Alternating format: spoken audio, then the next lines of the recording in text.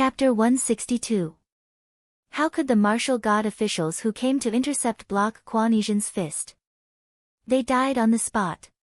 Seeing the severity of the situation, Feng Xian, Pei Su, and Lang Qianqiu leaped in front of Quan Yizhen, ready to attack. Yin Yu said, "Ignore him. Don't touch him. He won't kill anymore."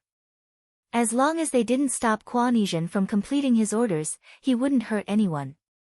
However, Quan Yizhen had already killed more than 10 martial god officials, who would dare to let him do what he wanted. Naturally, they wouldn't believe Yin Yu's words.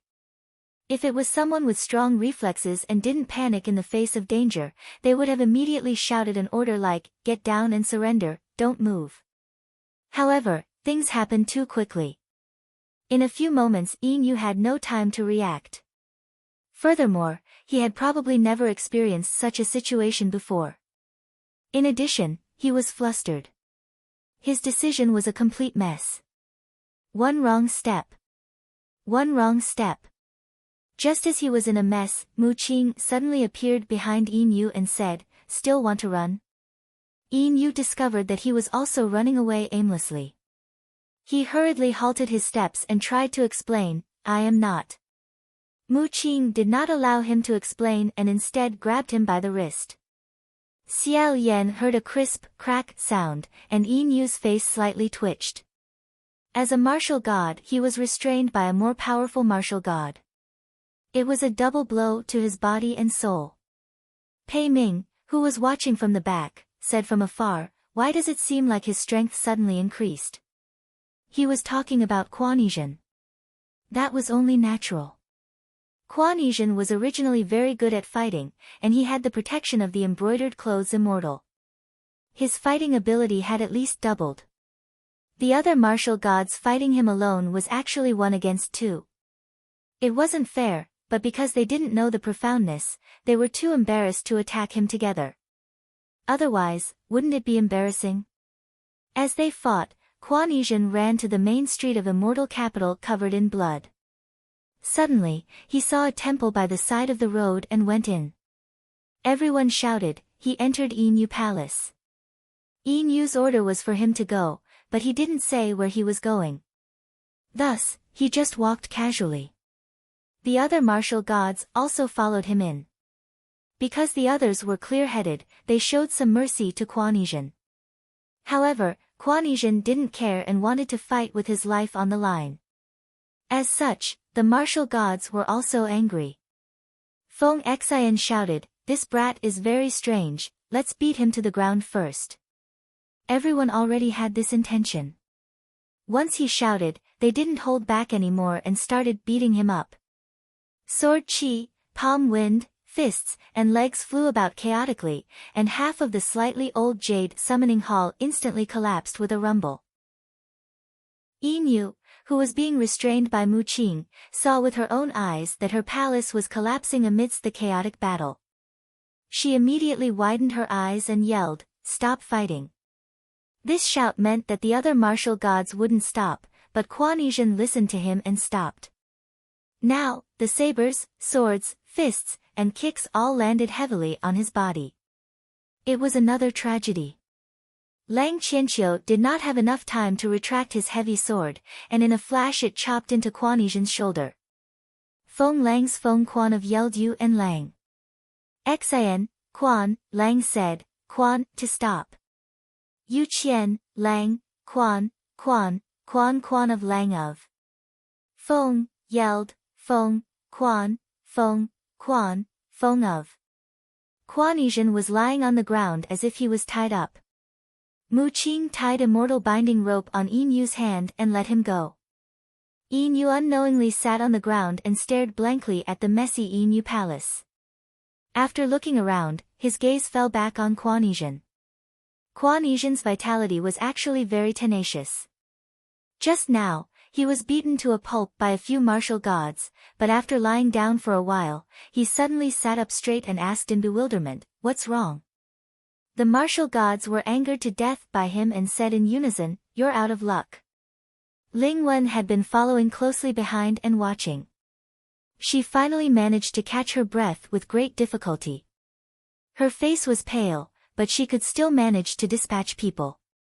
She pressed 2 fingers against her temple and said through the spirit communication formation, "Doctor, help." Kuan Yizhen was still confused. He turned around and saw Yin Yu sitting on the ground. He got up and wanted to help him up.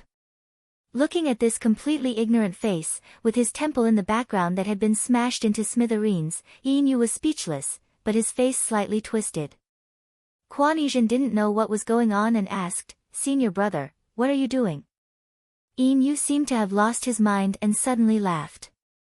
Then, he said with red eyes, "Kuan Yizhen, why don't you go and die?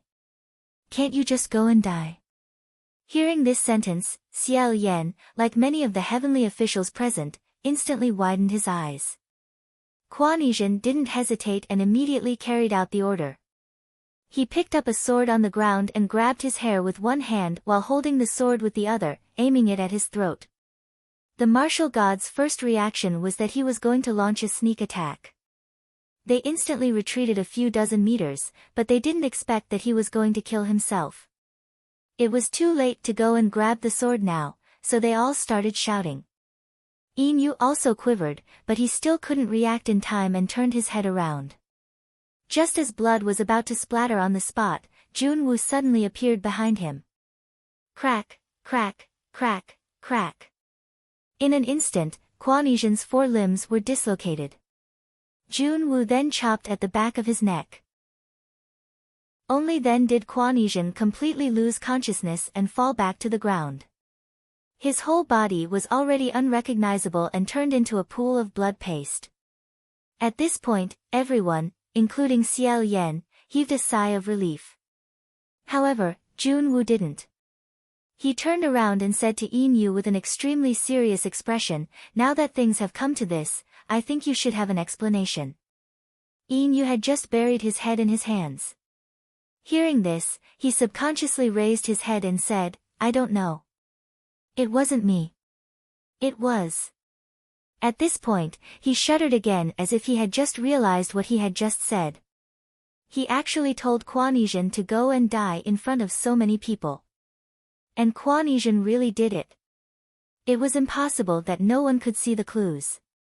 Mu Qing said, "Monarch, Qi Ying's reaction just now was definitely due to some evil technique. He must have something on him that made him listen to Yin Yu's orders. I just don't know what it is." Ling Wen naturally knew what it was, but she didn't dare to say a word. She was already doing her best to arrange people at the scene. Lang Qianqiu couldn't believe it. There's such a thing in this world. At this time, a figure pushed through the crowd and rushed in. It was Jian Yu. He had obviously gone out to look around before coming back. He still didn't know what had happened. He said, "What are you all doing? This. What happened to our Yin Yu palace? How did it become like this? Who smashed it?" Junwu slowly walked to Yin Yu's side and said, "What did you use to control him?" Although his tone wasn't strict, there was an inexplicable pressure that made it hard for people to breathe. Looking down from above like this made people feel even more fearful. It wasn't that Xiao Yan hadn't gotten into trouble before, but he had never seen Junwu like this. It seemed that Junwu had been especially merciful to him back then. Yin Yu's mind was already in a mess. In Xiao Yan's opinion, his mind wasn't firm enough and his ability to react on the spot wasn't strong enough. He was even more speechless now. Seeing that he didn't answer, Junwu said, "Forget it. Even if you don't say it, I know.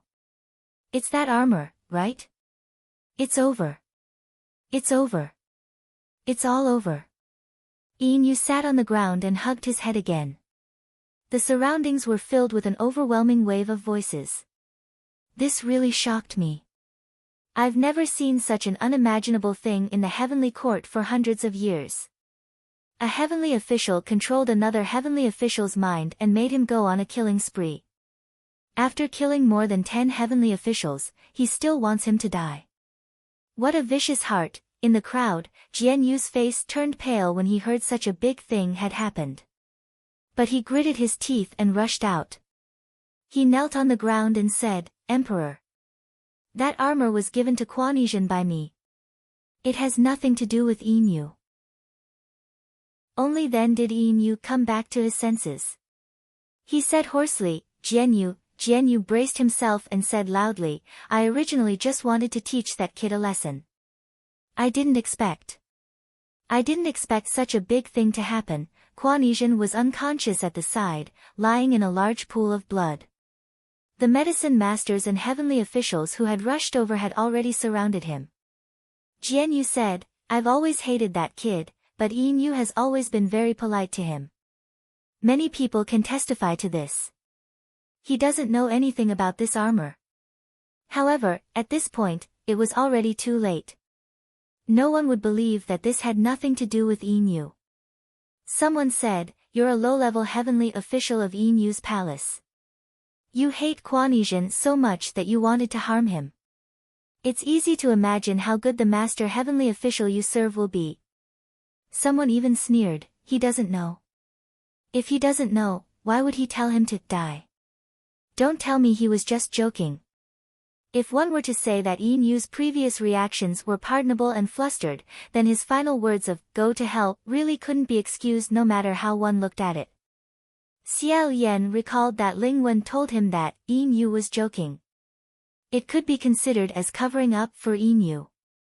But Jianyu was in disbelief. He said, what? Don't talk nonsense. Why would Yinyu say such a thing? He has always been polite to that kid. Why would he tell him to die? Yinyu, you didn't say that, right? You didn't say that, right? You won't say that. However, Yinyu didn't answer him. He closed his eyes. Seeing that Jianyu refused to admit, the others were speechless. We heard it with our own ears. Can you still deny it? Jianyu said anxiously, there must be a misunderstanding. There are many things you don't know.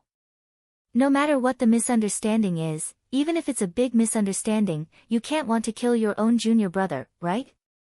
Hearing that, Yinyu and Jianyu were speechless. Hence, the heavenly officials continued to discuss, I heard that ever since Kuan Yin went out and established his own hall, Yinyu's people ignored him. Every time Kuan Yin came, they would say he wasn't in the hall. At first, I thought it was strange. Turns out they didn't like him for a long time. Speaking of which, a few days ago at the Mid-Autumn banquet, didn't someone admit his mistake? At that time, I saw their expressions were quite ugly. These were all facts and couldn't be refuted. But the conclusion was, I know that it was quite embarrassing. But it wasn't to the extent of harming him, that's right. He's too narrow-minded. Jianyu's eyes were bloodshot. He said loudly, I said it had nothing to do with His Highness. I did it alone. I've already admitted it. What else can you say? However, it was already too late to clear his name. In the eyes of others, this could only prove that Yinyu had a vicious and loyal subordinate. Moreover, one sentence was enough to block all excuses. The one who told Kuan Yin to die was not someone else. Seeing that the commotion was getting worse, Junwu said in a low voice, take them away. Ling Wen, stay here and watch over Qi Ying. Ling Wen bowed and complied. Junwu left Yinyu's palace with his hands behind his back. A few martial divine officials pulled Yinyu up. Yinyu said distractedly, forget it, Jianyu. Don't say any more. Jianyu was also pulled up and tied with the immortal binding rope. He said, it's fine if you let it go before, but you can't let it go this time. Forget it, you're finished. You'll be demoted. You'll definitely be demoted. Yinyu sighed and said, forget it. If I'm demoted, so be it. There's no point in me staying in this place. Jianyu said hatefully. You shouldn't have scolded him at all. You shouldn't have said that last sentence. That sentence beat you until you can't turn over a new leaf. You never scolded him normally. Why did you have to tell him to die at this time? That's all you said. Yinyu seemed to have aged 10 years in an instant. His eyes turned gray and misty. He seemed a little confused himself. He shook his head and said, I don't know why either. At that time, I just... Sigh, I won't explain anymore. After staggering for a few steps under the escort, Jianyu suddenly exclaimed, Why? Everyone looked at him. Jianyu said, It's not like you're not as hardworking as him. You're 10,000 times better than him. Kuanizhen is nothing. So what if I hate him? Why is he like that and you like this now? Why isn't he the one being demoted? He gnashed his teeth in hatred. His hatred was genuine, so much so that tears rolled down his cheeks. However, there were many things in this world that couldn't be solved with hard work. Perhaps he understood it in his heart. But he just couldn't accept it. No matter what, he couldn't swallow this anger. Hearing him shout, Yin couldn't move anymore. He buried his face in his hands and sat paralyzed in front of Yinyu's palace. He roared, Enough. I said don't say any more. Let me go. He covered his ears and shouted himself hoarse, Don't remind me over and over again. Can you stop talking? I beg you to stop talking. Xiao Yan couldn't bear to watch anymore. He said. Forget it. Thus, Hua Qing removed the image. The two of them slightly separated their foreheads. After holding on for so long, Xiao Yan felt his forehead was a little numb. It was also a little itchy and warm. He wanted to rub it, but he couldn't move his hand. Hua Qing seemed to have noticed his slight discomfort. He raised his hand to rub it, then put it down naturally. Outside the stone wall, Yin, who was wearing a ghost mask, paced back and forth. After a while, he said coldly to Kuanizhen, Do you want to come out? He deliberately changed his voice. Kuanizhen nodded and said, Yes. Yin said, Okay. Look here. After he finished speaking, he smashed the shovel down on Kuanizhen's head with lightning speed. Bang! A heavy sound rang out. Kuanizhen immediately stopped talking and his head drooped down. Xiao Yan was shocked. No way. He was smashed to death just like that. He really died.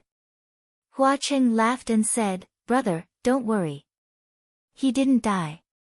He just fainted. Yin smashed the shovel down and let out a breath. In the end, he seemed to have decided to dig Kuanizhen out from the wall. Thus, he picked up the shovel and started digging. Xiao Yan understood. If he directly rescued Kuanizhen, Yin might not be able to defeat him. He might even have to expose his identity. That would be really troublesome. The relationship between these two martial brothers was really troublesome. It was hard to say who was more troublesome than the other. It was better to pretend they didn't know each other. Xiao Yan said, San Lang, should we also think of a way to get out? Hua Qing seemed to be quite satisfied staying inside. He said, We're going out now. Xiao Yan didn't know whether to laugh or cry. What else? Do you want to live inside? Hua Qing said, If it's with brother, it's not impossible. All right. I'm just joking. He straightened his face and reached out to cover Xiao Yan's ears. Xiao Yan asked, What are you doing? Hua Qing smiled and said, I'm too lazy to walk out step by step. I'll just blow it up. Xiao Yan was just thinking about whether or not he would blow up the people who were also swallowed by the mountain monster when his expression suddenly changed. He said, Wait. Hua Qing's expression was the same as his. He put down his hands. The two of them listened attentively. After a while, Xiao Yan whispered, Did you hear that? Hua Qing also said in a low voice, I heard it. Yin was on this side of the wall. He used the shovel to dig a hole. On the other side of the wall, there was another person who was currently talking. They didn't use the silver butterfly to monitor the situation. This was because this person was very, very close to the wall. He was practically leaning against it as he spoke. Xiao Yan held his breath and quietly listened. He heard some buzzing, intermittent and vague words, such as eaten, heavenly court, and martial god. His heart slightly moved. He and Hua Cheng looked at each other and tried their best to get closer to the source of the voice. That voice belonged to a man. It seemed like he was talking to someone because every few sentences, he would pause for a while. However, Xiao Yan didn't hear the voice of the person he was talking to. Perhaps it was because the other party was quite far away. After quietly moving, the voice became a bit clearer. Although it was still vague, Xiao Yan could hear a more complete sentence. That person said, "His Highness the Crown Prince has also come. I don't want to reach this step, and I believe you don't either. However, he can no longer be saved." Xiao Yan thought to himself, "Me? How can I not be saved? Wait, this voice. This voice was very familiar. He must have heard it somewhere before. Moreover, he had heard it for a very, very long time. It wasn't just once or twice." However, because it had been a very, very long time, he couldn't match the voice with the person. Just as he was thinking hard, that person said, "Let him end here." All of a sudden, Xiao Yan remembered who the owner of this voice was. His lips moved as he silently said, "State Preceptor." Chapter 163. Xiao Yan's heart started to beat wildly. Even his fingertips were slightly trembling. However, he calmed himself down. He didn't make a sound. He only slightly raised his head and whispered into Hua Cheng's ear. "Don't move, San Lang. The voice outside is very similar to my master's. Don't get discovered yet." Although it sounded very similar, he couldn't be certain. Because it wasn't like there weren't people with similar voices in this world. Furthermore, he and the state preceptor hadn't seen each other for hundreds of years. It wasn't impossible for him to be shaken. For now, he didn't need to act blindly without thinking. Perhaps he would be able to pry out more secrets by observing the situation. Hua Cheng also slightly lowered his head. He hugged his waist. He whispered, "Okay. You don't move either." The two of them were pressed against each other by the rocks and soil in all directions. Their ears rubbed against each other. His ears were slightly warm. Although it wasn't the right time, Xiao Yan's mind quickly flashed a sentence, "The feeling of dying in the same hole isn't bad either." At this time, that voice spoke again, "What about the two of them? Where did they run off to?" The two of them. Xiao Yan instinctively thought that the person was talking about him and Hua Cheng. He was slightly startled and wanted to listen carefully to see who the person was talking to was. However, the strange thing was that the state preceptor, let's call him state preceptor for now. After he asked his question, there was no reply. It was really strange. At this distance, Xiao Yan and Hua Cheng could hear the state preceptor's question. Logically speaking, his voice wasn't very loud. He didn't shout at the top of his lungs, so the other party shouldn't be far from him. If he replied, they would more or less be able to hear a little. However, the truth was that they couldn't hear anything at all. The state preceptor continued, "It's been hard on them.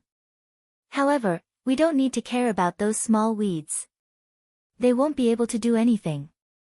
Right now, we have more important things to do." Only then did Xiao Yan understand that the two of them wasn't referring to him and Hua Cheng, but the two accomplices of the state preceptor. The situation became more and more strange. The state preceptor's tone clearly indicated that he had received a reply. However, it sounded like he was talking to himself or the air. This strange scene appeared in Xiao Yan's mind, and he immediately shook it off. He thought to himself that there was another possibility. The state preceptor could hear that person's voice, but others couldn't. The cloud of suspicion in his heart grew thicker and thicker, and he held his breath and listened with rapt attention. The moment the state preceptor opened his mouth, each sentence was worth pondering over. He then said, "There are only so many people in the mountain. In short, bring them to the copper furnace first. I'll think of a way to deal with them one by one. The faster, the better. You must arrive within 2 days. The copper furnace. Furthermore, it was within 2 days. Bronze Cauldron Mountain couldn't be used. How could he arrive in 2 days? Bring a group of people here. Get rid of. What kind of get rid of? After a pause, the voice continued, call the 2 of them over. We'll go to the copper furnace together. If they wanted to deal with the crown prince, they couldn't afford to lose even one of them. Right now, His Highness is still in a state where he hasn't completely awakened. Once he wakes up, it's hard to imagine what he'll do this time. Xiao Yan was stunned. Was he talking about him? At this moment, the mountain rumbled. Xiao Yan felt the earth and rocks around him trembling slightly. Outside, the imperial advisor asked, what's wrong? He asked Hua Cheng in the stone wall, what's wrong? Hua Cheng said in a low voice, there's a change over there. The 2 people's foreheads touched each other again. The scene of Yin Yu and Kuan Yizhen's cave appeared in front of Xiao Yan's right eye. Moreover, it should be a slightly earlier scene. Yin Yu finally dug Kuan Yizhen out from the stone wall. Panting, he dragged him down and let out a sigh. Unexpectedly, the fainted Kuan Yizhen suddenly jumped up and took off the mask on his face. Just now, Kuan Yizhen was actually pretending to be unconscious. Thinking about it, he was extremely familiar with Yin Yu's habit of pacing back and forth while thinking, the tone of his voice, and the strength he used to hit people. Perhaps, when Yin Yu's shovel slammed down, he already knew who it was. Xiao Yan never expected that with Kuan Yizhen's temperament, there would also be a day where he would deceive others. Although this was only a very ordinary little trick, when used on Kuan Yizhen, it could be said to be unprecedented. Thus, no one was prepared. Under the mask, Yin Yu's extremely shocked and pale face was astonished. He was clearly stunned. Kuan Yizhen, on the other hand, was extremely excited. With a head full of blood, he jumped up and shouted, Senior Apprentice Brother. The corner of Yin Yu's mouth twisted as if he saw something extremely terrifying. Suddenly, he held his head with both hands and said, I'm not. After shouting loudly, he broke into a run. As he ran, he bombarded the people blocking his way behind him and said, Don't follow me. Don't follow me. Kuan Yizhen also broke into a run and chased after him. He completely ignored the bombardment and only shouted with joy, Senior Apprentice Brother. It's me. Yin Yu couldn't help but roar and burst out with vulgarities, Motherfucker, you're the scary one. I told you not to follow me. Along the way, he smashed into the mountain with a rumbling sound. On the other side, the state preceptor doubtfully asked, What's going on over there? Why is it so noisy? Still, no one answered him.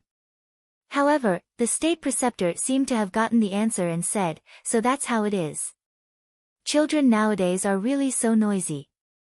I'll leave first, I still have to prepare. Later, when you reach the vicinity of the copper furnace, we'll meet up again. He was actually going to leave just like that. Hearing this, Hua Cheng covered Xiao Yan's ears again. Xiao Yan closed his eyes. In a flash, his whole body shook violently. The stone wall that he had been crouching for a long time finally exploded. The 2 of them jumped out together and landed lightly on the ground. They breathed in fresh air again. However, there was only an empty cave outside. There was no state preceptor, nor was there that mysterious second person. He had already disappeared without a trace. Xiao Yan and Hua Cheng looked at each other. They weren't in a hurry to chase after him. Before they separated, a black-clothed person rushed into the cave opposite them. It was Yin Yu. He waved the Earth Preceptor's spade and rushed towards the 2 of them. He said, City Lord. Your Highness the Crown Prince. Behind him, Kuan Yizhen, who was already badly beaten, also rushed in. Hua Cheng didn't even raise his head and waved his hand. Kuan Yizhen immediately raised his hand to block. However, The move that Hua Cheng used wasn't something that could be blocked with a fist. With a bang, a burst of red smoke exploded around Kuan Yizhen's body. After the smoke slowly dispersed, only a round red tumbler was left in the original place, spinning around. The roly-poly widened its eyes, looking very innocent. It was the same move that Hua Cheng used on Lang Qianqiu last time. Only then did Yin Yu stop running. He wiped his cold sweat and walked over, saying, "Thank you, City Lord."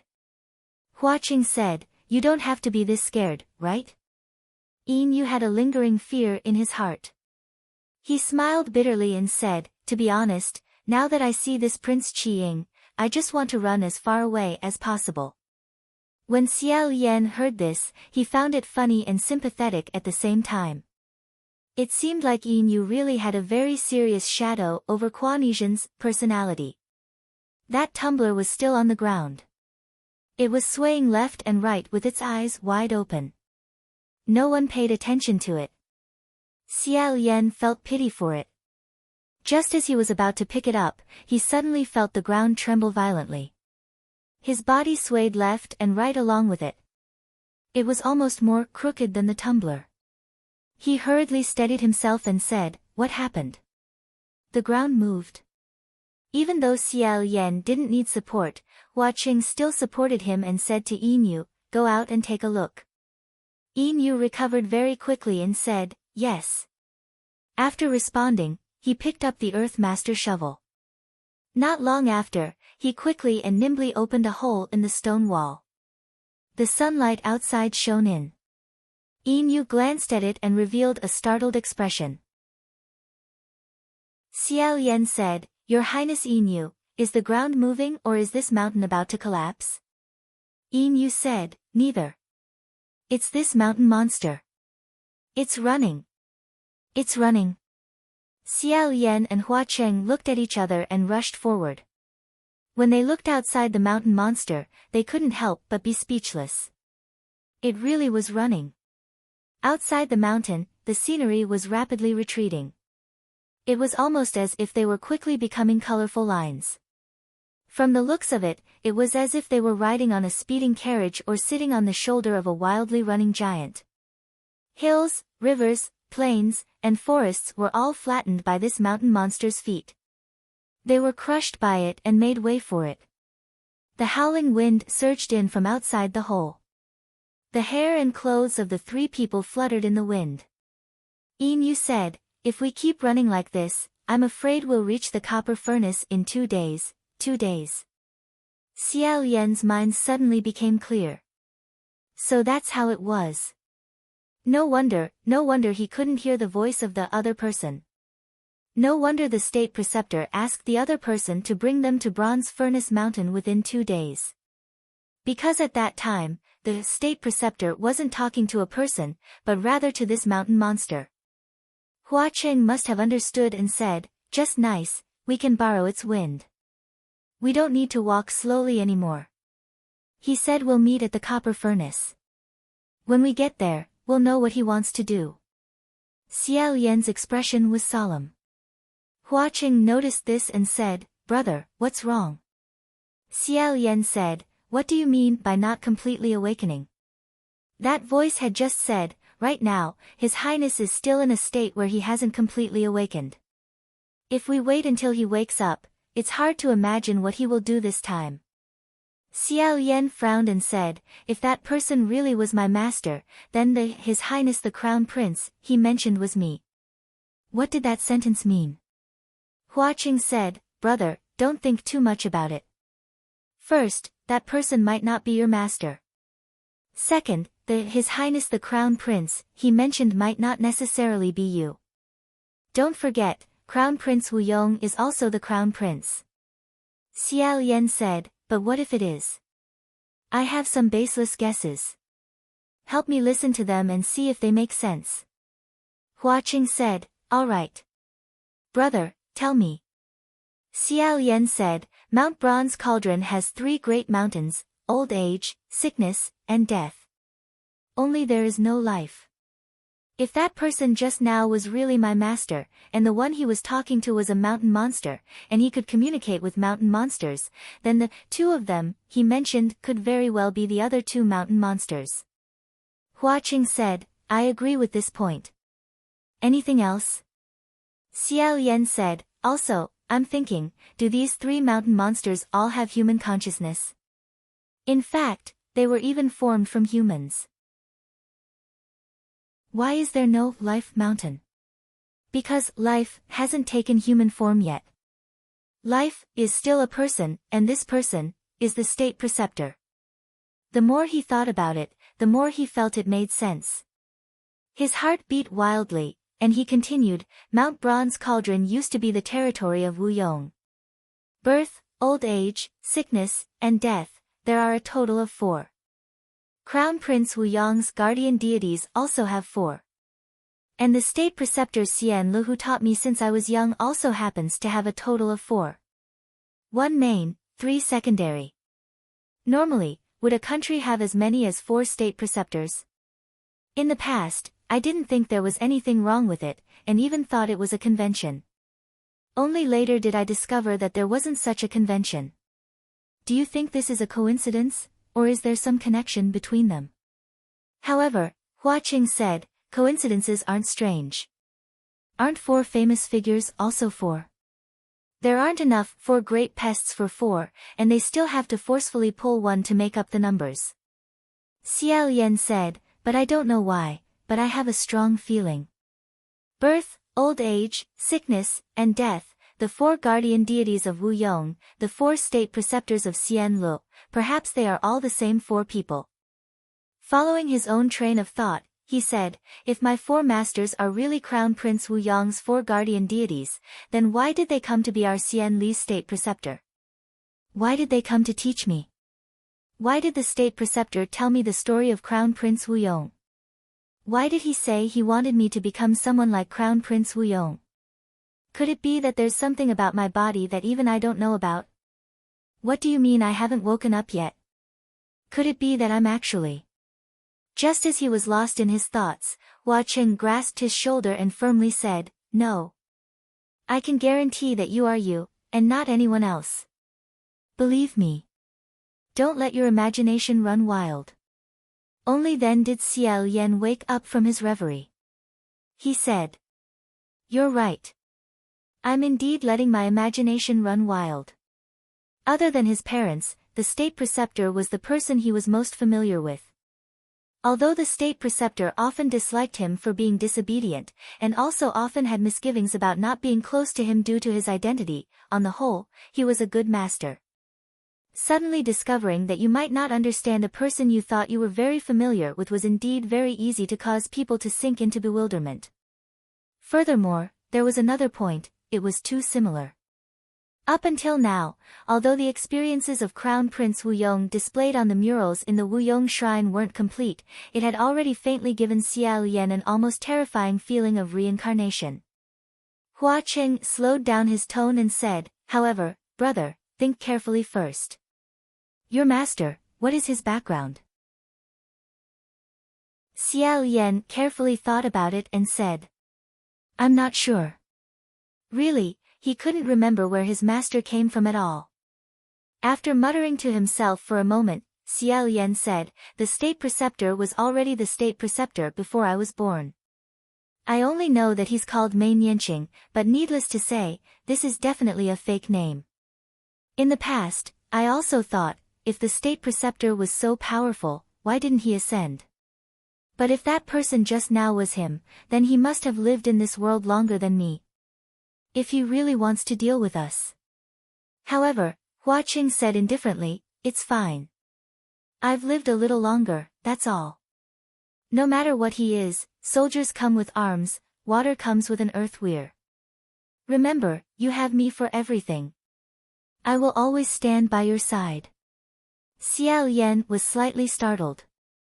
Yin Yu's presence was originally very low, plus he tactfully didn't say anything, so he had almost forgotten about it. At this time, he said, City Lord, do we need to go find the others? They had come out, but who knew where Pei Ming and the others had been swallowed and digested by this mountain monster? Xiao Yan hurriedly said, "Find them. We'll go find them together." "Your Highness Inu, please wait." Inu said, "Your Highness the Crown Prince, there's no need to call me Your Highness.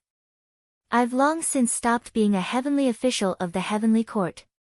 Xiao Yan smiled and said, "Then you can also call me by my name. There's no need to be so polite. I've also long since stopped being Your Highness the Crown Prince." Inu glanced at Hua Qing behind him and hurriedly said, "This. I don't dare, I don't dare, I don't dare." Chapter 164. Xiao Yan's first reaction was to raise her heart and strike down. Fortunately, he was used to it. Before he made his move, he glanced at them. He stopped abruptly. "General Pei." This person stood up. It was Pei Ming. He brushed the dust off his shoulders and looked at them in a calm and elegant manner. "Your Highness Crown Prince and His Excellency Ghost King seem to be having a good time here." Xiao Yan replied, "It's all right. Fortunately." "General Pei, are you all right? I think I heard a crack just now." Pei Ming said, "Oh. Don't worry. Thank you for your concern, Your Highness, but it wasn't my bones that made the cracking sound. It's this." He held up something. It was that unfortunate man's thigh bone. They were no longer in the shape of bones. He said, "Fortunately, with the help of this brother, I was able to dig a way out of this mountain monster's body. Although it was a man's bone, but he can be considered a good man with an iron backbone." As soon as he finished speaking, not far away, a second figure descended from the sky. He fell heavily to the ground. This time, it was Pei Su. Actually, there were two of them. He was protecting Half Moon in the crook of his arm, and Half Moon was protecting the two black jars that contained GMO and Rongguang. Both of them were covered in dust. But it didn't seem to be a big deal. Soon, Pei Su got up and spat out a few mouthfuls of dirt. "General. Crown Prince's Palace. Your Majesty." Pei Ming said, "It looks like the mountain monster found our taste bad and vomited after eating it." Hua Qing and Xiao Yan glanced at each other. "Not necessarily. Maybe someone just told it to spit it out." Pei Ming walked a few steps and felt an unusual vibration. She frowned and said, "What's going on with this mountain? Why are you shaking so badly?" Xiao Yan replied, "Because it's currently carrying us towards the copper furnace." Pei Ming walked to the entrance of the cave and looked outside. She said, "So fast. Very good, it'll save us some energy." However, there was still one person missing.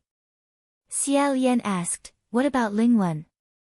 Hua Qing seemed to look with his right eye and said, "The silver butterfly on his back was swallowed by the mountain monster. He disappeared."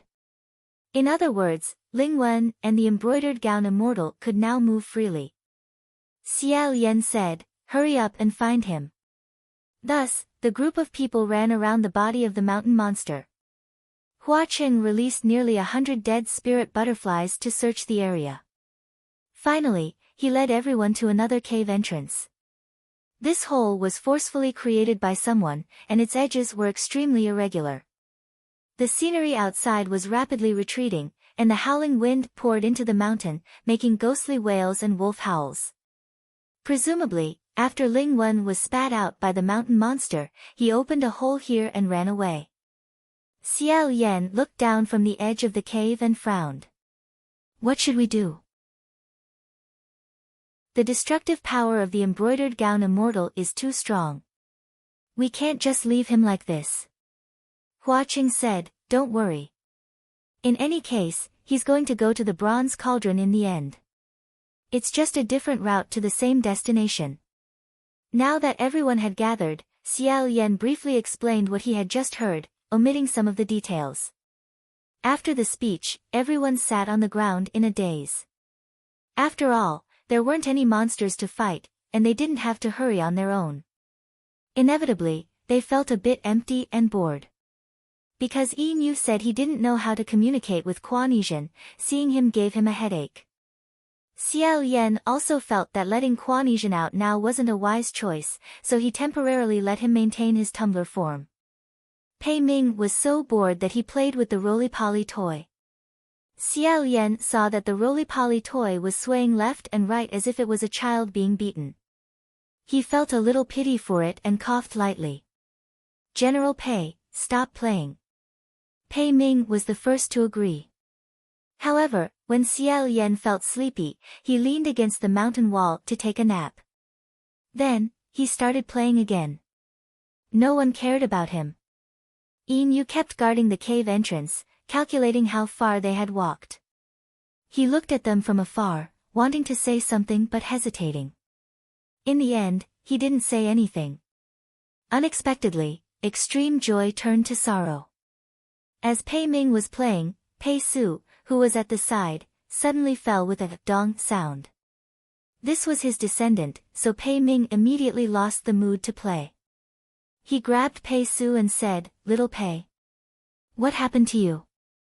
Inu took the opportunity to quietly walk over and pick up the tumbler, placing it next to Xiao Yan. Hua Qing said, "Why are you so noisy? You won't die. Can't you see that His Highness is sleeping?" As expected, Xiao Yan was woken up. In a daze, he found himself leaning on someone's shoulder. Hua Cheng's voice was next to his ear, "Brother, you're awake." Xiao Yan rubbed his eyes. Beside him, Kuan Yizhen's tumbler swayed back and forth. He casually put it away and said, "I fell asleep leaning on you." "I'm sorry." "What happened?" Hua Cheng's expression was calm as he said, "It's nothing. If you're tired, you can sleep again. We'll arrive soon." Xiao Yan saw Pei Ming grabbing Pei Su's collar and shaking him. He was slightly startled and woke up. Thinking that something had happened again, he hurried over to help. After looking, he said, "Oh, General Pei doesn't need to worry. Little General Pei is just hungry and tired." Pei Su was, after all, a human. He hadn't eaten or drunk anything for a long time, and he didn't have Xiao Yan's rich experience in enduring hunger. Finally, he couldn't hold on and collapsed.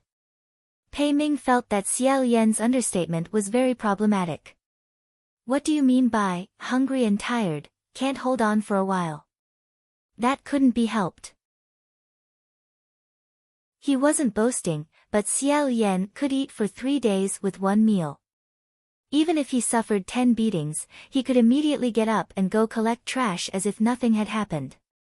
Which heavenly official had more experience in this area than him? Xiao Yan said, "This, cough. Does anyone have anything to eat?" No one answered. Only Ban Yu took out something and said, "I'm sorry, I only have this." When Pei Ming saw that it was the jar containing the wan, she immediately said, "Why are you still holding this thing? Who do you want to kill? We're about to lose it." Hua Qing turned to Xiao Yan and said, "You see, I said it'll be fine. It's better to sleep again." The mountain monster had carried them for half a day. Xiao Yan saw that the sky outside had already darkened. He asked, "How far have we walked? How long until we reach the copper furnace?" Inu answered, "We've already run nearly 800 miles. This was a lot faster than walking." Xiao Yan also stood up and walked to the side of the cave. At first, he was just casually looking around. Who knew that as his eyes swept over, he would suddenly see something? The hair on his back immediately stood up and he asked, "What is that?" In the dark of the night, looking down from the top of the mountain monster, on the ground below, there was shockingly a huge human face. This human face's eyes were curved and the corners of its mouth were raised, as if it was blooming a strange smile at him. Xiao Yan couldn't help but take a step back. Hua Qing caught him from behind. His mind slightly calmed down, and when he looked again carefully, he discovered that the human face was actually a pattern formed by mountains, rivers, and ravines. It was nothing more than a visual illusion. However, this illusion was vivid and lifelike. Looking at it, one couldn't help but be astonished. Xiao Yan asked, "What's that groove that looks like an eye and a mouth?" Hua Qing said from behind him, "That's the Wu Yong people call the Mother River. It originates from a high mountain and is a river formed by melting snow. Of course, it's completely dried up now. Since we're here, it means we're already very close to the copper furnace." Xiao Yan then asked, "What about that nose bridge?" Hua Qing said, "That's a bustling city on the banks of the Wu Yong River. Do you want to go down and take a look?" Xiao Yan tilted his head and asked, "Is there anything good to see down there?" Hua Qing said, "That city also has a Wu Yong shrine. I'm guessing that brother might want to go take a look." If there was a shrine, then there was a possibility of murals. Xiao Yan immediately said, "Let's go down." He couldn't wait to find out more about Crown Prince Wu Yong. Pei Ming also said, "Let's go down. We need to find some food and water for little Pei." "But how do we go down?" The sword broke again. Hua Qing waved his hand, and a few silver butterflies appeared beside each person.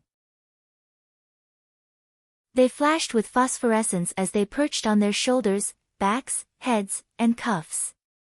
When other people saw such small silver butterflies, they couldn't help but wonder whether or not they could carry them. However, Xiao Yan didn't ask a single question and threw out ruoxia to tie everyone together.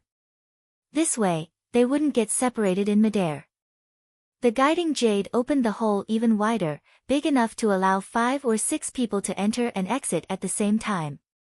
After preparations were completed, the party arrived at the edge of the hole.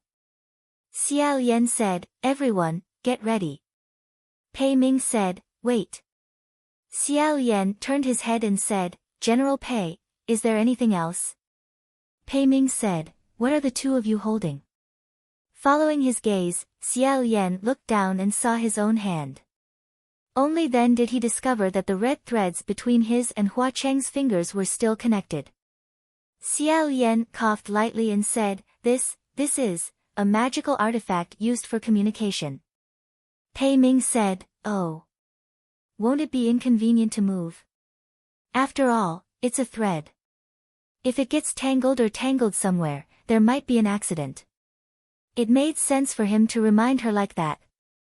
How could Xiao Yan not know that as a martial god, the thing he hated the most when he made a move was to be tangled? However, for some subtle reason, Xiao Yan didn't want this thread to break. Seeing his slightly focused expression, as if he was conflicted, Hua Qing glanced at him and smiled. "That makes sense.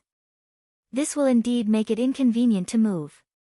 After he finished speaking, Xiao Yan saw the red threads between their fingers disappear.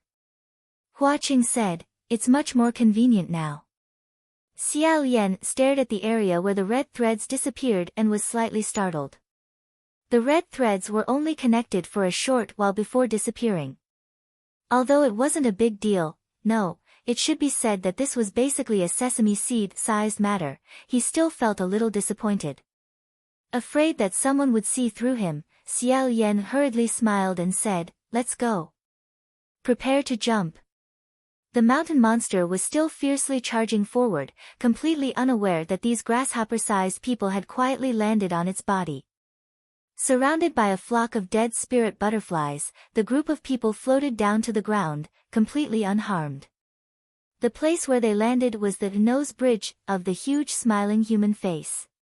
After getting up, Xiao Yan felt very strange. He looked around and said, "San Lang, is Wuyong Shrine and the city here?" Hua Qing said, "Yes." Xiao Yan doubtfully said, "But there's nothing here." Seriously. He thought that after landing on the ground, he would see the scenery of a small town like the first shrine. He would be able to see streets, shops, residences, ancient wells, shrines, and so on. However, what he saw in front of him was a flat, empty space. It didn't seem like a city had existed before. Pei Ming carried Pei Su and stepped on a large rock. "Where is the bustling city?" Hua Qing said, "It's under your feet." "What?" Everyone gathered around. The rock under Pei Ming's feet was that rock. Xiao Yan said, could it be some kind of mechanism? Hua Qing placed his hand on the hilt of his scimitar and slowly walked over. He said, come, stand over here. Everyone followed his instructions. They watched as he pulled out the scimitar misfortune. The tip of the scimitar pointed downwards, and with lightning speed, it hacked into the ground next to the rock. The ground where the tip of the scimitar stabbed first cracked open into a layer of spiderweb-like cracks. Following that, the cracks rapidly spread out, growing larger and deeper. Finally, that piece of ground collapsed with a loud bang, revealing a cold black hole. Hua Qing took the lead and jumped down. Xiao Yan didn't expect him to suddenly rush to the side of the hole and say, San Lang. After a short while, Hua Cheng's voice came from below. It even carried a hollow echo. There's nothing down there. You can all come down. It turned out that he had gone down to scout ahead. Xiao Yan let out a sigh of relief and immediately jumped down. Hua Qing held Xiao Yan's hand and pulled him up. Xiao Yan said, it's so dark. As soon as he finished speaking, a few silver butterflies lit up in the darkness. Carrying phosphorescent stars, they fluttered away. There were also a few ghostly flames that instantly illuminated the depths of the cave. What appeared in front of everyone was a long street. 1,000 years ago, this should have been a bustling street with densely packed shops and tall houses. The large rock that Pei Ming had stepped on just now was the roof of a house. The others also jumped down one by one. Xiao Yan looked up and said, so that's how it is. Was this city buried? Earthquake? Landslide? Or? Hua Qing said, volcanic ash. Xiao Yan suddenly turned his head. Hua Qing said, volcanic ash as thick as 2 feet, burying the entire city underground. What you see now is the part that the demons and ghosts who came to Bronze Cauldron Mountain dug up. Most of it is still buried deep in the volcanic ash. Xiao Yan immediately thought of the mural on the second temple. The bright red color seemed to appear in front of his eyes again. The apocalyptic scene in Prince Wu Yong's dream had actually come true. Pei Ming put Pei Su on the side of the road and said, let's not care about that for now. Do you have water? Let him drink 2 mouthfuls first. Hua Qing said, the surface river has dried up. However, I remember that there's underground water in the depths of this city. Let's see if we're lucky. Thus, Pei Ming, Ban Yu and Yin Yu went to find water. Just as Xiao Yan was deep in thought, Hua Qing walked over and said, brother, look at your hand. Xiao Yan subconsciously did as he was told. When he raised his hand, he discovered that although the red line between the two of them had disappeared, the dark red knot that Hua Qing had personally tied on his 3rd finger was still there. It was as bright as ever, like a small red butterfly resting on the back of his hand. Hua Qing had clearly said that if the red line between the two of them was broken, the knot would disappear. Xiao Yan couldn't help but say, this is. Seeing his surprise, Hua Qing smiled and said, the previous one was just a small smokescreen. Although the red line is hidden and the distance is not limited, we don't have to worry about being tied up. However, it is not broken. He raised his hand and showed Xiao Yan the same knot. As long as the knot is still there, it means that the person on the other side of the red line is safe and sound. The closer we get to Bronze Cauldron, the more dangerous it is. We still don't know what's waiting for us. So after thinking about it, I still can't remove the red line. What do you think, brother? Knowing that the red line was still there, Xiao Yan couldn't help but smile. However, he immediately suppressed it and said seriously, oh, right. This way, we can know at any time whether the other party is still safe or not. It's a very good and practical spell. Hua Qing also smiled. However, he immediately restrained his smile and said, however, Your Highness, there's something I must say. I also hope you can listen to it.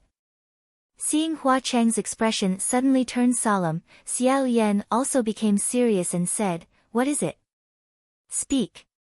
Hua Cheng looked straight into his eyes and said, "I know that you won't die and you aren't afraid of death. However, no matter how strong you are, don't think that you won't get hurt." Xiao Yan was stunned.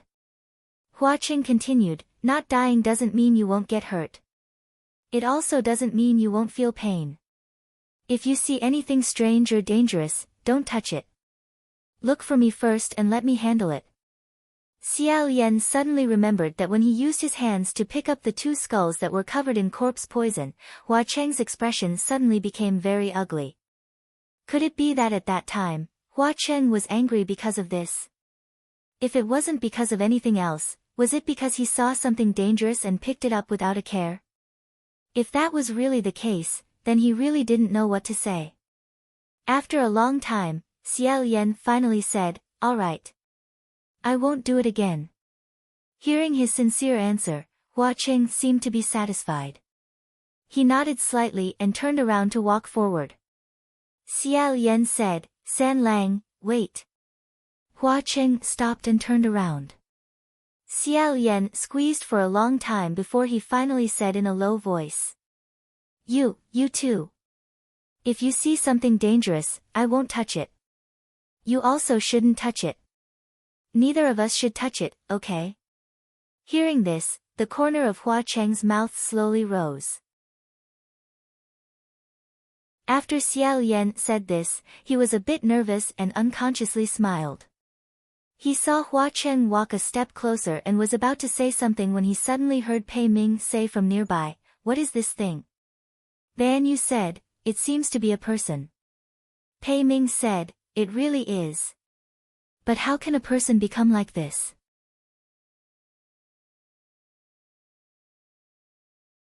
Chapter 165.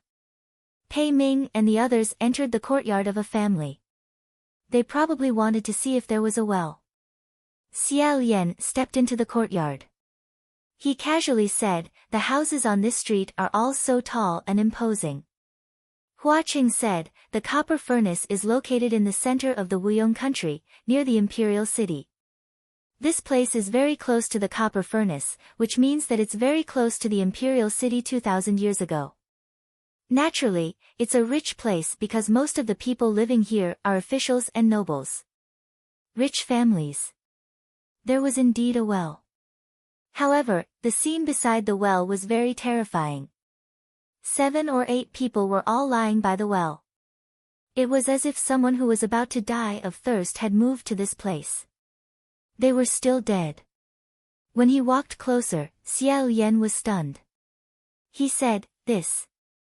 Rather than people, doesn't it look more like stone statues?" Of course, these weren't living people, but they weren't corpses either. They were not skeletons either, but rather, the most crude, grayish-white, stone statues.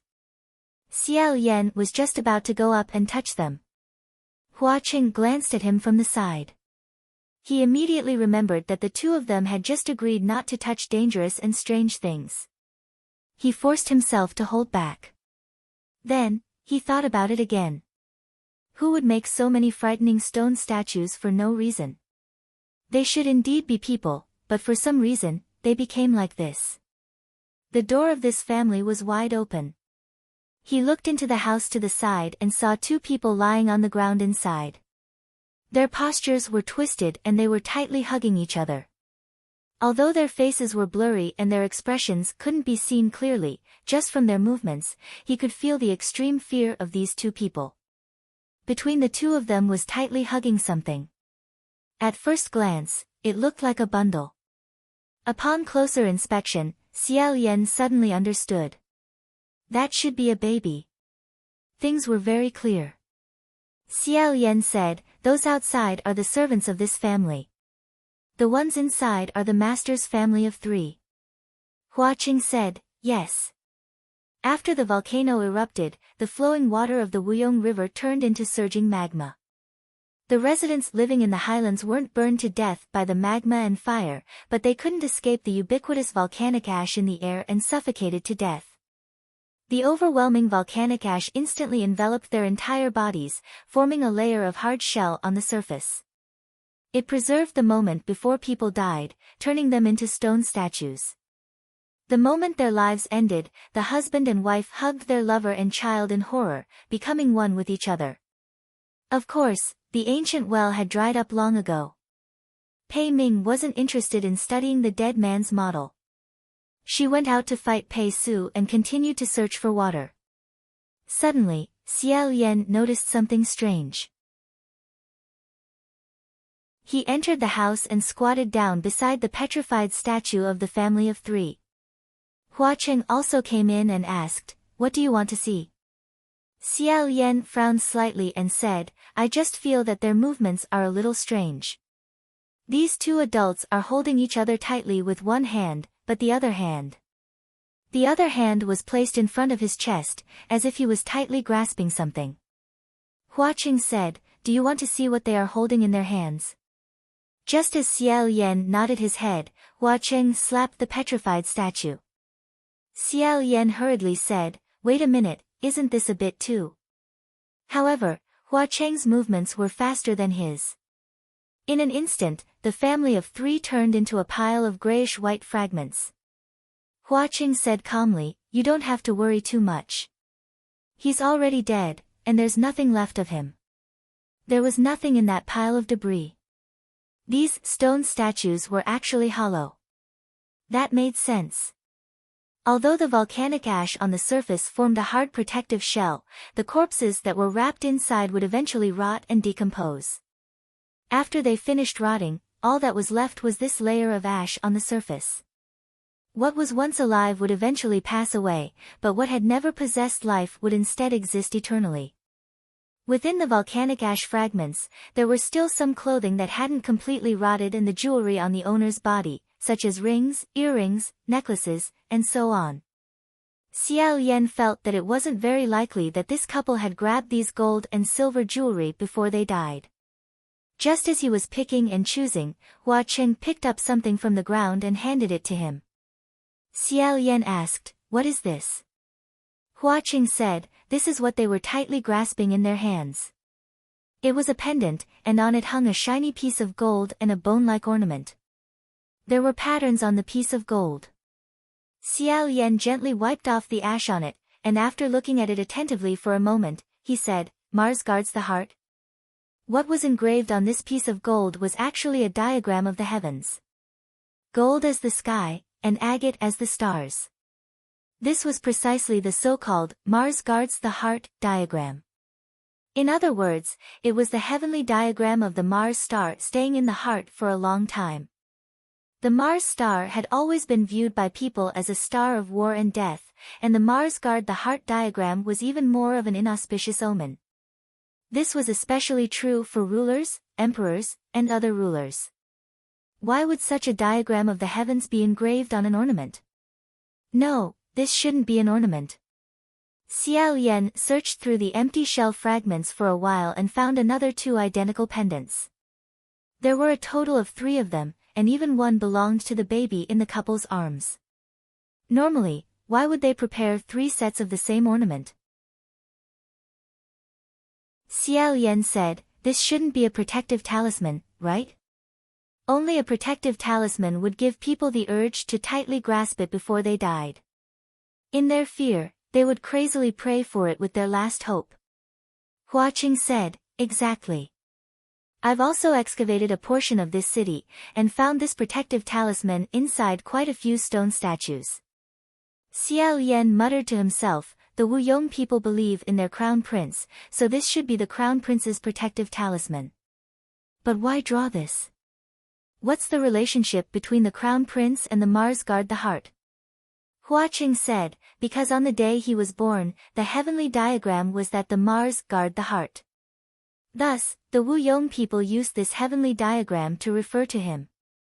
Xiao Yan asked curiously, "How did San Lang know about this?" Hua Cheng flipped the gold piece over and smiled. "It's written here." Sure enough, a row of words was engraved on the back. Hua Cheng pointed it out to him and said, "This line of words means Mars guard the heart, the saint is born." In our eyes now, the Mars guard the heart is an inauspicious omen, but 2,000 years ago, it might not have been so. Xiao Yan stroked the line of words, but his heart slowly sank. Because on the day he was born, the heavenly diagram was also that of the Mars guard the heart. Wasn't this a bit too much of a coincidence? Xiao Yan stood up and said, "Let's go to the temple." The two of them walked side by side down the long street. Pei Ming and the others didn't find anything in this area, so they also followed. There were many remnants of carriages and horses on the street. Some were properly resting by the roadside, while others were completely overturned on the ground. They also saw a few scattered, petrified people lying on the ground in various postures. Most of the people had hidden in their homes to take refuge. These were either homeless beggars or passers-by who couldn't return home in time. The roars and struggles of the moment before death were all preserved. Everyone walked through this dazzling crowd.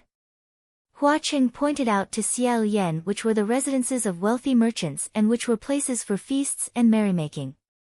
Xiao Yan couldn't help but ask, "San Lang, the Wuyong country has been destroyed for more than 2,000 years.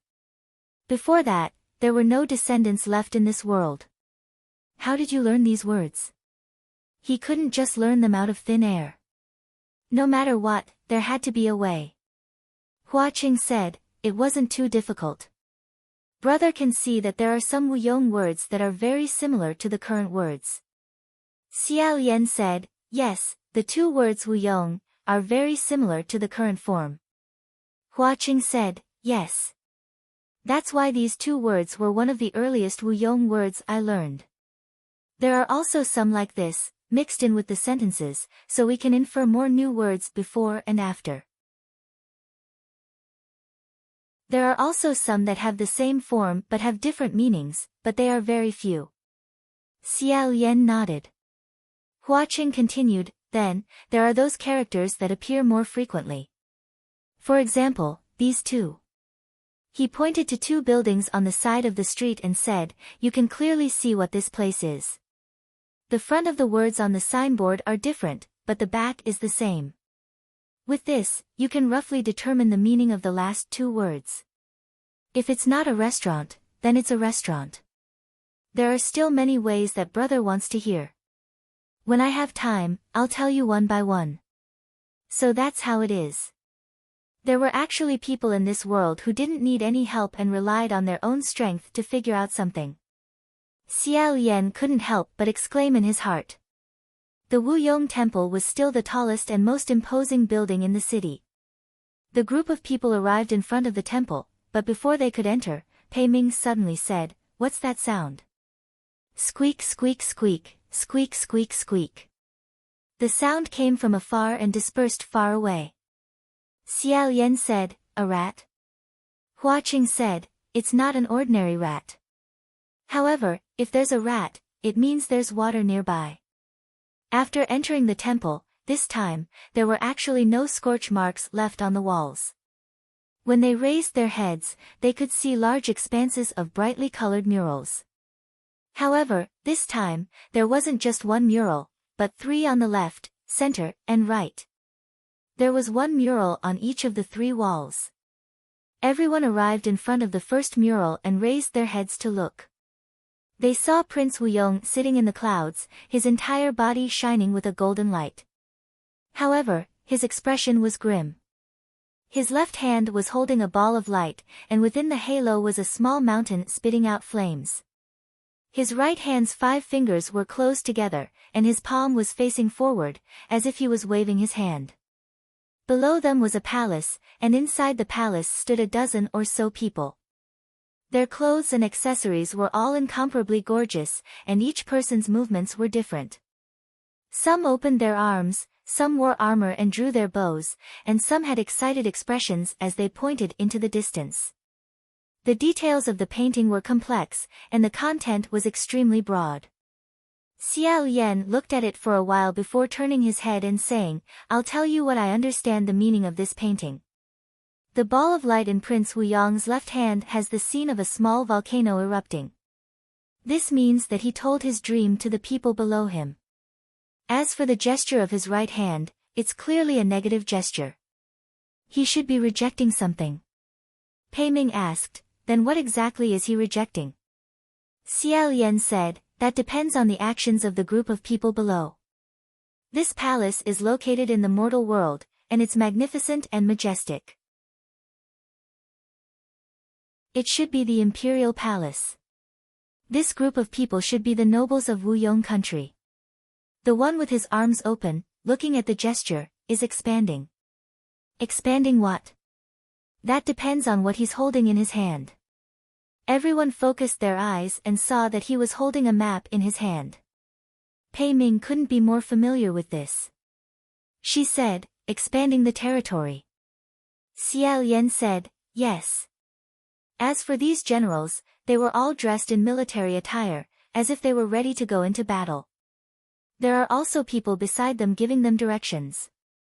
Look, their movements are very clear, as if they're saying, go there, attack there. In this way, the meaning of this painting is easy to understand. In summary, it's, Prince Wuyong told his prophecy to the ministers in the imperial palace. Once the volcano erupts, the consequences will be incomparably serious. It will be a disaster for the Wuyong country. The country's territory won't be enough because the volcano is located in the center, and the important cities will definitely disappear. So how should we solve this? Hua Qing said, if our own territory isn't enough, we'll go and occupy other people's territory. Xiao Yan said, that's right. So, the ministers proposed to expand the territory and attack the neighboring countries. However, Prince Wuyong didn't agree to do so. So, his right hand made a gesture of rejection. After understanding the first mural, everyone came to the front of the second mural. The color of this mural was much darker than the other two, perhaps because it depicted the scene of slaughter on the battlefield. On the battlefield below, blood flowed like a river as the soldiers of both sides fought fiercely. Xiao Yan could tell which side was the Wuyong country's soldier because their armor was the same as the generals in the previous mural. The Wuyong soldiers looked extremely fierce, trampling the enemy's heads under their feet and lifting the corpses on their halberds. They killed until the flesh of their arms and thighs flew everywhere. It was bloody and cruel. There were also soldiers who laughed sinisterly as they stretched out their hands towards the huddled children and women. It was enough to show the horror of war. Dark clouds covered the battlefield, but there was a sliver of white light within the dark clouds. Prince Wuyong stuck half his body out from the clouds and looked down at the scene below. He seemed to be somewhat angry, and he stretched out his hand, releasing many rays of golden light. Wherever the golden light went, the Wuyong soldiers would be collected. The meaning of this mural was a little easier to understand than the previous one. Xiao Yan looked for a while, then softly said, it seems that the generals and ministers did not listen to His Highness the Crown Prince's advice and still sent troops to attack the neighboring country. The soldiers killed too many people and bullied the old, weak, women, and children of other countries. When the Crown Prince found out about this, he was very angry and once again intervened to stop the Wuyong soldiers' atrocities. When Pei Ming heard this, she softly said, it's touching. But to be honest, if a country must be plunged into misery and suffering, there's nothing wrong with choosing to protect one's own country. The officers and soldiers charge and break through enemy lines. If they don't get hacked to death on the battlefield, they might first be angered to death by His Highness the Crown Prince. I don't want to fight for this kind of monarch. Xiao Yan laughed a few times and said a little helplessly, what General Pei said, makes sense. Hua Qing slightly sneered. Pei Ming said, so, the volcano is about to erupt. What does His Highness the Crown Prince plan to do? He can't just let his own people wait for death. Xiao Yan said, let's look at the third mural. It should be able to be solved. Everyone finally arrived in front of the last mural. This mural formed a strong contrast with the colors of the previous one. Once again, it became extremely bright and was sprinkled with holy light. However, when Xiao Yan saw it for the first time, his heart trembled and his eyes widened. When Pei Ming saw it, she said, "Heavens, is this the idea that Prince Wu Yong came up with? Ha, he's really got guts. I admire him." On the third mural, the bottom part was the Wu Yong country. The Wu Yong River meandered across the land, and the crown prince and the 4 guardian deities were also on the mural. However, this wasn't the main point. The most eye-catching part of the whole mural was a bridge at the center. A gigantic bridge shining with white light was supported by the combined efforts of Prince Wu Yong and his 4 guardian deities. The people on the ground were currently rushing towards the bridge with faces full of smiles.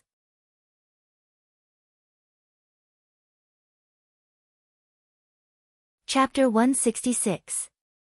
Xiao Yan couldn't help but be stunned. Pei Ming said, "That works too." Hua Qing said, "Why not?" The few of them looked at him. Hua Qing said, "Isn't it just to send mortals to the sky? He just needs to temporarily send the Wuyong people near the imperial city to the sky. When the volcano erupts after the dust settles, why not put them back?" Pei Ming said, "Don't make it sound so easy. It's not like you don't know that summoning generals also consumes magic power. How many people does he need to summon?" Summoning generals was actually using one's own magic power to raise the mortals that were summoned for one's own use. Otherwise, if there were no restrictions, wouldn't the heavenly officials try their best to summon people to the sky? The emperor might as well summon all the civil and military officials in the court. The general might as well summon his entire army. Hua Qing said, "Judging from the ruins left behind, the entire Wuyong country has about 100,000 people. There are only a few tens of thousands near the imperial city." Xiao Yan said in a low voice, "Although it's difficult but we can barely fight, it might not work." Pei Ming said, "Even if there are tens of thousands of people, no heavenly official has ever dared to summon so many. If that's the case, it's hard to say if his courage is praiseworthy or extremely stupid. It can be said that there is no one who can surpass him in the future." Xiao Yan looked at the bridge on the mural, unable to take his eyes off it. The faces of the white-robed crown prince and the 4 heavenly protectors were in his eyes. The more he looked, the more it looked like his own and the 4 imperial tutors' faces. He thought of the appearance of Yinghua guarding the heart. This story that seemed to be repeating itself made him impatient to know what would happen next. However, he felt like he already knew. He didn't dare to look at the mural again. He turned his head and said, "Did you find water?"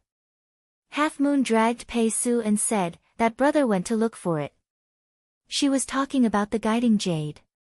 Xiao Yan looked at Pei Su, who had his eyes closed. After a moment of silence, he said, "I think we should go to the copper furnace next. General Pei should stay here." Pei Su was in human form after all, and there were many inconveniences.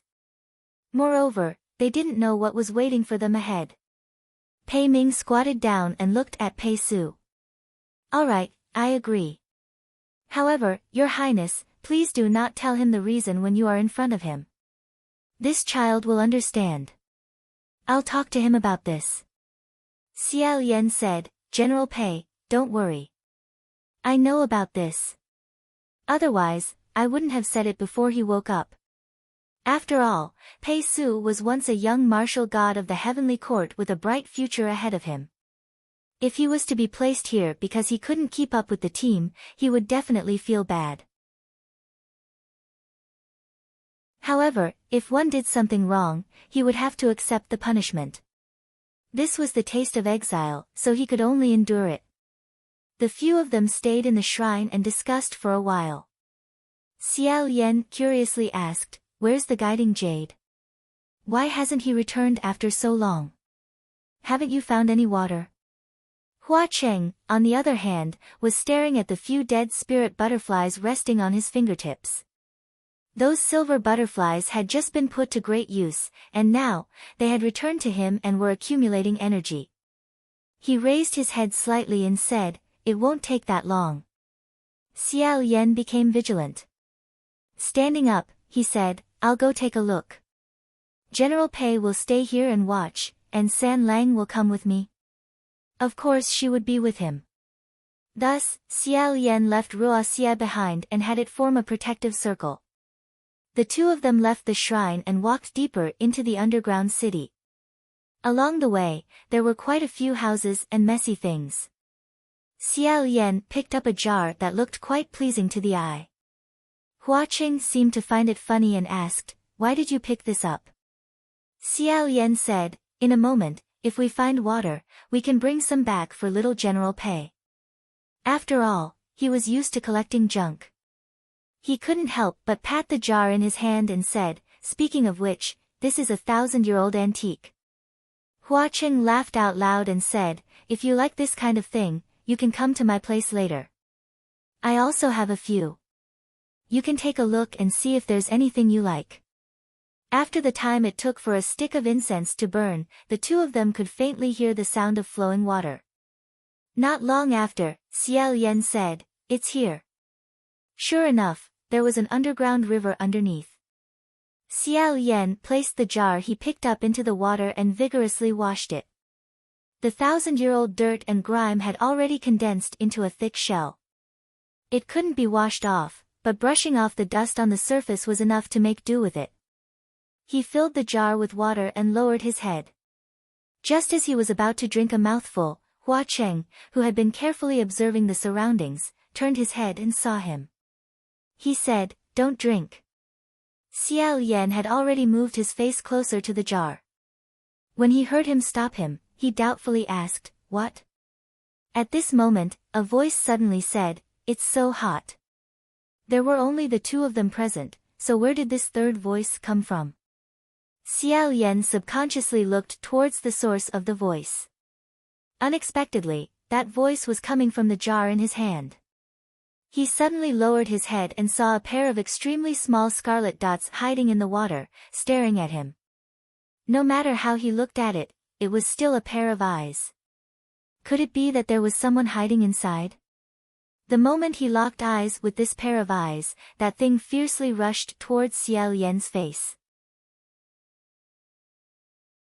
With a splashing sound, Xiao Yan's eyes and hands were quick. He immediately threw the jar several meters away, causing it to crash into the wall. Clang!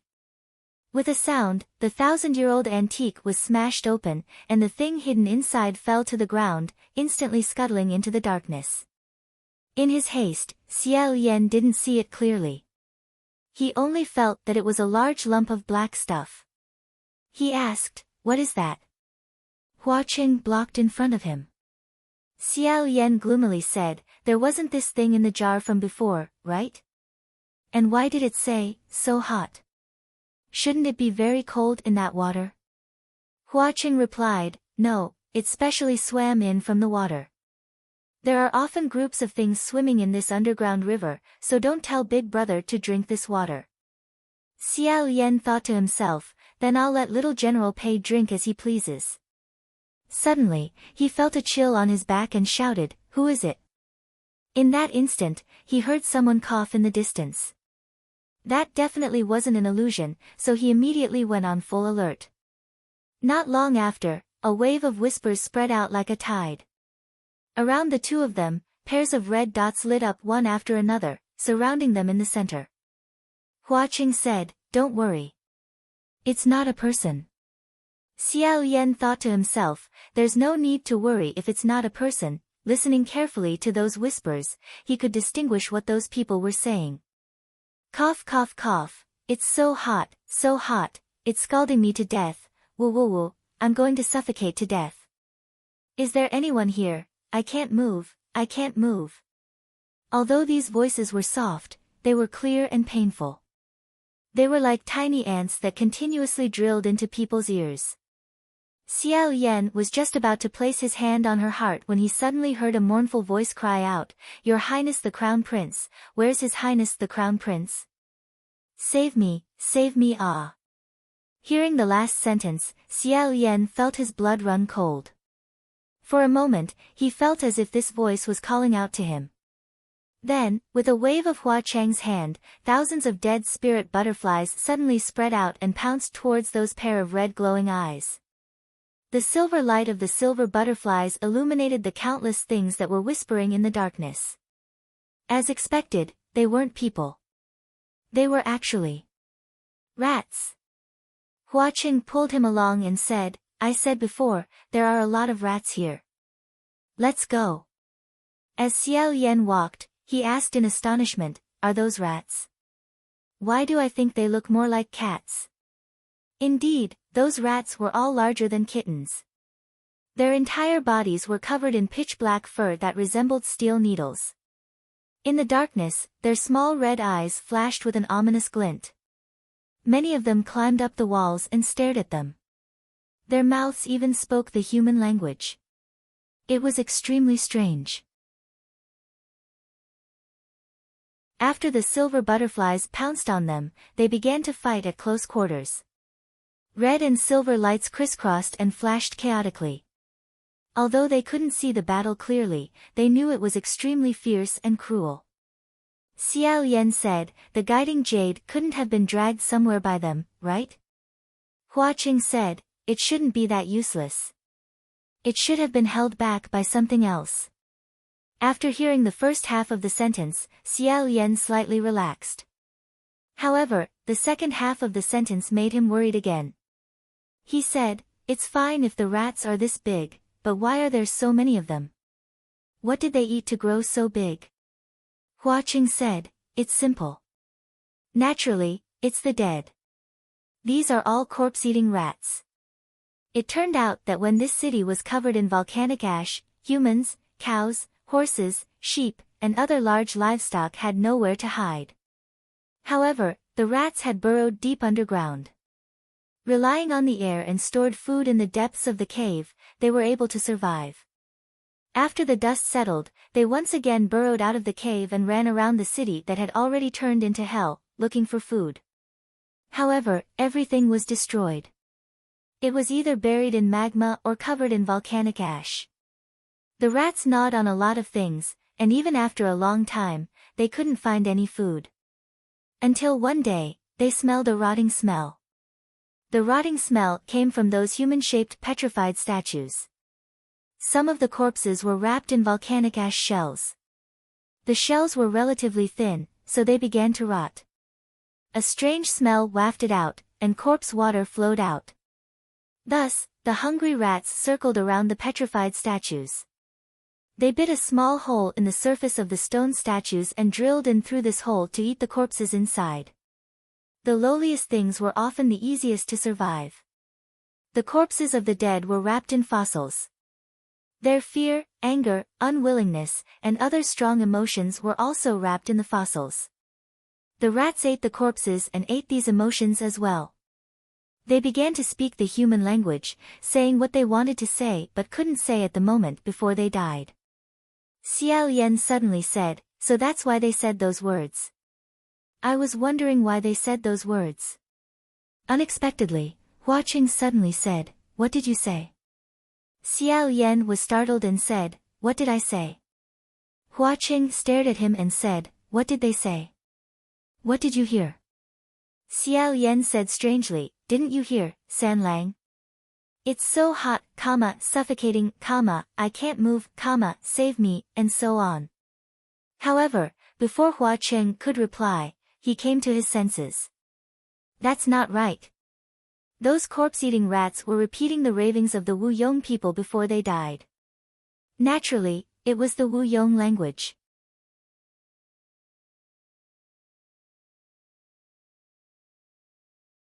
Chapter 167. Hua Qing learned the Wu Yong language based on his own deduction ability. He could decipher the meaning of the words.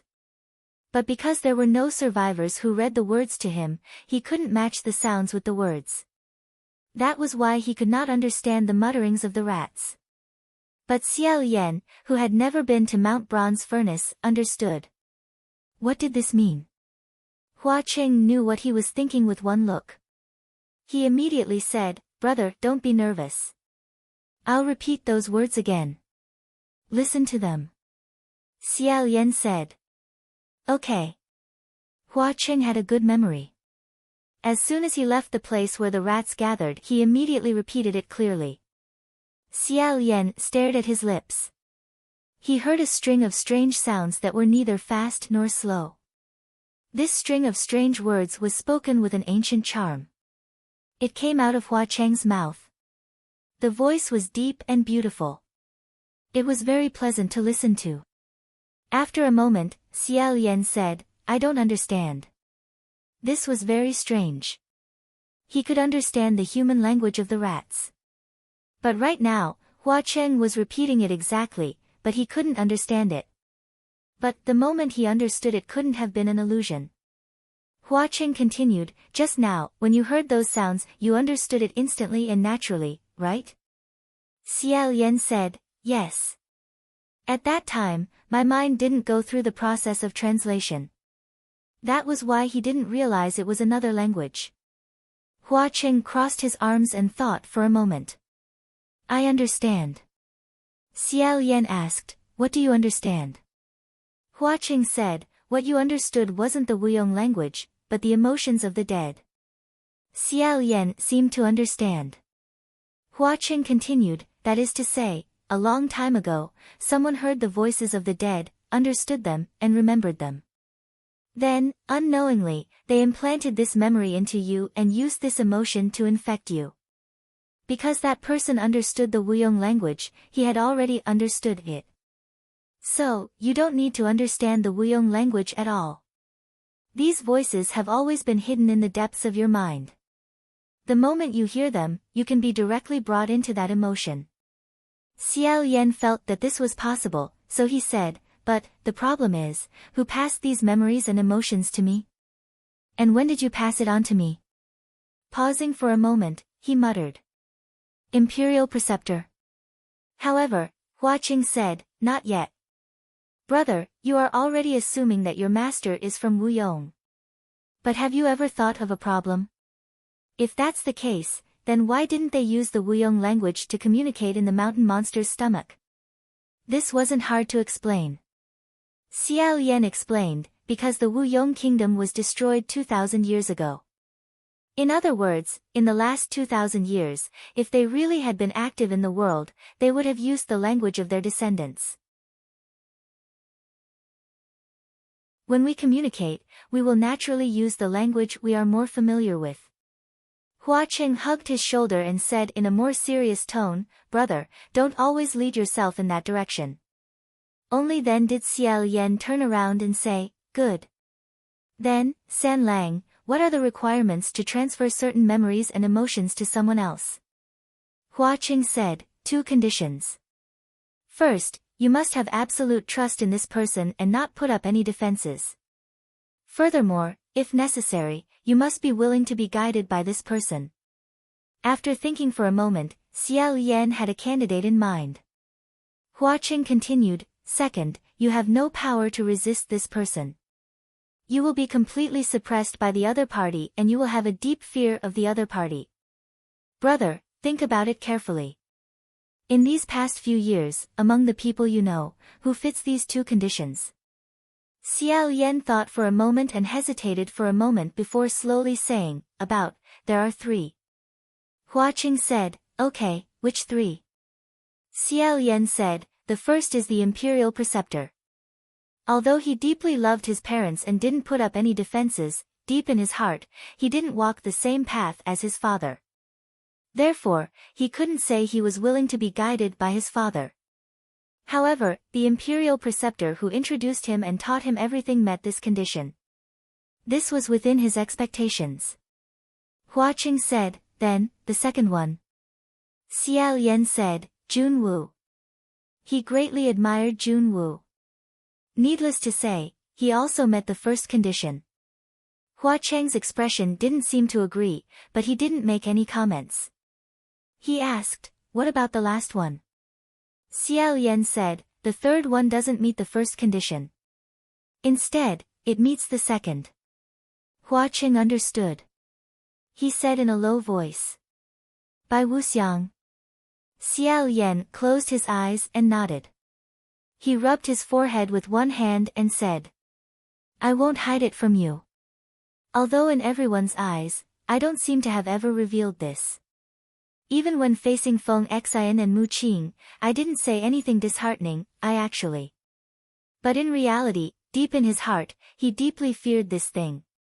For a period of time, he even reached the point where he would tremble incessantly when he heard this name. However, Xiao Yan never dared to let anyone see a trace of it.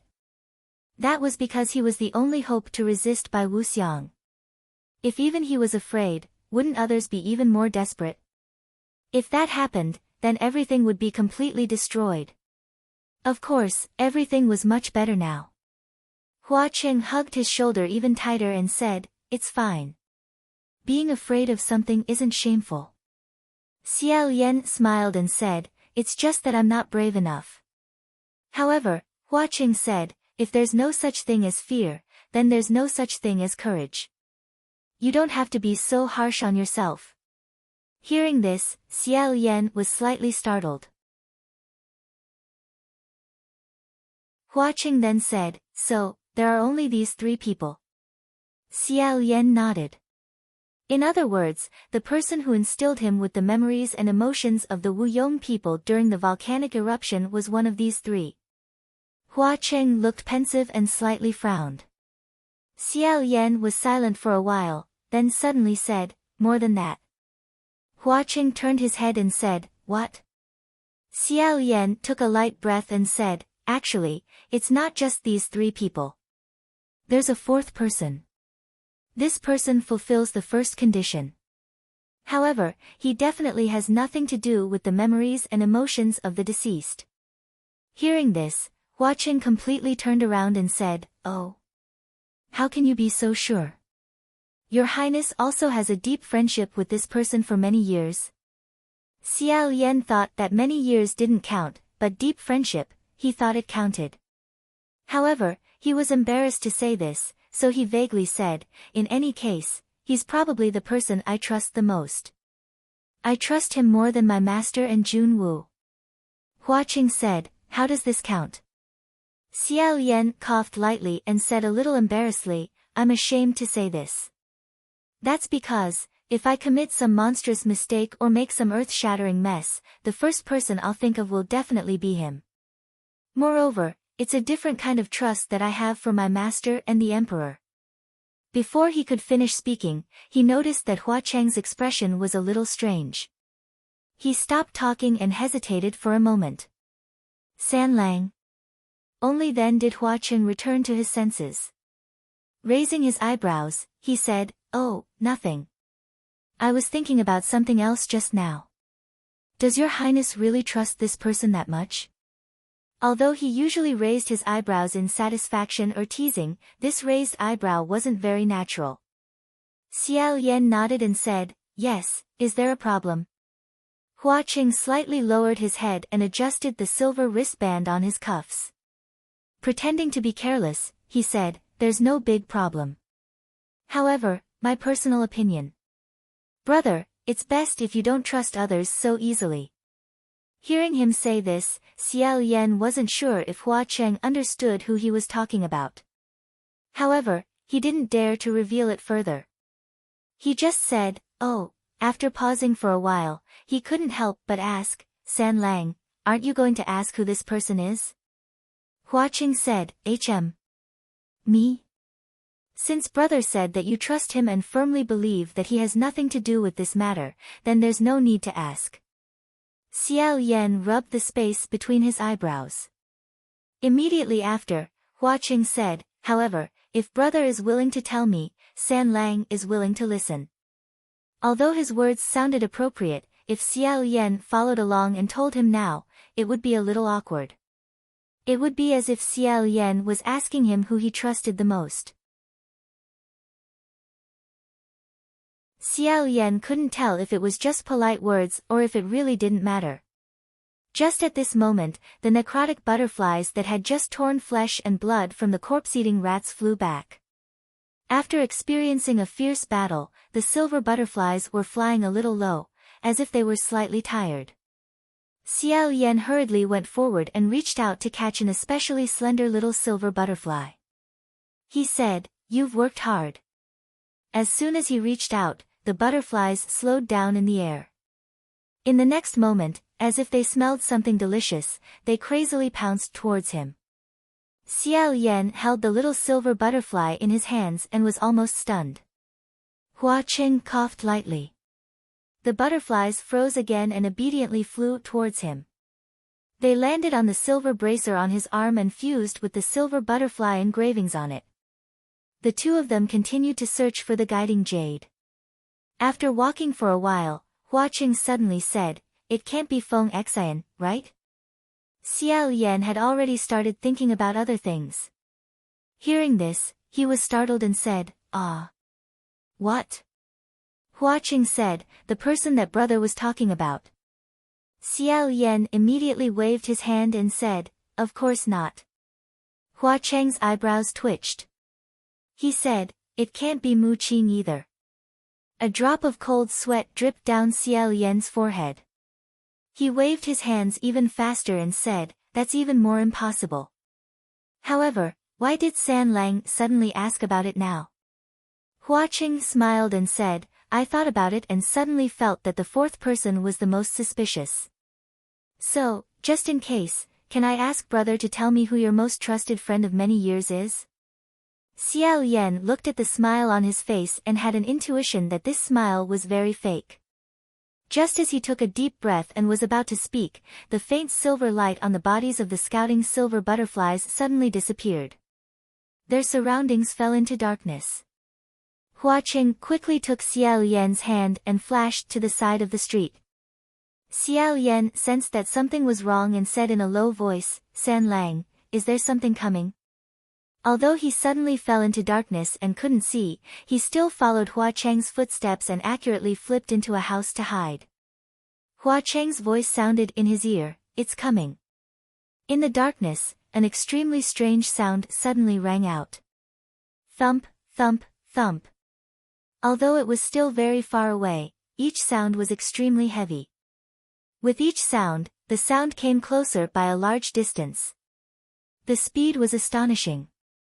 Xiao Yan felt that this sound was inexplicably familiar. He had definitely heard it somewhere before. When the sound was not far away, he looked out. As expected. On the main street of the underground city, a girl wearing a wedding dress appeared. Although the girl was wearing a wedding dress, her clothes were tattered and looked mournful and gloomy.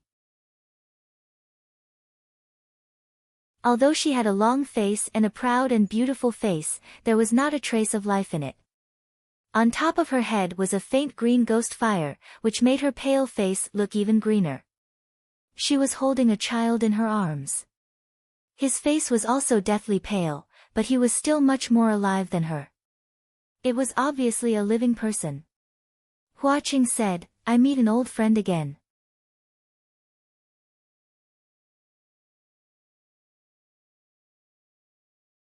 Chapter 168. They actually came to Mount Bronze Cauldron. Xiao Yan said, "Guzi is here. Is Qi Rong here too?" Hua Cheng said, "Look at the green light on top of her head. There's no doubt about it." Guzi seemed to be a little afraid of Xian Ji and didn't dare to move in her arms. But maybe it was because Xian Ji's cold body was really uncomfortable, so he quietly twisted twice. Xian Ji said, "Don't move." As soon as she opened her mouth, the muscles on her face became more and more distorted under the illumination of the green willow, the wisp. Willow, the wisp was also one of the symbols of ghosts. This taste was really terrible. Xiao Yan felt that any female ghost with normal taste and who cared about her image would refuse to put such a green willow, the wisp, on her head. Needless to say, Qi Rong must have asked her to wear it. The green fire and the red dress formed a very visually impactful scene. This was even more frustrating than the sect leader forcing the disciples to wear the incomparably ugly school uniform. Guzi said with tears in his eyes, "Sister, I drank that water. My stomach feels a little uncomfortable." Water? Xiao Yan couldn't help but sweat. That underground water was something that corpse-eating rats swam in groups. Although it wasn't to the extent of being poisoned, children's resistance was weak. If they drank it, they might have diarrhea. Xianji didn't seem to be the type to like children. She didn't have much patience with him. She said, "Bear with it. We're already on our way back." Their backs melted into the darkness in front of them. Without saying another word, Xiao Yan and Hua Qing quietly followed. Not long after, they followed Xianji. After a few turns, they turned into another street. At the end of the street, there was an exceptionally gorgeous house with voices coming from inside. This must be their destination. Xiao Yan and Hua Qing hid in the dark and rushed to the roof of the house. They looked down through the cracks. Sure enough, Qi Rong was sitting in the middle of the hall of the mansion.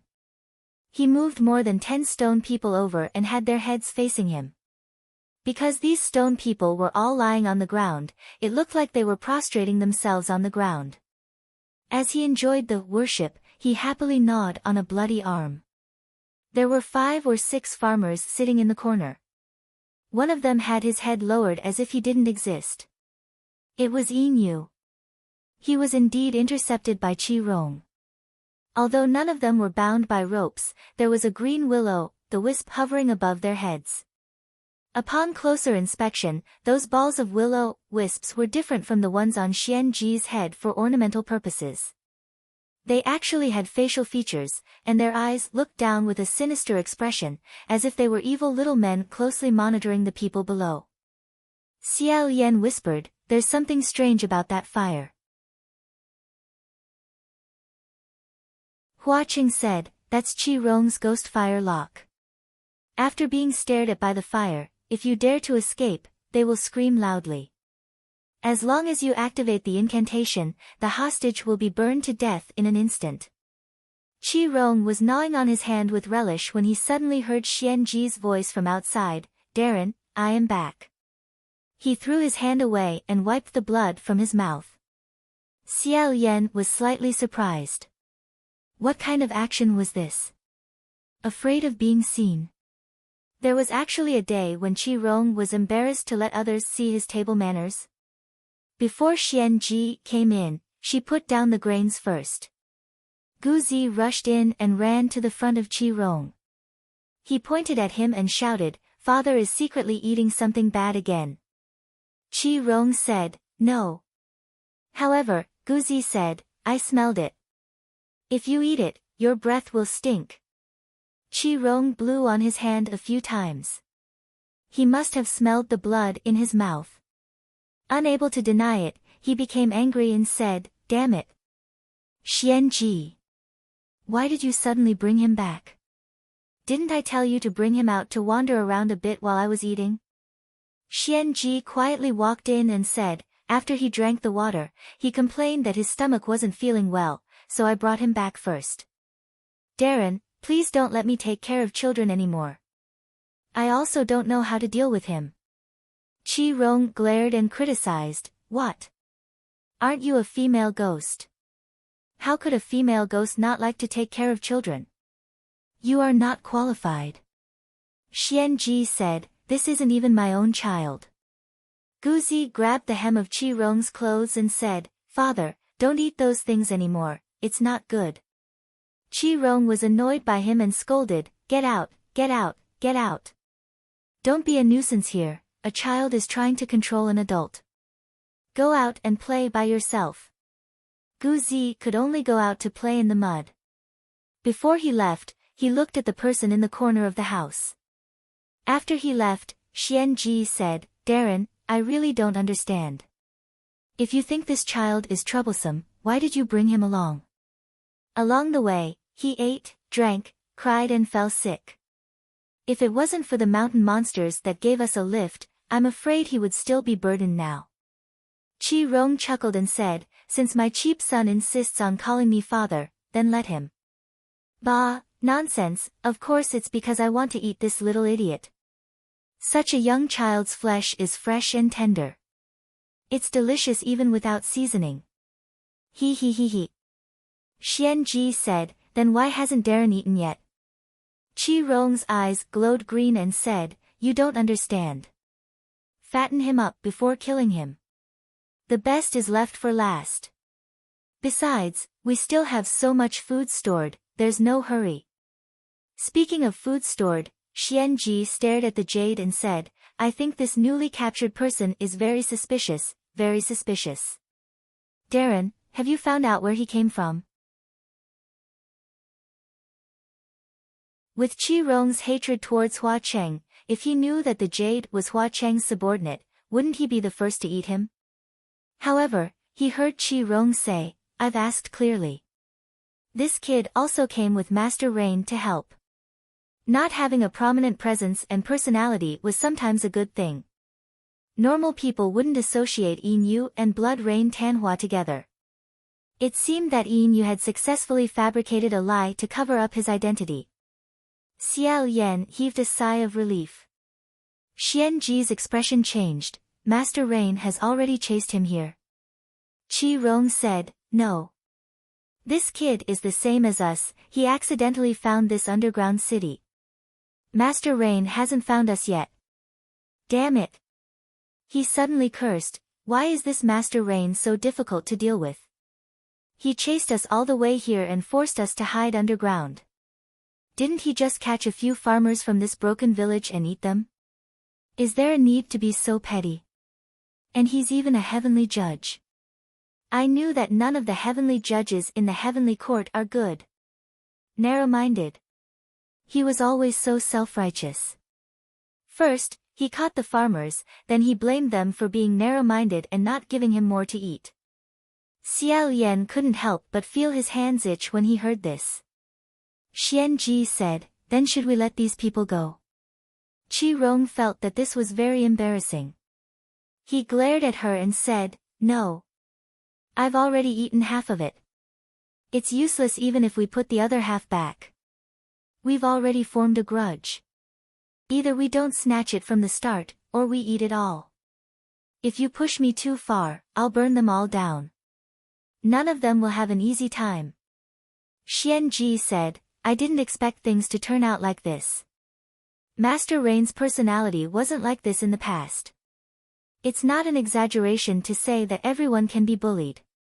I thought that even if the people from Master Rain's village were robbed, they would swallow their anger and not dare to make a sound. Who knew that I would get into such big trouble that I can't even get rid of? Xianji actually knew Master Rain and didn't seem to think highly of him. It seemed that they had known each other since they were young. Thinking of all the legends, Xiao Yan whispered, could it be that Xianji is a general of Master Rain's country? Hua Qing said, brother guessed correctly. That's right. Xiao Yan said doubtfully, but that's not right. Master Rain is a descendant of Master Rain's royal family. His status is noble. Xianji is just a general, a lowly official. How could he dare to look down on someone from the royal family? And he even said that everyone can be bullied. At this time, Qi Rong said, who cares if he's a Master Rain or a Master Dog? When this Ghost King enters the copper furnace and successfully cultivates, I'll be born in an earth-shattering manner. Everyone in the world will kneel at my feet and eat the mud at my feet. When that time comes, I'll tear down the ghost city and sink Blackwater Island. Even Junwu will have to give me face and be polite to me, ha ha ha ha. Listening to him boasting and imagining the limitless future, Xiao Yan didn't feel anything but want to laugh. Hua Qing didn't even have the interest to laugh. Qi Rong said to Xianji, when that time comes, I'll cut off Pei Ming's penis for you to play with. He can only be your slave. Hearing that name, Xianji clenched his fingers. A trace of anger appeared on his pale face as he said, no need. As long as you promise to hand him over to me, Xianji will be extremely grateful. When it didn't involve Pei Ming, Xianji looked like a normal female ghost. However, when it came to General Pei, Xiao Yan saw the shadow of that crazy female ghost from Mount Yujun. She actually placed such an absurd hope on Qi Rong. It could only be explained with love making one dizzy. Xiao Yan raised his head and said, San Lang, the Yin Jade and these farmers are in Qi Rong's hands. What should we do? Of course, they could directly go in and violently beat up Qi Rong and Xian Ji. However, those farmers and the Yin Jade were hostages. Qi Rong was a scoundrel. If they hit him and he burned someone to death with a punch, they would be the ones to be passive. If it really was as he said, he might burn them all. Hua Qing calmly said, Qi Rong's ghost fire lock has a password. First, think of a way to get the password to unlock it. Xiao Yan said, who's going to do it? How? We definitely don't have a way. Just as he finished asking, the two people's gazes coincidentally fell on Gu Zi, who was playing in the mud outside the house. After pausing for a moment, Xiao Yan said, that won't do. It's too dangerous. Qi Rong originally wanted to eat Gu Zi. What if he sees some clues? However, Hua Qing said, with that brain of his, it doesn't matter if he can see anything. If he wants to make a move on this child, we can just save the child first. Gij, why don't you worry? This child has been by Qi Rong's side for so long. Has he been assimilated by him? Has his mind become abnormal? Xiao Yan said, judging from Gu Zi's reaction just now, it shouldn't be. Then, why don't we give it a try? Thus, Hua Qing spread open his 5 fingers. An exceptionally small silver butterfly flew out from his palm and leisurely flew downwards. Qi Rong and Xian Ji continued to talk inside the house while Gu Zi sat on the ground outside and drew a picture. He drew an adult who was holding onto a little person. Suddenly, he saw a butterfly whose entire body was emitting a faint silver light fly over. In an instant, he raised his head and widened his eyes. Just as he was about to cry out, he heard the silver butterfly let out a soft human voice. Gu Zi, don't speak. If you speak, I'll disappear. It's me. Do you still remember me? If Gu Zi continued to shout, Hua Qing would have the silver butterfly use its light to confuse his mind. However, Gu Zi covered his mouth. Sure enough, he was obedient. In a small voice, he said, I remember. It's the voice of the rag and bone collector, Gij. Xiao Yan said, ha ha ha, your memory is really good. Yes, that's right, it's me, the rag and bone collector. Quietly come over to the side. Don't let your father find out.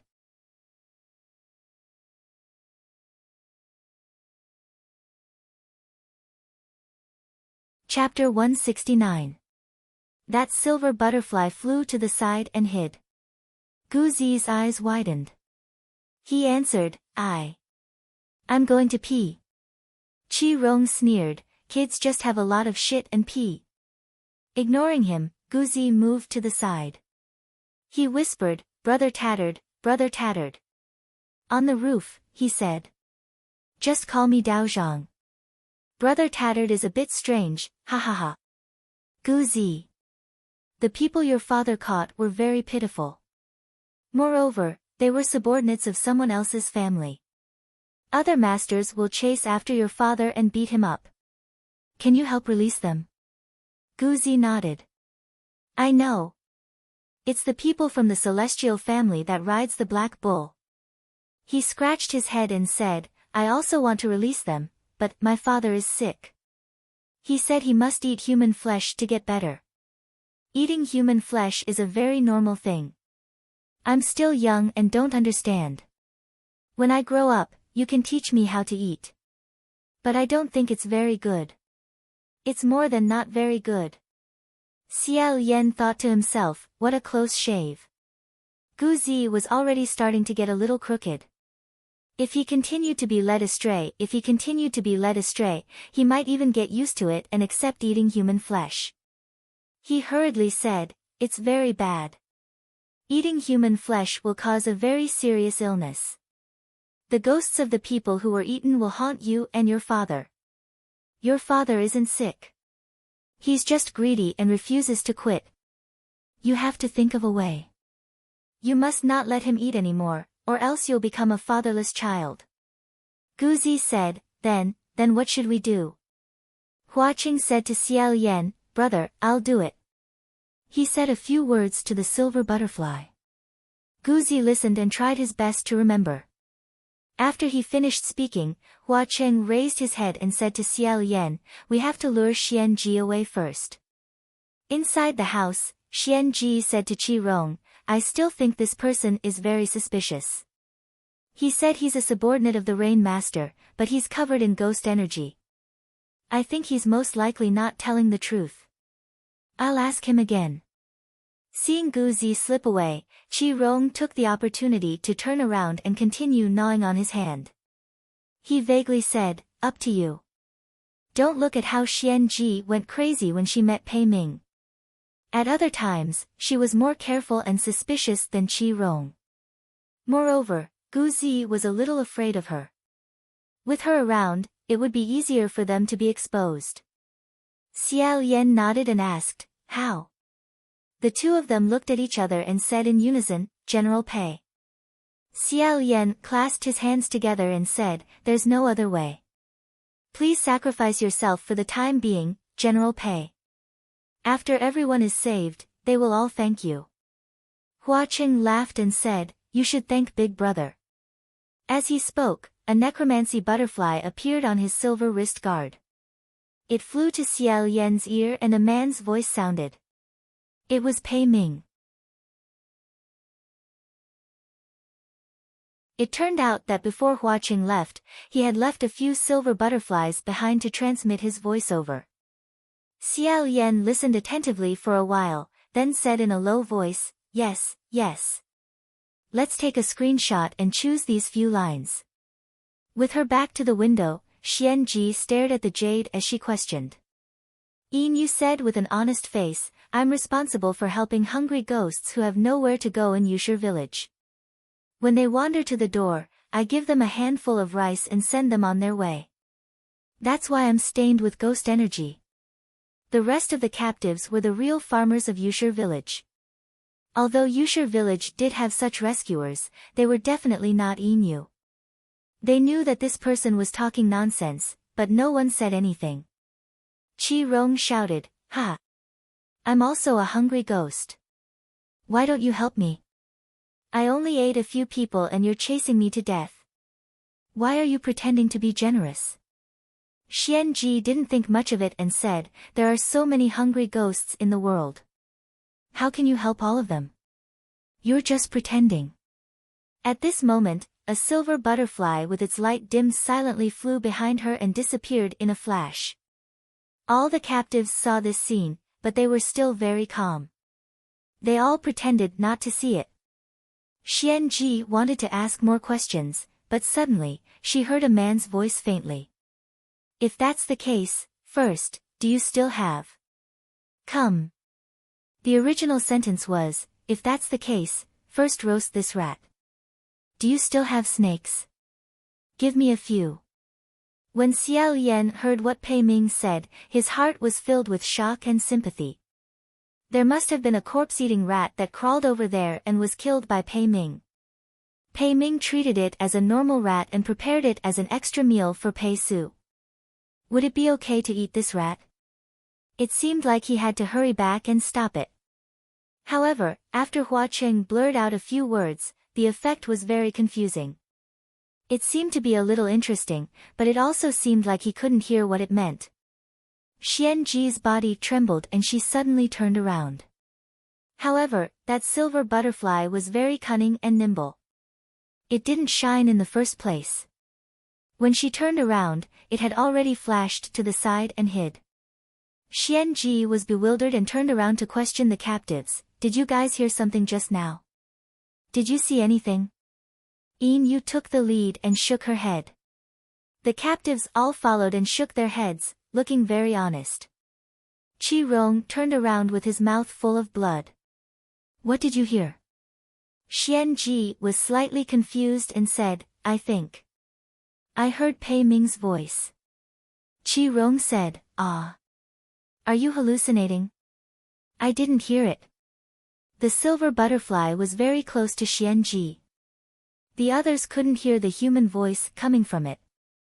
Xianji said doubtfully, really? I keep feeling, that he might be nearby. She stared blankly for a moment, then sighed and said, "Perhaps, this is the so-called telepathy. Darren, why don't I go out and take a look again?" He didn't expect it to go so smoothly. Xiao Yan secretly clenched his fist and smiled at Hua Cheng. Hua Cheng also smiled at him. Unexpectedly, Qi Rong poured a bucket of cold water on him and said, "Hey! Didn't you go out for a while just now?" "What telepathy? I think it's just an auditory hallucination. You think about him 800 times a day. Of course it's easy to have auditory hallucinations." It seemed like Xian Ji was a little convinced by him and gave up on the idea of going out. Although he failed, Xiao Yan wasn't discouraged because he still had a few lines that he hadn't released. Xian Ji was about to continue questioning Yin Yu when she heard Pei Ming's voice again. "You little idiot. Come here, I'll teach you." Immediately after, it was a young girl's voice. "Forget it, General Pei. I've done it once and I have experience. Let me do it." Of course, it was Pei Ming who was teaching Half Moon how to roast the rats for little Pei. However, in Xian Ji's ears, it wasn't the case at all. Her original disgust and speechlessness turned into tenderness and helplessness, and her gloominess and rejection turned into bashfulness and timidity. Xian Ji screamed, her eyes instantly becoming bloodshot. The wisps on top of her head flared up like the flames of jealousy in her heart. She tore at her hair and said, "It's him.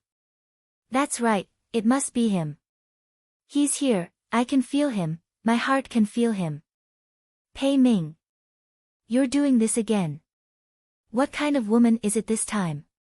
I'm going to kill you." As she screamed, she dragged her broken legs and jumped out of the room.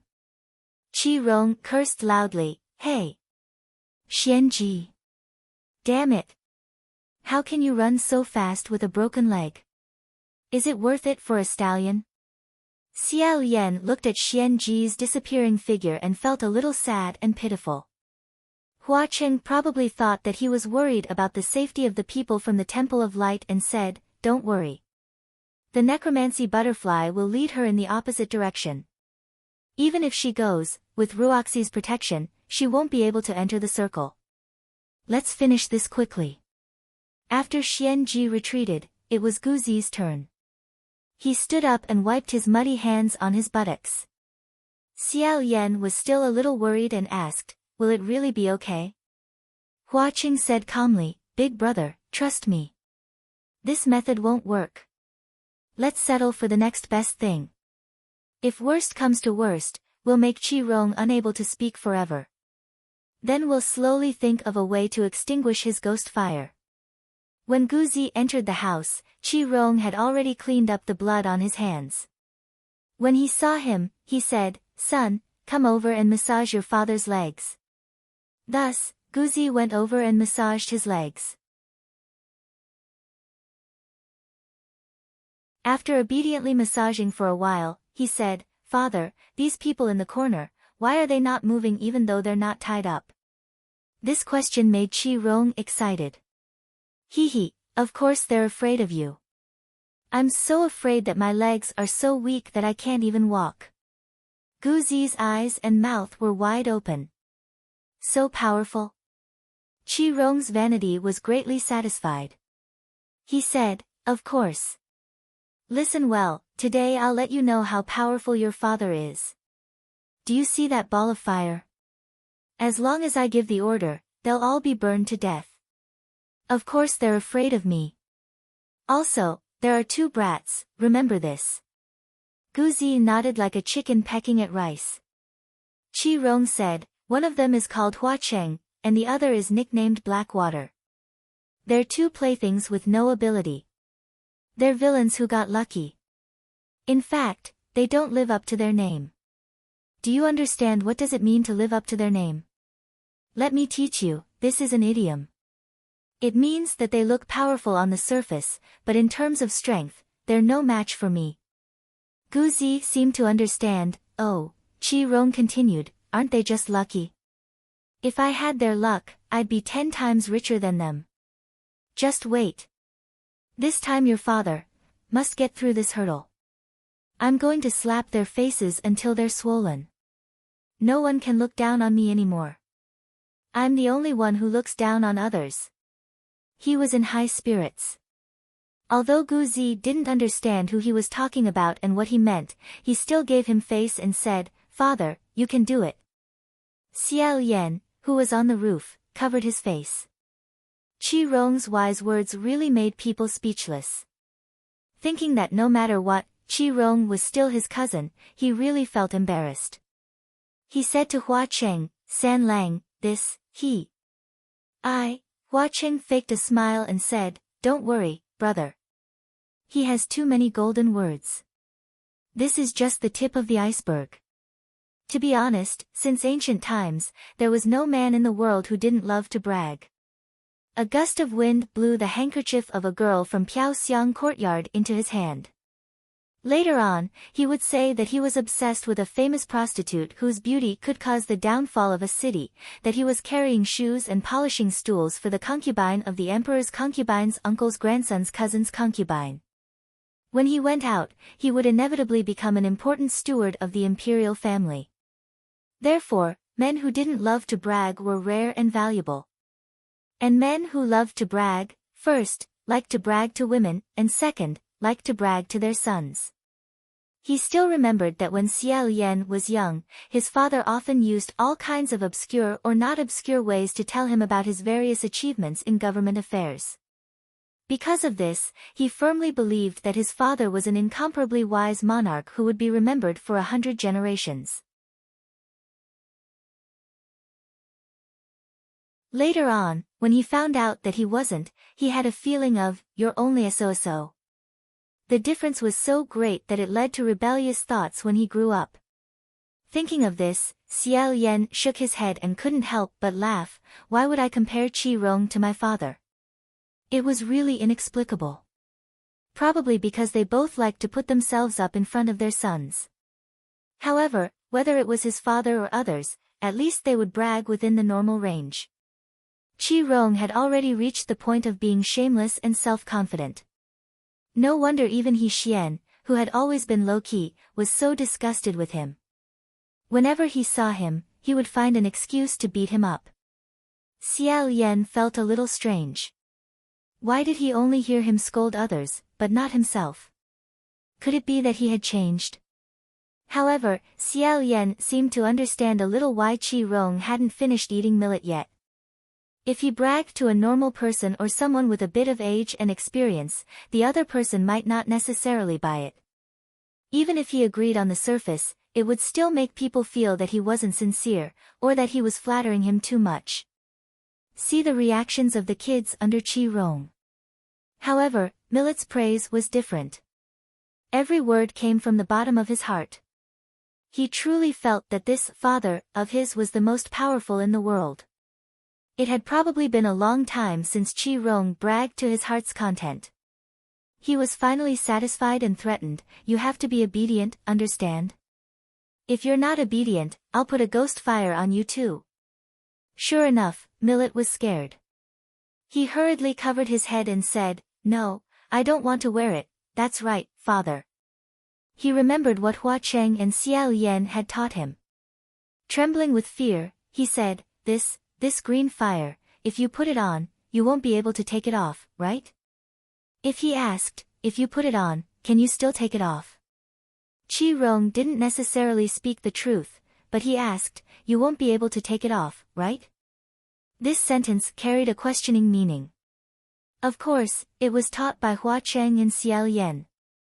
Qi Rong kicked the hollow head of a petrified man on the spot and said, "Bullshit.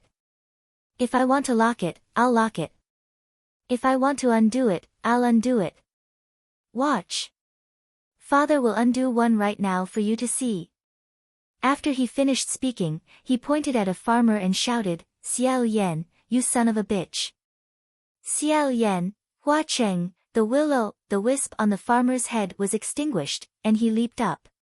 However, he had only taken a few steps when Qi Rong spat out a ball of green willow, the wisp from his mouth, covering the farmer's head. Chi Rong laughed out loud and patted Millet's head. How is it? Your father, is awesome, right? Xiao Yan wiped his sweat on the roof. Hua Cheng appeared indifferent, but his voice was awe-inspiring as he said, this piece of trash wants to be even more thoroughly crippled. The joints in his fingers seemed to be cracking. Xiao Yan said, it's alright, it's alright. It's much easier than I thought.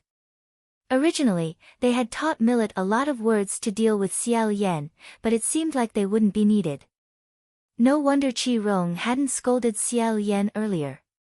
It wasn't that he had changed his personality, but rather, he had set the words that he most often scolded Xiao Yan as the unlocking password. His emotions were truly deep. At this point, the two of them no longer needed to hide. They immediately broke through the roof and jumped down. A loud noise rang out, and Chi Rong fell down from his chair in fright. Who is it? Who is it? Focusing his eyes, he said, Dog, dog. He probably wanted to scold, but when he remembered that it was an important password, he hurriedly covered his mouth. One after another, the farmers in the corner said, he seemed to have shouted out the password just now. Why don't we try and see if we can unlock each other? That's right. Although it feels like we're letting this Xiao Yan down, he isn't here, so it shouldn't be a problem, right? Hua Qing slightly raised an eyebrow and looked in their direction.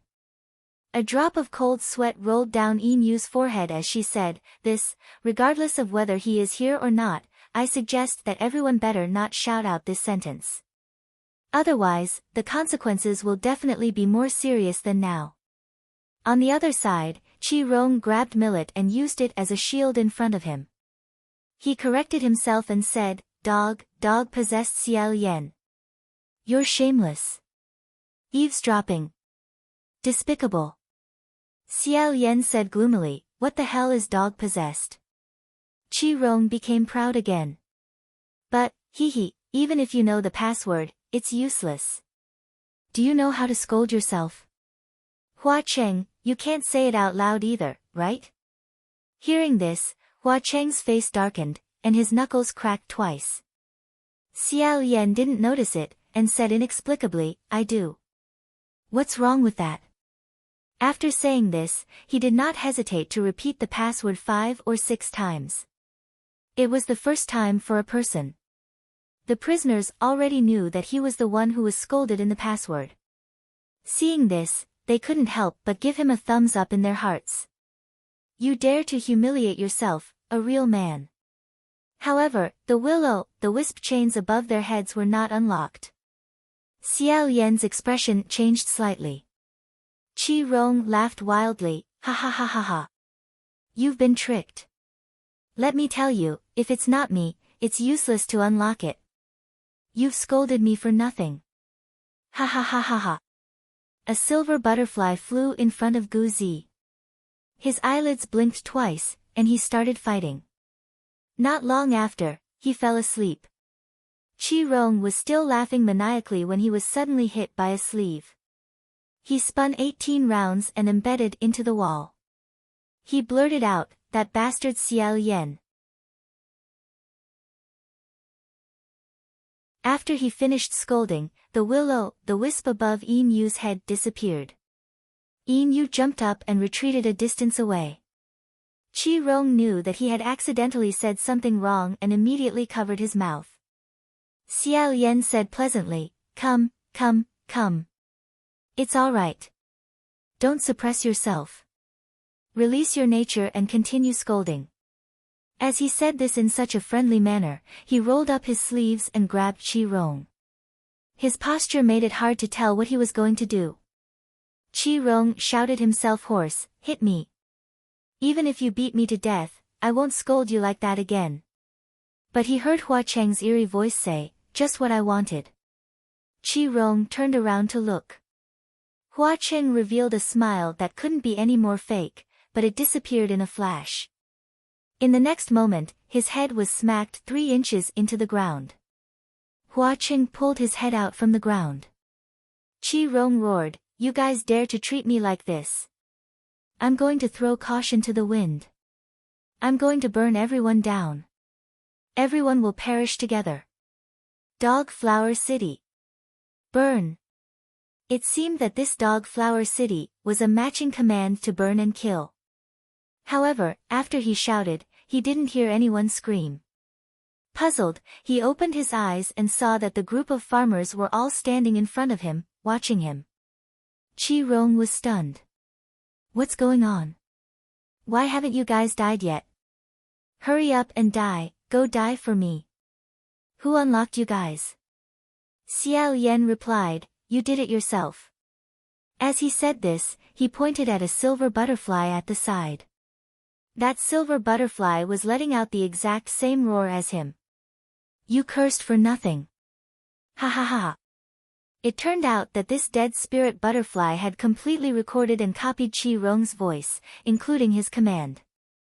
As long as he cursed once, it could be unlocked indefinitely. Hua Qing coldly said, you can go on your way. I won't accompany anyone else. With another critical hit, Chi Rong was smacked into the earth's core by his palm. After the smoke slowly dispersed, all the farmers gathered around. After looking for a while, they said, this. Can we still fish this up? Yin Yu jumped into the deep pit that Hua Cheng had created. Not long after, he jumped back up with a green roly-poly toy in his hand. He said, City Master, Your Highness the Crown Prince, Green Ghost Chi Rong has retrieved it. That oily green roly-poly toy bared its teeth, rolled its eyes, and stuck out its tongue as if it was mocking someone. It also looked like it was using its life to please the crowd. In short, its taste was so bad that even children would throw it to the side in disgust. It wasn't known if it was because of its own characteristics that it could only become like this, or if Hua Cheng had deliberately made it like this. Hua Cheng said, don't give this kind of thing to us. Just take it far away yourself. Yin Yu said, yes.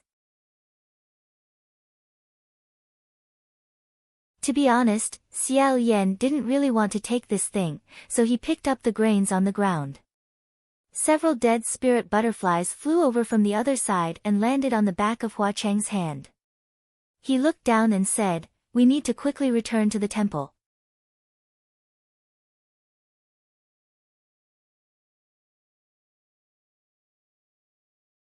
Chapter 170.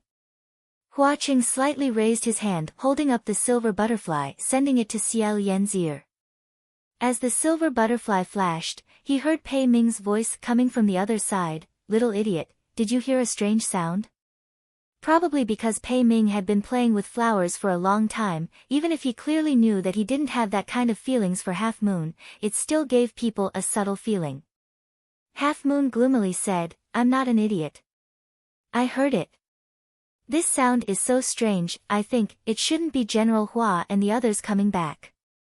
Of course not. Because that was clearly the sound of Xian Ji's broken leg jumping on the ground. After a few thuds, he heard the two people on the other side become silent.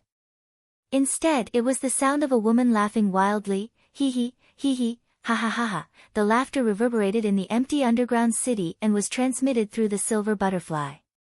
It was slightly noisy, but it was actually more terrifying than if it was right next to one's ear.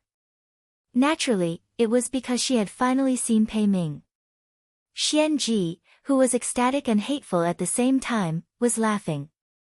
Xiao Yan said, didn't the silver butterfly lead her in the opposite direction? Hua Qing said, she's smarter than I thought. It turned out that Xian Ji had been madly chasing after the dead spirit butterfly. Her speed was extremely fast as she rushed to the end of the street. She didn't see anything. After all, she was also a female general who had been on the battlefield. She immediately realized that she had been led away. Logically, she should have immediately returned to Chi Rong's place after realizing it. However, she wholeheartedly wanted to find Pei Ming, so she directly ran in the opposite direction, throwing her superior Chi Rong to the back of her mind. Xiao Yan found it inexplicably funny. It was hard to explain in a few words. He hurriedly brought the few escaped captives to the Weiyong Temple in the center of the city. That female ghost Xianji had waited for Pei Ming for far too long. Just by listening to her laughter, one could imagine what kind of crazy and twisted face she had right now. Pei Ming was probably also shocked by her. After being shocked for a while, she said, "You are." Xianji let out a cold laugh. Unexpectedly, after pausing for a moment, Pei Ming said, "Who are you?" Xianji was so angry that her voice was sharp and trembling. "You. Are you deliberately angering me? You actually asked me who I am?" Xiao Yan wiped a drop of cold sweat from his forehead and said, "It can't be, right? General Pei. Was he doing it on purpose or did he really not recognize me?" Hua Qing said, "I'm afraid it's the latter." After all, if the legend was true, then Pei Ming had befriended at least 1,000 beauties over the past few hundred years. How could he remember every single one of them? What's more, it was an old flame from hundreds of years ago.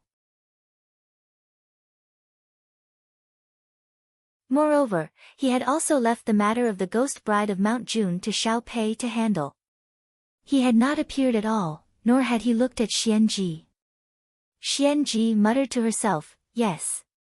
You're just pissing me off. I'm not falling for that. Ha! You want to lie to me that you don't remember me? You want to lie to me? Hee hee." After murmuring, her voice became sharp again as she questioned, "Pei Ming, who is this little bitch? Don't you always have high standards? Why, do you want to change your taste this time? Half moon, ? Pei Ming. Even though both of them had voiced their doubts, the resentful tone seemed to have awakened Pei Ming's memory. He frowned slightly and said, "Xianji. How did you become like this?" Only then did Xiao Yan remember that Xianji's hair must be disheveled right now. Her eyes were the crimson color of an evil spirit. She was wearing a bright red wedding dress with the hem unbearably dirty. She was crawling on the ground slowly and dangerously like a crocodile. What they saw just now was more or less the same. They really couldn't connect her to the valiant and heroic female general when she was alive.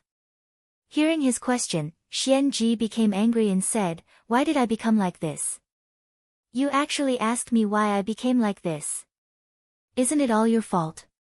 I did all this for you." Hua Qing had been listening attentively the whole time. Not even the slightest movement could escape his ears. He said, "She threw herself at the protective circle." Xiao Yan was not worried and said, "Ruoxi can withstand it." As expected, a scream came from where the silver butterfly was. Xianji, who had thrown herself at Ruoxi, must have been bounced back by Ruoxi. Pei Ming's voice said, "Your Highness, this is really a good talisman. I'll refine one another day." Xiao Yan thought to himself, if you knew how to refine it, you wouldn't say that. Before he could dispel the thought, he heard Pei Ming shout again, "What are you doing? Stop!" Xianji also shouted, "Don't even think about hiding inside." Rumble, rumble, rumble. As Xiao Yan sped along, he asked in astonishment, "What was that sound? What collapsed? What did Xianji do?" Hua Qing continued to walk shoulder to shoulder with him. He said, "She pushed down the shrine. The stone ceiling collapsed." As it turned out, Xianji had been bounced back by Ruoxi's protective circle. Since she couldn't enter the circle, she threw a tantrum and caused the entire shrine to collapse. Xiao Yan asked, "Are General Pei and the others all right?" Little Pei and Half Moon are also there. Especially Pei Su. Right now, he had the body of a mortal, so he couldn't be squashed flat. Hua Qing said, "They're fine. Pei Ming is protecting them." The moment the stone ceiling rumbled and collapsed, Pei Ming became a meat shield, protecting Pei Su, Half Moon, and the others. Xiao Yan let out a sigh of relief and said, "That's good. The protective circle still can't be broken."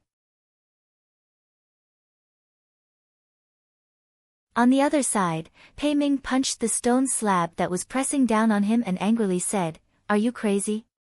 Even if the sky collapses, you still won't be able to enter." Xianji, on the other hand, started giggling. Half Moon was startled and said, "General Pei, be careful." Pei Ming said, "What?" This series of reactions seemed to happen in an instant. In this chaos, Xiao Yan heard the sound of a sword piercing through his chest. Without a doubt, it was Pei Ming who had been stabbed. He said, "What happened? Who stabbed General Pei?" "The protective circle was broken." "Impossible, wait, a sword." In that instant, he finally understood Xianji's goal. So that's how it was. Xianji laughed enough and coldly said, "Who said I wanted to come in?" Another voice suddenly came out and laughed, "Hey Pei Ming, look who this is. Your old lover Xianji is here." Rong Guang. Originally, Xianji didn't destroy the shrine because she was angry or crazy. She also didn't want to enter the protective circle. Her goal was to use the collapsed stone roof to smash the 2 jars that Half Moon had placed in the protective circle. That way, the ghosts sealed inside would be released and they would break out from the inside of the protective circle. After Rong Guang escaped from the jars, he impatiently broke through the protective circle that Ruo Xia had formed and conveniently stabbed Pei Ming with his sword. Pei Ming seemed to want to pull him out, but Rong Guang refused no matter what.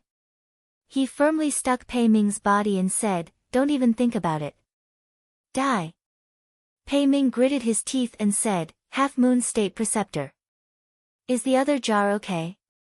Xianji and Rong Guang were attacking from both inside and outside. If there was another carving mill, then it would be completely over. Half Moon said, "No. The carving mill is still inside." The situation was critical. Xiao Yan felt a little anxious and was about to speed up his pace when Hua Qing suddenly stopped. Xiao Yan froze and turned his head to ask, "San Lang?" Another dead spirit butterfly perched on the back of Hua Cheng's hand. It seemed to be quietly telling him about some new changes. After listening, he raised his head and said, "Brother, don't worry. I think it's fine if we don't hurry over." On the other side, Rong Guang's Mingguang sword had pierced through Pei Ming's chest. Xianji was like a red gecko as she grabbed onto his boots and climbed up his thighs.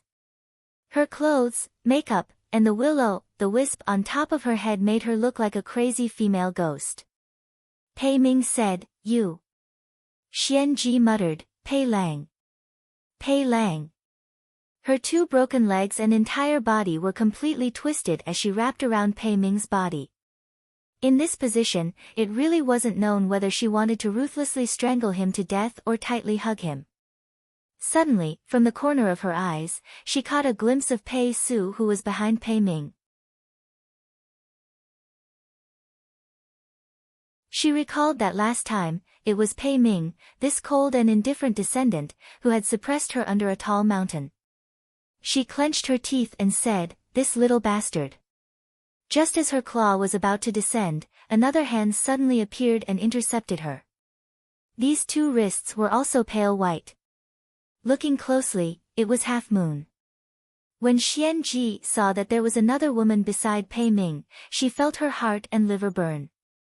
She said, "I haven't taken your life yet, you little slut, and you're delivering yourself to me." After cursing, she used her other hand to grab Half Moon's head. However, Half Moon was not one of those little brides who would obediently wait for her to scratch them to death. Xianji's other hand was accurately intercepted by Half Moon. Xianji was a female general when she was alive. She knew that she was inferior to many men in terms of strength. Ordinary female ghosts could only be beaten up by her.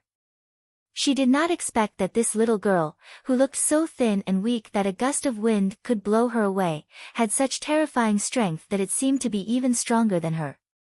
Not only did she lock her wrists, she could not move at all. When their eyes met, Xianji was even more shocked. This little girl's eyes were actually filled with killing intent and ruthlessness. It was like a sandstorm, reminding her of the battlefield. Her heart palpitated and she flung her hand away. Half Moon grabbed Pei Su and used her strength to flip several feet away. She landed lightly and said, "Let go of General Pei." Rong Guang said in the bright ray sword, Pei Ming, you are still so lucky. Did you see that? 2 female ghosts are fighting for your affections. Ha ha ha. Xian Ji's whole body was like a scarlet python twisting around Pei Ming's body. Her 10 fingers locked onto Pei Ming's throat. She said coldly, this little lover of yours has some ability. Pei Ming coughed out a mouthful of blood and said, I did not. She is not my lover. Xian Ji said, you still want to deny it. If she is not your lover, why did she ask me to let go of you? Pei Ming said, if my mother was here, she would also ask you to let go of me. According to you, does my mother count as my lover? He could only blame himself for being frivolous and calling her little idiot. How could Xian Ji believe him now? She was so jealous that she was about to go crazy. What? You don't dare to admit it? Didn't you call her so intimately? Didn't you admit it when you have a new lover? You don't care about my heart at all. Confessing to me, do you know how painful it is? Why don't you dare to admit it now? Is it that you, General Pei, are afraid of death? Or do you really like her so much that you can't bear to let me touch even a finger of hers? Far away from the shrine, Xiao Yan watched this scene from afar. He felt that he couldn't just stand there and watch anymore. Turning his head, he said, San Lang, how about we go up and save her first? Hua Qing smiled and said, Gij, don't worry. Someone will step up for us. Moreover, even if we go up now, Xian Ji will still not let go of Pei Ming. That was true. With a hostage in their hands, it would be inconvenient no matter what. Yin Yu and the other farmers were also very nervous as they watched. One after another, they said, that's right, I feel like that female ghost's love has turned into hate, and she's going crazy. I don't think so, she definitely can't do it. Do you want to eat some melon seeds? Give me another handful, thank you. Xiao Yan said, why is everyone still in the mood to eat melon seeds? Everyone said, Your Highness, didn't you also eat a lot? Ah. Only now did Xiao Yan realize that while he was watching, he had unintentionally taken a handful of melon seeds from the person next to him. He had already finished eating them. Holding his forehead, he said, This is really rude. On the other side, Pei Ming couldn't take it anymore and said, Xian Ji, can you not think in that direction for everything? It's already been so many years, can't we just part ways? Why are you doing this? Xian Ji's hands that were strangling his neck tightened. Her almond-shaped eyes widened as she said, No. You were the one who made me want to part ways? No way. Pei Ming sighed and said, You really haven't changed at all. It's precisely because of this that we can't have a good ending. Xian Ji suddenly forced her face in front of his and angrily said, Me like this? Me like what? Am I not beautiful enough? You said I'm beautiful. Am I not willing to give you the map and secrets of the Rainmaster country? You're the one who refused. Do I not love you enough? If you say you don't like me being strong, I can even give up my legs. Who can love you more than me? But you. You haven't even been willing to look at me in these hundreds of years. When have you ever come to see me? Pei Ming pushed her face away and said, It's because I know you'll go crazy if I see you, that's why I didn't come.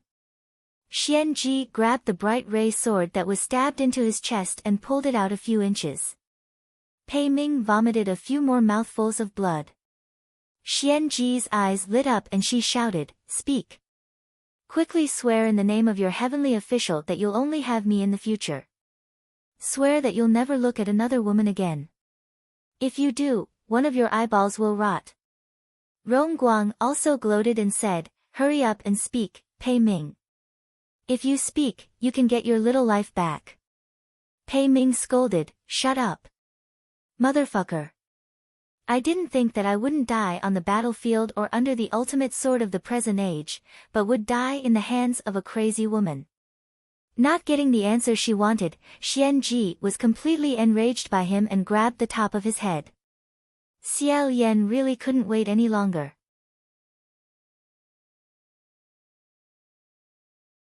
He put his hand on the hilt of the heart sword on his back and said, San Lang, I feel that the situation is a bit urgent. Can the person you mentioned make it in time? If not, I'll go first. Hua Qing said, he can make it. Brother, look, isn't he here?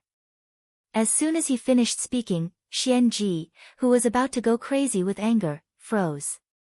It was as if someone had cast a body-freezing spell on her. From her expression to her movements, everything was frozen.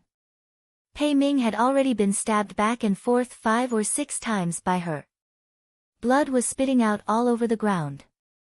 In the darkness, there suddenly came the crisp sound of cow hooves. Neither fast nor slow, they walked forward. Not long after, a person riding a black cow appeared in front of everyone. The person riding the black cow was a girl dressed in green. Her eyes were clear and her expression was calm. She slowly approached and slightly raised her head, as if she was looking far away. Pei Ming's lips were full of blood. He was startled and said, King of Rain Master. The girl slightly lowered her head and looked at him. Her expression didn't change. She smiled slightly and bowed her head to return the greeting. Xiao Yan was also shocked and said, King of Rain Master.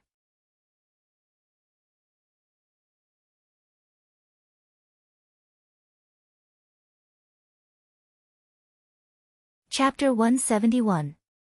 Xiao Yan replied, I've never had the fortune to meet the Rain Master. I didn't know the Rain Master was a princess. Over there. Xian Ji gritted her teeth and said, What did you do? Why? I can't move. The Rain Master looked away from Pei Ming and answered, I brought the Rain Dragon Sword. Xiao Yan asked, Rain Dragon Sword? Hua Qing said, the national treasure sword of the Rain Master country has been owned by the previous kings. Being refined by the Rain Master into a magical treasure would naturally intimidate the people of the Rain Master's country. Moreover, Xian Ji was a traitor, so she was afraid. With a guilty conscience, naturally, I could only kneel and do as you say. The Rain Master told Xian Ji not to move. She really couldn't move anymore. Rong Guang said, You can't move, I'll do it myself. As he spoke, he was about to stab Pei Ming again. He had only pierced half an inch in. A burst of red smoke exploded, followed by a clang. The sword that had pierced through Pei Ming's chest disappeared. A small sword the length of an index finger fell to the ground. Rong Guang said angrily, What's going on? Why can't I move? Xiao Yan and the others finally stopped watching from afar and walked out. Hua Qing glanced at the bright ray sword on the ground that was so small that it looked like a toy. He smiled and said, This is much more pleasing to the eye. The Rain Master said gently, Let go, Xian Ji. Xian Ji's hand uncontrollably moved away from Pei Ming's throat. But she was still unwilling. Her hand spasmed as she said, I won't let go. I've got it. I won't let go. The Rain Master said, If you have to catch something before you are satisfied, then I will not let you go. Why don't you pick it up from the ground and hold it in your hands again? After all, the power of the nation guarding sword was too strong. Xian Ji was forcefully pulled down. He fell to the ground. She was in a sorry state and her hair was disheveled. What qualifications do you have to lecture me? Do you really think you're the king? I think you have forgotten how your king came to be. I won't admit it, I won't admit you.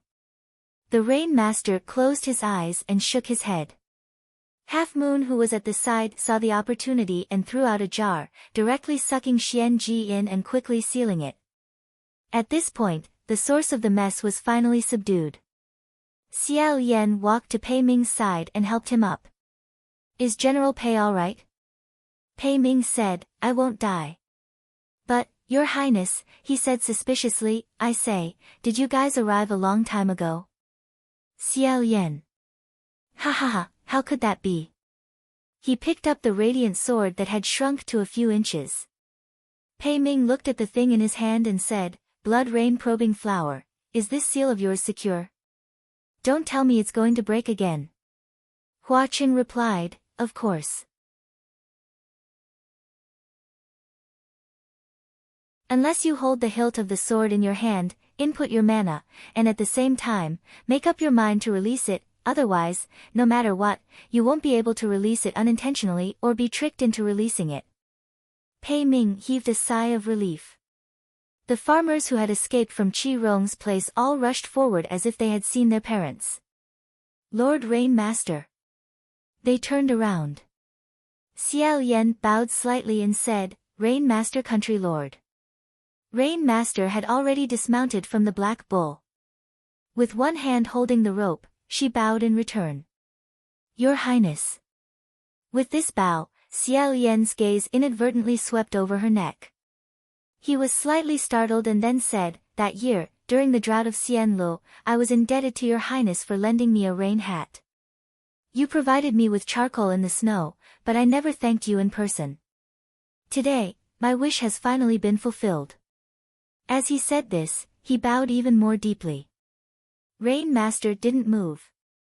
She waited for him to finish before slowly saying, "I think that if your Highness didn't bow, you wouldn't be satisfied. Since you've done it, then forget about it." Her voice was clear and calm, and she spoke slowly with a slight smile.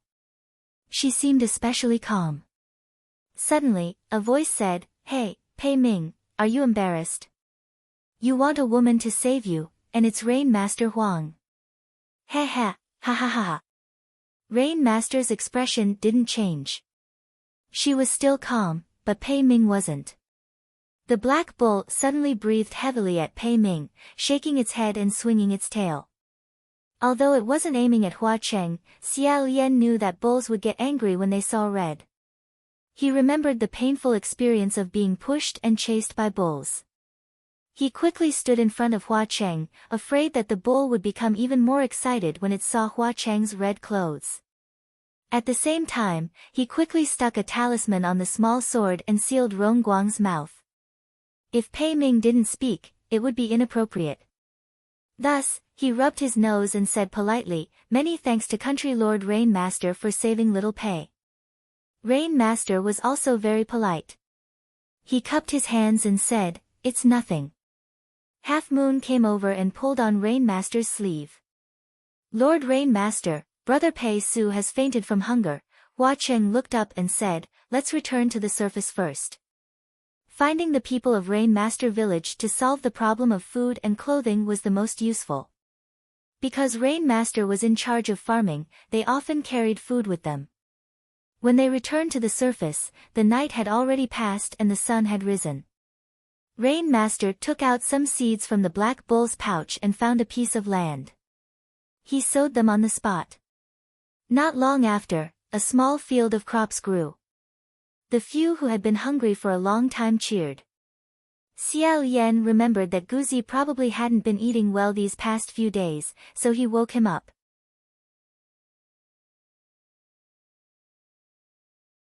However, the first thing Guzi did when he woke up was ask where his father was. He thought that his father had abandoned him again and cried for a while. Yu had no choice but to let him play with the ugly green tumbler. When Guzi heard that this was his father, it was as if he had obtained a treasure. He no longer cried and hugged the tumbler while eating the sweet potato. Xiao Yan, Hua Cheng, Rain Master, and Pei Ming sat on the other side to discuss business. In front of them, they could already see the copper furnace. When they looked closer, they discovered that the mountain below them was actually scarlet in color. It was as if the entire mountain was dyed in blood. Above them, there was a thick layer of snow. Xiao Yan said, "If necessary, I'm afraid we'll have to climb the snowy mountain. Not only little General Pei, but Half Moon, Guzi, and the others will also have to stay here. We can't go any further." Pei Ming used a medicine bottle to block his wound as he shook his head. He sighed and said, "We've had a bad start. We've suffered setbacks one after another." These 8 characters were really a portrayal of his journey. He was really unlucky to death. It was very depressing. Rain Master sat by Xiao Yan's side. After thinking for a while, he said, "Your Highness, this time, you came to capture all the demons and ghosts that might die in one fell swoop. In that case, I'm afraid you need to pay attention to one person." Xiao Yan became spirited and said, "Did Rain Master encounter anything on the road?" Rain Master nodded slightly and said, "On the road, I saw a white-clothed youth." Xiao Yan let out a soft, "Ah," and said, "We've also heard about the person you're talking about on the road. Many demons and ghosts are extremely afraid of him. We also almost encountered him. Did you see him with your own eyes? How did he escape?" Rain Master said, "I'm ashamed. It was all thanks to the astonishing leg strength of the Protector's mount. That youth also had no interest in tangling with us. Otherwise, it would be hard to say what the result would have been." Xiao Yan asked again, "What did he look like?" Rain Master said, "I couldn't see his appearance clearly because his face was covered in bandages." His face was covered in bandages? Xiao Yan was stunned. "Is it Lang Ying?" Pei Ming frowned and said, "Your Highness the Crown Prince knows him." Xiao Yan said, "I'm also not sure." He immediately turned to Hua Cheng and asked, "San Lang, Lang Ying is indeed in the Ghost City, right?" Hua Cheng's expression was also serious. He paused for a moment before saying, "She was before, but whether or not she is now is hard to say." "Brother, why don't you ask again?" Xiao Yan continued to confirm, "Rain Master, this white-clothed youth with a face covered in bandages, is he a little over 10 years old? Or maybe he can be considered a little older. In short, he's a very thin and weak youth."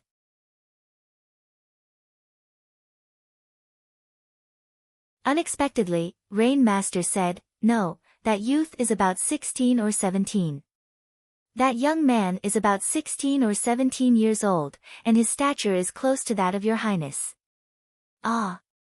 This was beyond Xiao Yan's expectations. He said, 16 or 17 years old. Lang Ying isn't that old. Was it him or not? He couldn't guess anything based on the current information. Pei Ming threw away the finished medicine bottle and said, "In any case, it will enter the copper furnace in the end. We just have to wait." After all, he was a martial god. His recovery ability was extremely fast. After finishing the bottle of medicine, his serious wounds had already healed by 60 to 70%. At this time, Rain Master slightly tilted his head and said, "Why doesn't General Pei have a sword?" Pei Ming didn't seem to expect Rain Master to take the initiative to ask him a question. For a moment, he didn't know how to answer. At the side, Pei Su, who had finally woken up, said while eating a roasted sweet potato, "Pei, General's sword was broken." Pei Ming said, "Eat your sweet potato." Thus, Pei Su didn't say anything. When Rain Master heard this, he thought for a moment before taking off his own sword and handing it to Pei Ming with both hands. She didn't have any strange expression on her face. Her words and actions were extremely appropriate. However, Pei Ming's expression changed slightly. It was as if she saw a poisonous snake being handed over. After hesitating for a moment, he said, "Many thanks. However, this is Rain Master Country's national treasure sword. I'm afraid it's not appropriate to hand it over to me."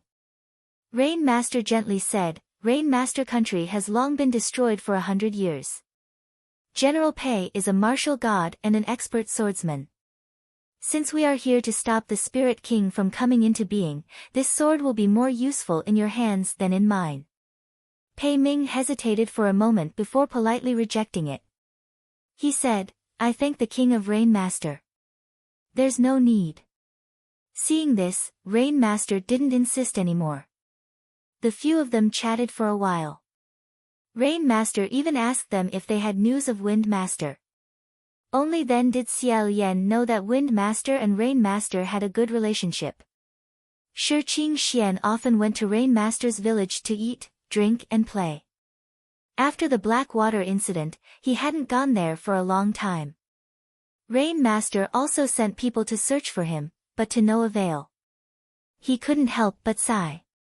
Everyone agreed to rest for another 2 hours before continuing their journey. Xiao Yan walked for a while. He originally wanted to find a tree to lean against and lie down. However, Hua Cheng found a pile of rope and cloth from somewhere and made 2 swing beds between 2 trees. The 2 of them jumped on it and lay down comfortably. After lying down for a while, Xiao Yan used his hands as a pillow.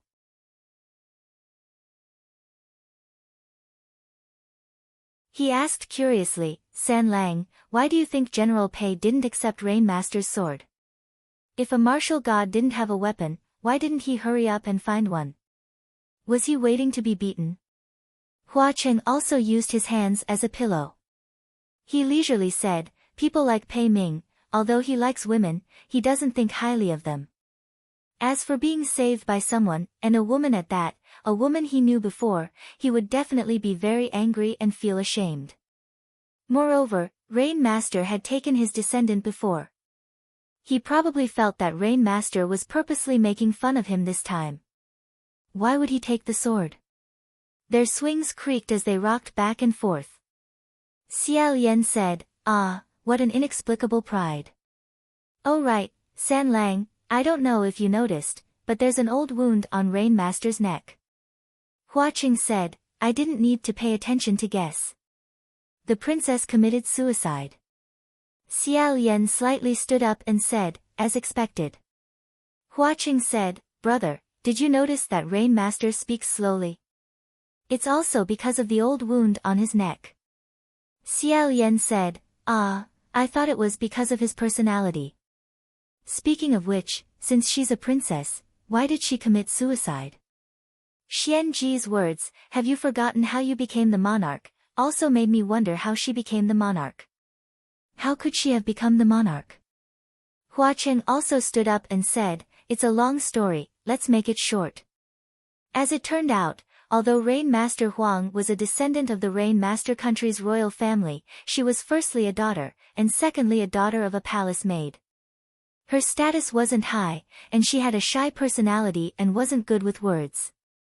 The 15 older brothers and sisters above her, and the younger brothers and sisters below her, were all more favored than her. The Rainmaster country's imperial training grounds was the Rain Dragon Temple. According to tradition, every generation's king would choose a descendant of the imperial family and send them there to cultivate. They would pray for good weather and peace for the country to show their sincerity. It sounded generous, but in reality, it was a hard job.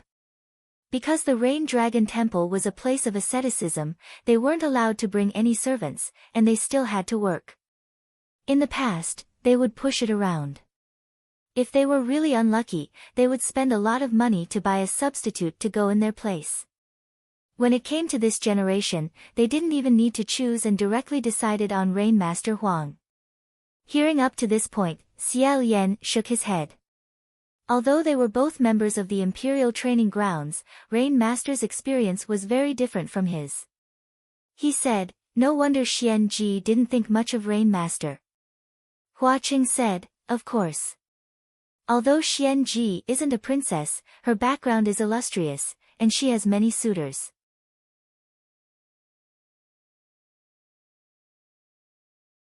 Among the nobles, she is much more valued than Rainmaster Huang. However, now Xian Ji had made herself like this. No wonder she couldn't stand Rainmaster who could still peacefully farm. Rainmaster advised her to let go, but in her eyes, it was most likely a high and mighty sarcastic remark. In short, from then on, Rainmaster passed his days in the imperial training grounds. Until one day, a few esteemed guests came to the Rain Dragon Temple. Su Li and Rainmaster country didn't immediately shed all pretense of cordiality. Previously, they had been hypocritical and polite.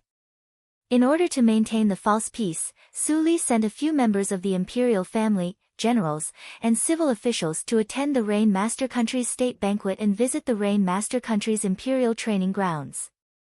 On this day, Rainmaster Huang went to clean the roof tiles of the Taoist temple. When she was about to come down, she discovered that the ladder had been moved by someone.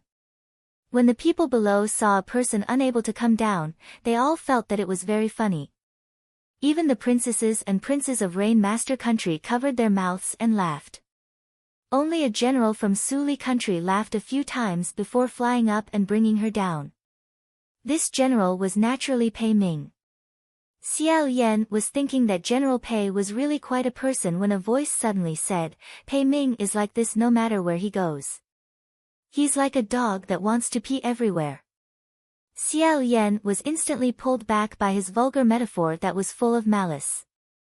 He turned around and picked up the small bright light sword that had shrunk countless times.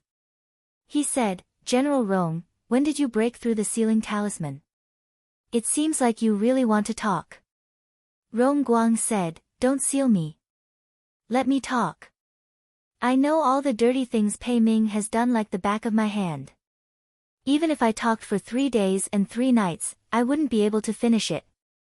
He clearly knew that Suli Country was about to attack Rain Master Country, yet he still made the 7 or 8 beloved princesses of Rain Master Country fall head over heels for him. Don't you guys think that he's not virtuous? Indeed, it was quite unkind. Who would have thought that yesterday you were still talking and laughing with me? Today, you would lead the blood cavalry to flatten my home. Xiao Yan felt a bit of pity and said, "So, the king of Rain Master Country also had a good relationship with General Pei?" However, Rong Guang said, "It doesn't matter. Pei Ming has only seen Rain Master Huang twice. There are too many beautiful women in Rain Master Country." The next day, he forgot about them. In this world, it wasn't just women who turned hostile quickly. Men turned hostile even faster. It was just that the consequences were different. When a woman turned hostile, it could end with a few slaps and a few scratches. But when a man turned hostile, he might end up dying without a whole corpse.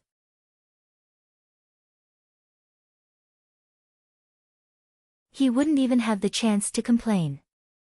After Suli Country was no longer willing to maintain a false peace, they made up an excuse and Pei Ming directly led the army to the front of the imperial palace. At that time, the king of Rain Master Country was forced to hide in the depths of the imperial palace, stubbornly guarding the last line of defense. However, as long as Pei Ming exerted a bit of force, he could crush the fragile protective shell of the imperial palace like a snail. However, he didn't crush it so easily. Instead, he had more considerations. Under Rong Guang's suggestion, he did one thing. Su Li's soldiers captured several hundred prisoners on death row and disguised them as commoners. They escorted them to the front of the imperial palace and demanded that the king of Rain Master Country come out and kowtow 3 times. He would repent for preying on the commoners and commit suicide to atone for his crimes. In this way, he would let these commoners go and not touch the other members of the royal family. Otherwise, he would chop off these people's heads. He only gave the members of the royal family hiding inside 3 days. Within these 3 days, he would kill a group every day. After 3 days, he would first rush in and kill all the members of the royal family before killing the rest of the commoners. Xiao Yan said, "General Rong, this move of yours is truly vicious and beautiful." Rong Guang wasn't angry. Instead, he was pleased with himself. "I'll take that as a compliment." The reason why Suli Country attacked the Rain Master Country could be summed up as, the king of Rain Master Country is tyrannical and oppressive to the people. The heavens cannot tolerate this. Out of benevolence and righteousness, my Suli Country decided to take the initiative to save the people of Rain Master Country who were trapped in the abyss of suffering. It was awe-inspiring righteousness and beautiful. If the king of Rain Master Country wasn't willing to come out, then it would mean that the king was selfish, muddle-headed, and didn't care for his own people at all. The awkward thing was that this king of Rain Master Country had always declared that he treated his people like his own children. The ruthless contrast between his words and actions would definitely cause the commoners of Rain Master Country to feel resentment. They would feel that they had been deceived. Didn't you say that you treat your people like your own children? Why do you want all the commoners to sacrifice themselves for your royal family? Thus, their support for the royal family of Rain Master Country would dissipate. After killing this group of commoners, when the commoners of Rain Master Country were afraid that they would slaughter the entire city, they would then announce that these people were actually prisoners on death row in disguise and deserved to die.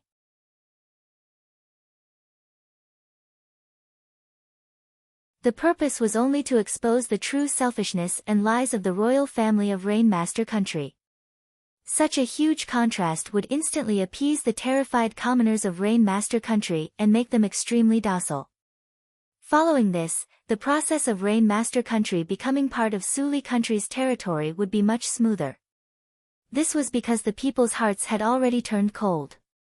And if the king of Rain Master Country really came out to commit suicide, it didn't matter. They didn't have to kill him themselves and it would save them trouble. Moreover, Pei Ming and Rongguang both believed that the king of Rain Master Country definitely wouldn't come out to apologize for his crimes. It should be said that no noble would be willing to end their lives after suffering such humiliation. Kneel to the commoners and the enemy, admit that they were wrong, and then die. Dream on. Who knew that after just one day, just as Pei Ming was about to give the order to kill the first batch of commoners, the king of Rain Master Country really came out. The palace doors opened, and the king walked out with the national treasure sword. He knelt down to the commoners and kowtowed 3 times. Then, he pulled out the sword and committed suicide. Blood splashed on the palace doors. Xiao Yan had already guessed what was going on and said, "Is the one who came out Lord Rain Master?" Hua Qing said, "Yes."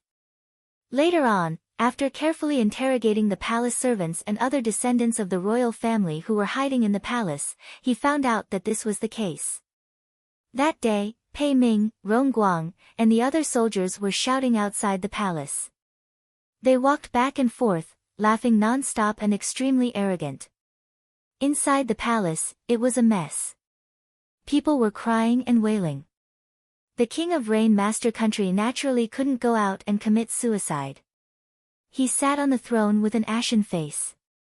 A large group of brothers and sisters who usually fought for favor with each other until their heads bled were covered in tears. When they saw that he didn't move, they started to carefully persuade him one by one. There were all kinds of reasons, such as, this is for the country and the people, even if he dies, his name will be passed down through the ages, if this continues, the commoners will suffer, all of them came out. However, the persuasion didn't work. Seeing that the day was about to pass, a few of the sons became anxious and shouted at their fathers in agitation. The king wasn't dead yet, so he immediately became furious and waved his staff to hit back. Normally, the sons and grandsons wouldn't fight back or scold them. However, at this critical juncture, who cared about that? Thus, one of the princes couldn't hold it in and fought back. He didn't expect that he would hit back so hard that the king of Rain Master Country, who was already over 60 years old, was beaten until his head was bleeding and he couldn't get up.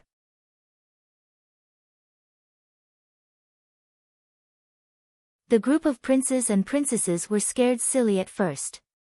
Then, they realized that he was still breathing and relaxed.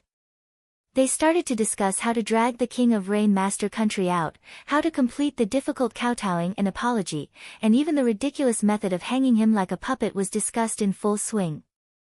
The old king of Rain Master Country was so angry that he almost had a stroke on the spot. Later on, they decided to find 2 people to carry the old king of Rain Master Country to apologize. However, there was a new problem. Who should these 2 people find? This was too dangerous. Pei Ming might be unhappy and shoot him to death with an arrow. You're not willing, I'm not willing, none of us are willing. Incessant noise, incessant noise. At this moment, the 16th princess, who had been silent all this while and no one had been paying attention to her, suddenly said something to the old king who was lying on the ground. Yu Shi Huang said, "Please pass the position to me." The ruler of the Rain Master Country looked at his daughter, whom he had never looked at more than a few times, and a turbid tear finally fell from the corner of his eye. However, there was only one drop. Normally, everyone would fight for the position of king, but now, no one was fighting for it. Whoever stepped forward would die. Thus, less than an hour later, the most crude and hurried succession ceremony in the history of Rain Master country, as well as the most unlikely monarch, was born. The new ruler of the Rain Master country slit his throat with a single slash. Blood gushed out like a fountain, and it seemed like he would not survive. Pei Ming didn't expect things to take such a turn. She took the time to take a look while she was drinking, and she was stunned. Was that even possible? Rong Guang cursed his bad luck. How could it be like this? The king had indeed apologized, but he was not the original king. An unimportant person had died. There was no way to disperse the people's hearts, and there was no way to kill the old thief. Until now, Rong Guang still felt that it was inconceivable. I didn't think that there would be such a thing as a temporary succession. He found a scapegoat, how preposterous. Although the soldiers of Suli country couldn't bear to watch this ridiculous succession and took the initiative to save the people, the injuries were too severe, and the medical officers said that they couldn't save her. Pei Ming could only abide by her previous promise. She didn't touch the people outside the palace, and temporarily didn't kill the royal family. She wrapped the throat of this king, and sent it to the Rain Dragon Temple. She would wait for her to die there, and then choose a better place to bury her in the Rain Dragon Temple's imperial mausoleum. That night, just as Yu Shi Huang was about to die, the statue of the Rain Master above her head let out a sigh. Lightning flashed and thunder roared.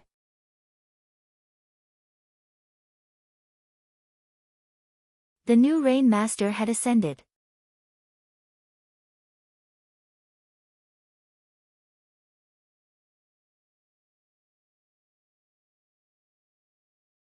Chapter 172. This was the national treasure sword that Rain Master Huang used to commit suicide. It was a divine weapon, but it was also a weapon. Rong Guang said, Rain Master Huang was really bold.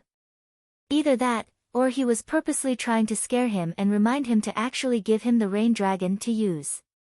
Would he dare? Ha ha ha. Xiao Yan couldn't help it and said, why think so darkly? He raised his hand and sealed his mouth with another talisman. Coincidentally, at this time, Pei Ming said from afar, Your Highness, Blood Rain Tanhua, have you two rested well? The bed should be put away. Let's hurry. They didn't rest for long. They chatted for a while. The rest of them stayed here. Xiao Yan, Hua Cheng, and Pei Ming set off. Rain Master brought his mount. He offered to give them a ride. Xiao Yan happily thanked him when he arrived at the foot of the copper furnace.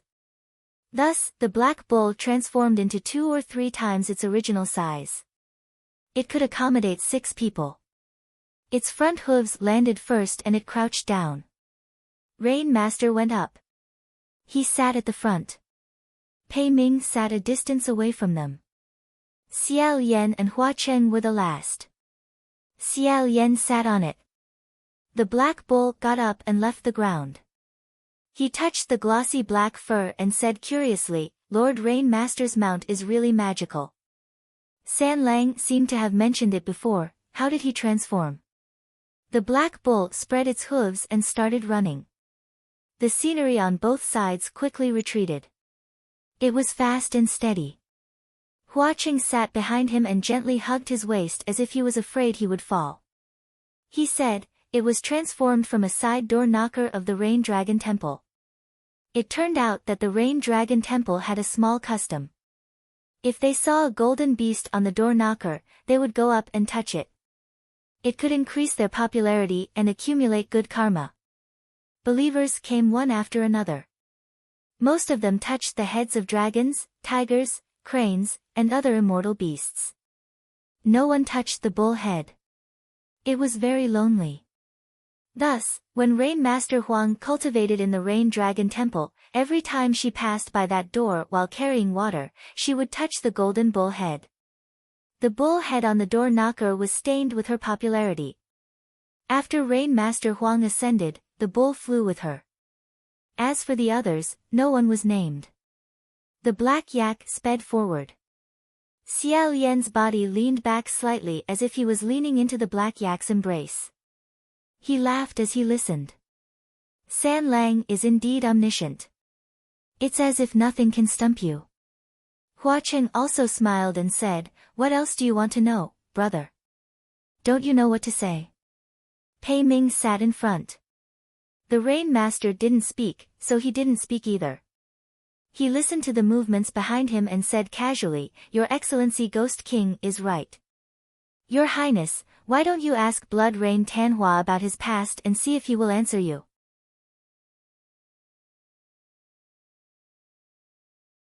Xiao Yan's smile immediately faded.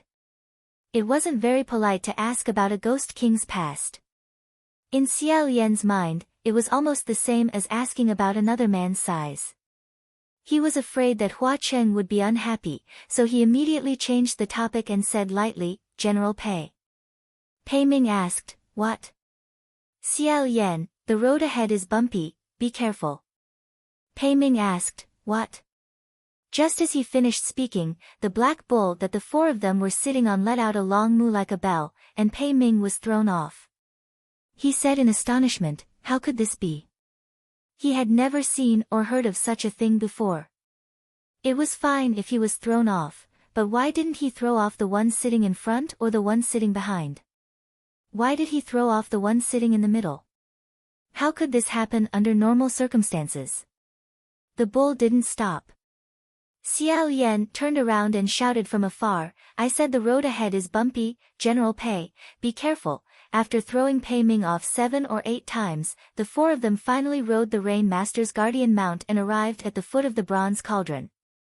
The Bronze Cauldron was originally a lush green mountain in the center of the capital. The scenery was beautiful, similar to Mount Taizong. Below them was the majestic capital, the most prosperous imperial city. This imperial city was originally buried deep underground, but after a few earthquakes, it was shaken out and saw the light of day again. Xiao Yan sat on the black bull and observed for a while. Just as he was about to get off, he saw Hua Cheng standing below and extending his hand to him. His heart skipped a beat and he gave his hand to him. He flipped down and said, "There should be a temple in the imperial city, right?" Hua Cheng said, "That's for sure." Although Pei Ming had been thrown off 7 or 8 times along the way, he was still worthy of being a martial god. He was extremely tenacious and didn't even limp when he walked. He even reached out and patted the bull's neck, not noticing that the bull was dangerously baring its teeth at him. Pei Ming said, "If the tallest building in the city isn't the imperial palace, then it's the temple." Hua Cheng said, "No. The Wuyong temple in the imperial city is on the mountain." He pointed. Sure enough, a corner of the eaves could be seen halfway up the Crimson Mountain. Most of the eaves were hidden in the red shadows. Xiao Yan said, "Why is the mountain scarlet red?" Before he could finish his sentence, the black bull, who had returned to its original form, suddenly roared. The few of them were already walking forward. When they turned around, they were startled. That bull fiercely shook its head and started rolling on the ground. The Rain Master didn't let go of its leash and asked, "What's wrong?" That black bull actually let out a human scream, "Ah!" When the Rain Master heard this scream, he pulled out his rain dragon and slashed it down at the black bull.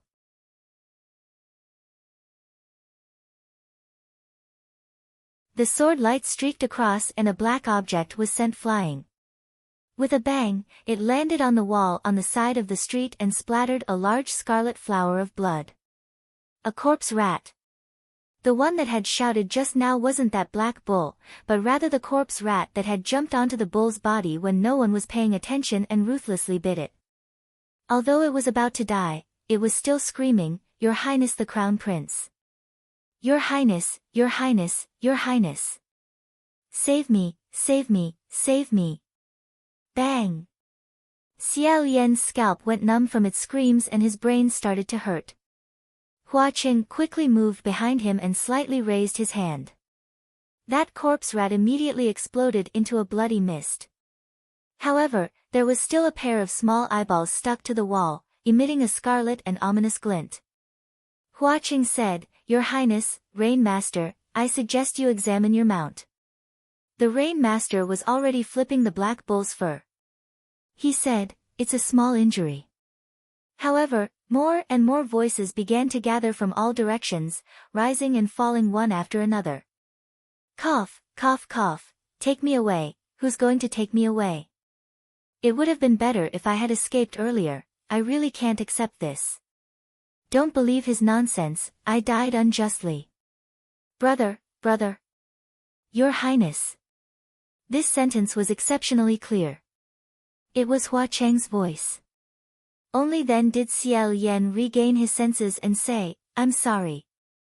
Hua Cheng's expression was solemn as he said, "Did you understand what they were saying?" Xiao Yan nodded. Hua Cheng reached out to cover his ears and said, "Don't listen anymore. They're not talking to you." Xiao Yan's scalp was still numb, but he still managed to say, "I know." Tens of thousands of corpse rats were like a black tide as they spread towards the bull and the other three people in the center. This was the capital, so the population here was much denser than the previous underground city. There were also more dead people here, so the food reserves of the rats were also more abundant. As a result, their numbers and sizes were also more impressive. They were about to be surrounded by layers upon layers of rats. Pei Ming's expression became serious as a layer of faint protective spiritual light enveloped his body. He said, "You guys go first, I'll lure them away." Unexpectedly, before he could finish speaking, he saw a sea of corpse rats shriek as they charged towards him. They bypassed him and galloped backwards. When he turned his head to look, they were actually chasing after Rainshur. At some unknown time, Rainshur had already mounted the black bull again and was galloping in the opposite direction. That bull had already galloped several meters away.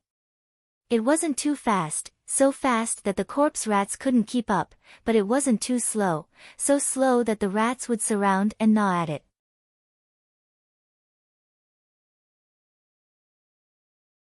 Instead, it maintained a speed that was just enough to lure them away and allow them to catch up.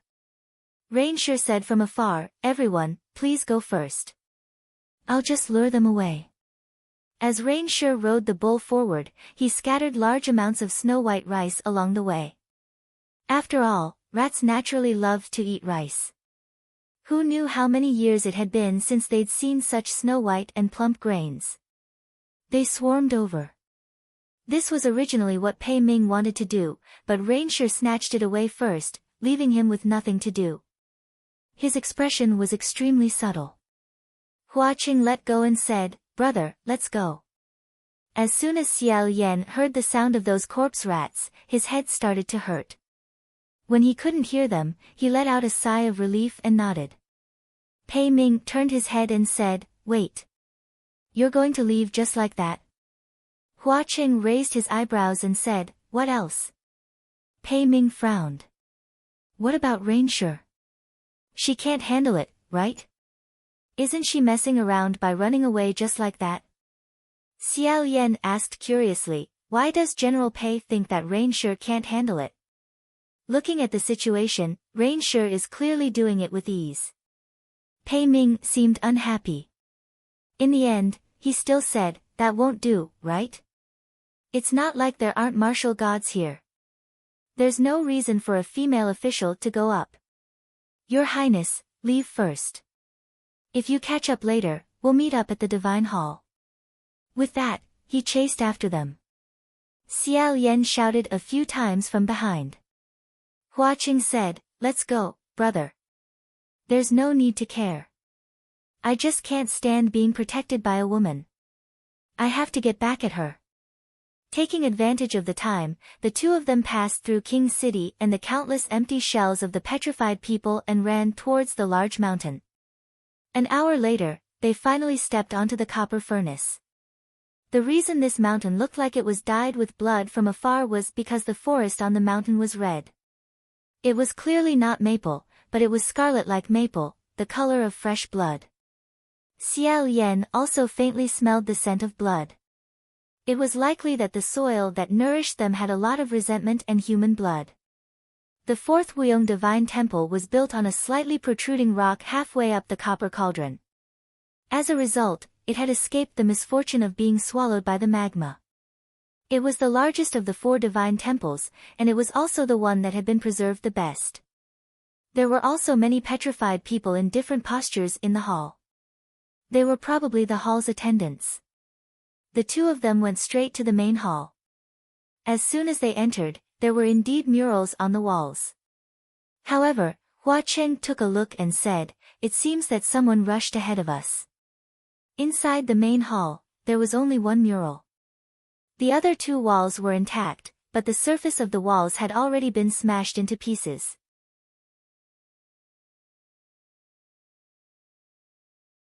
This was the first time he had encountered such a situation. Slightly stunned, Xiao Yan asked, "Who did this?" They hadn't even figured out who painted the mural. Now, there was another unsolved mystery of who smashed the mural. But since they had already smashed it, it was better to look at the mural first. With just a glance, Xiao Yan hadn't even looked carefully when all the hairs on his back instantly stood up. What was this thing? The difference between this mural and the previous 3 Divine Halls murals was like heaven and earth.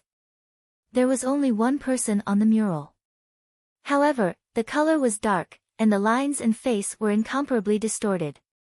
It was impossible to see what this person looked like. He could only see that it was a commoner in ragged clothes. But this was still nothing. What made Xiao Yan's hairs stand on end was that this person's expression seemed to be in extreme pain. In his madness, he tore off his own clothes, revealing his body. And on his body, there were actually 3 faces, each one as distorted as his own. The human face plague. Under the huge impact, Xiao Yan's eyes were completely occupied by the blackness of the mural. He muttered, "It's practically, exactly the same." The citizens of Wuyong country had also encountered the human face plague. Why did Prince Wuyong, a person who had existed for more than 2,000 years, have such a terrifying degree of similarity to his? Seeing that the situation wasn't good, Hua Cheng stabilized him and said, "Your Highness, don't look at it for now." However, the impact of that distorted image was too great. The shadow left in Xiao Yan's heart by the human face plague was too heavy. He stared at the mural as if he was possessed. Thus, Hua Cheng simply pulled Xiao Yan over and pressed him into his embrace. With a strong yet gentle tone, he said, "All right. Your Highness, listen to me. Listen to me." Pausing for a moment, he lowered his voice and said, "Look, the previous few murals all developed in chronological order. There is a cause and effect. The last one was when Prince Wuyong built a heavenly bridge. The next one must be immediately after that. However, this mural can't be connected to the previous one, right?"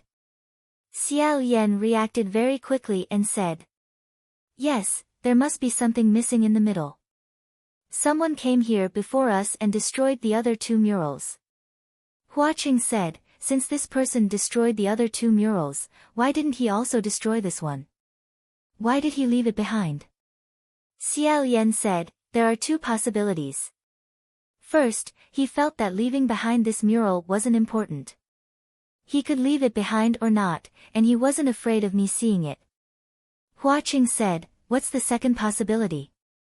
Xiao Yan slowly said, "Second, this person destroyed all 3 murals. The one he left behind is actually a fake. He painted it later on." Hua Cheng said, "That's right. There's no harm in thinking a bit more boldly."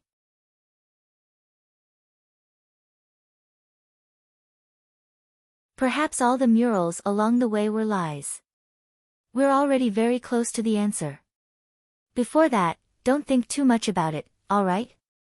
After being buried in Hua Cheng's embrace for a long time, Xiao Yan finally dug out that terrifying image from his mind. Only then did he notice the position of the 2 of them. He hurriedly prepared to pull himself out of Hua Cheng's embrace and said, "I'm sorry, Sanlang." However, Hua Cheng didn't let him escape. Instead, he hugged him even tighter and said with a smile, "There's nothing to be sorry about." However, he lowered his head and said, "Actually, there's a third possibility."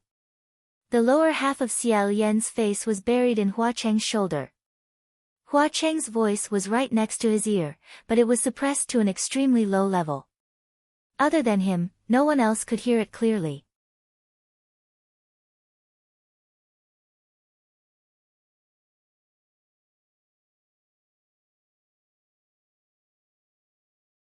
Chapter 173. Hua Cheng's breath was warm, but his words made people feel a chill in their hearts. Hiding in the main hall. A thought flashed past in a flash. Xiao Yan immediately hugged Hua Cheng. Of course, he didn't hug him because he was afraid. Instead, if someone was really hiding here and they hadn't discovered him, then he must be a powerful character. If he sensed that they had already discovered some clues, he might fall into a passive position. If only Hua Cheng hugged him, being so close to him, it would be easy to arouse suspicion. The two of them hugged each other, looking more normal. Xiao Yan scanned his surroundings without leaving a trace. He whispered, "Where do you think it is?" There was only one door in the entire hall. It was the one they came in through. The hall was empty and could be seen at a glance. There was not a single table or box that could hide a person other than them. There were only the shrine attendants who had turned into stone men. The two of them whispered at the same time, "Shell." The insides of these petrified men were hollow. In other words, they could hide things inside. They couldn't hide people, but they could hide ghosts. After confirming this point, they thought of the same thing. Xiao Yan was about to speak. He inadvertently raised his eyes and saw a stone man 20 feet behind Hua Cheng. His pupils suddenly shrank.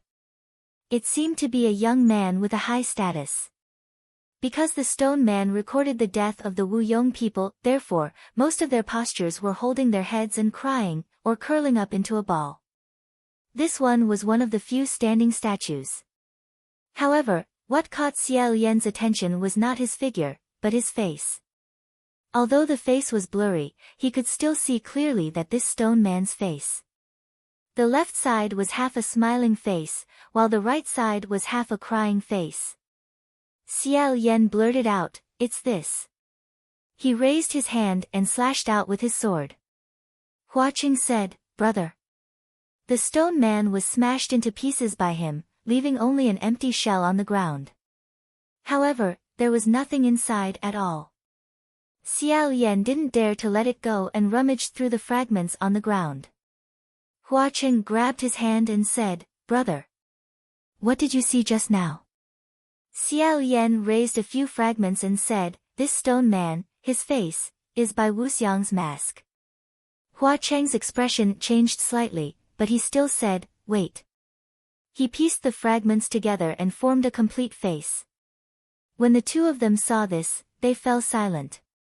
Just now, Xiao Yan clearly saw a ghost face that was half crying and half laughing. But now, the face that Hua Cheng put together was incomparably blurry, no different from the other petrified people. Was it an illusion? Or was he under an illusion? They wouldn't get an answer even if they just sat there. The two of them searched the hall and smashed all the petrified men to check, but they didn't find any more clues.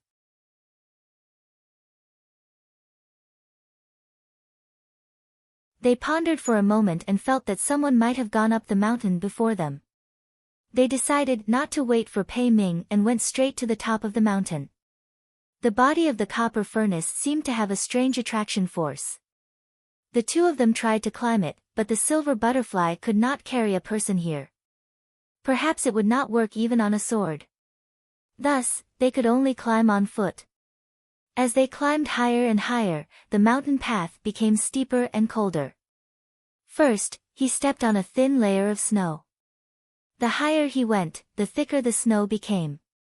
It could even cover half of his boots. 4 hours later, the snow was knee-deep, making climbing more and more difficult. Because of the large amount of walking, Xiao Yan didn't feel cold at all. On the contrary, a thin layer of sweat had formed on his body.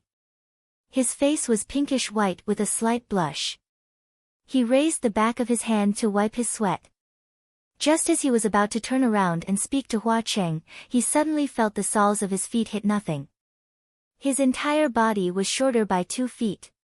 Fortunately, Hua Cheng had been following behind him the whole time. As if he had been prepared, he pulled him up and said, "Brother, be careful." Xiao Yan stood at his side and turned around to look at the place where he had fallen. Unexpectedly, there was a large depression there, revealing a pitch-black hole. He didn't know where it led to. If Xiao Yan hadn't grabbed the edge in time, or if Hua Cheng's movements had been slightly slower, he would have definitely fallen down. Hua Cheng then said, "This mountain is full of holes. Just follow me slowly and you'll be fine." Brother walked too fast just now.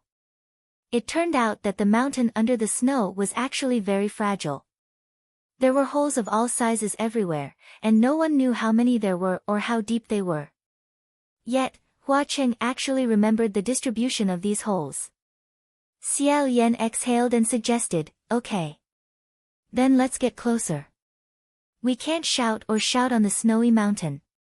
If we're not careful and encounter something, it won't be good to call for help."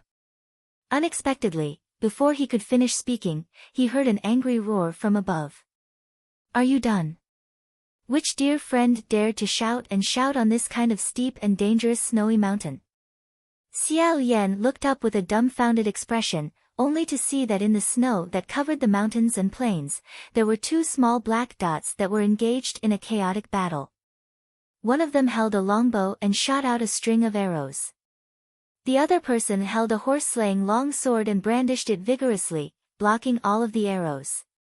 The wind generated by the sword and the arrows were all wrapped in a layer of spiritual light. The two people were shouting and cursing at each other. The person holding the sword cursed, "I told you that brat was killed by someone else. I'm also looking for them."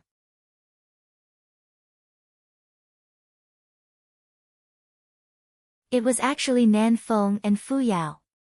Before he could think about why they were here, Xiao Yan blurted out, "Shut up." However, his reaction was very timely and he swallowed his words before he could shout them out. If he roared as boldly and unrestrainedly as the two of them, with the three of them shouting at each other, would this snowy mountain still be able to hold on? Hua Cheng crossed his arms and raised one of his eyebrows. Do they not know that roaring on a snowy mountain might cause an avalanche? Xiao Yan replied, They shouldn't be that stupid. They should know, but that's just how they are. When their anger reaches their heads, they don't care about anything else." Nan Feng and Fu Yao were extremely angry. They cursed and fought at the same time. Because they were too far away, they couldn't clearly hear what they were arguing about. They also didn't notice that new people had arrived below them. Xiao Yan wanted to rush up and pull the two away, but the accumulated snow had sealed off the mountain. The snow was also full of deep pits, so there was no way for him to rush over immediately. After running 2 steps, he almost fell into a pit. He could only stop and say, "We can't let them continue fighting like this. We have to stop them." Just as he finished speaking, a silver butterfly leapt out from behind him and flew up like a sharp arrow. Xiao Yan stared blankly for a moment before his heart relaxed. He inwardly thought that this was a good idea. They couldn't go up immediately by themselves, so wouldn't it be fine if they let the dead spirit butterfly fly up and send a message first?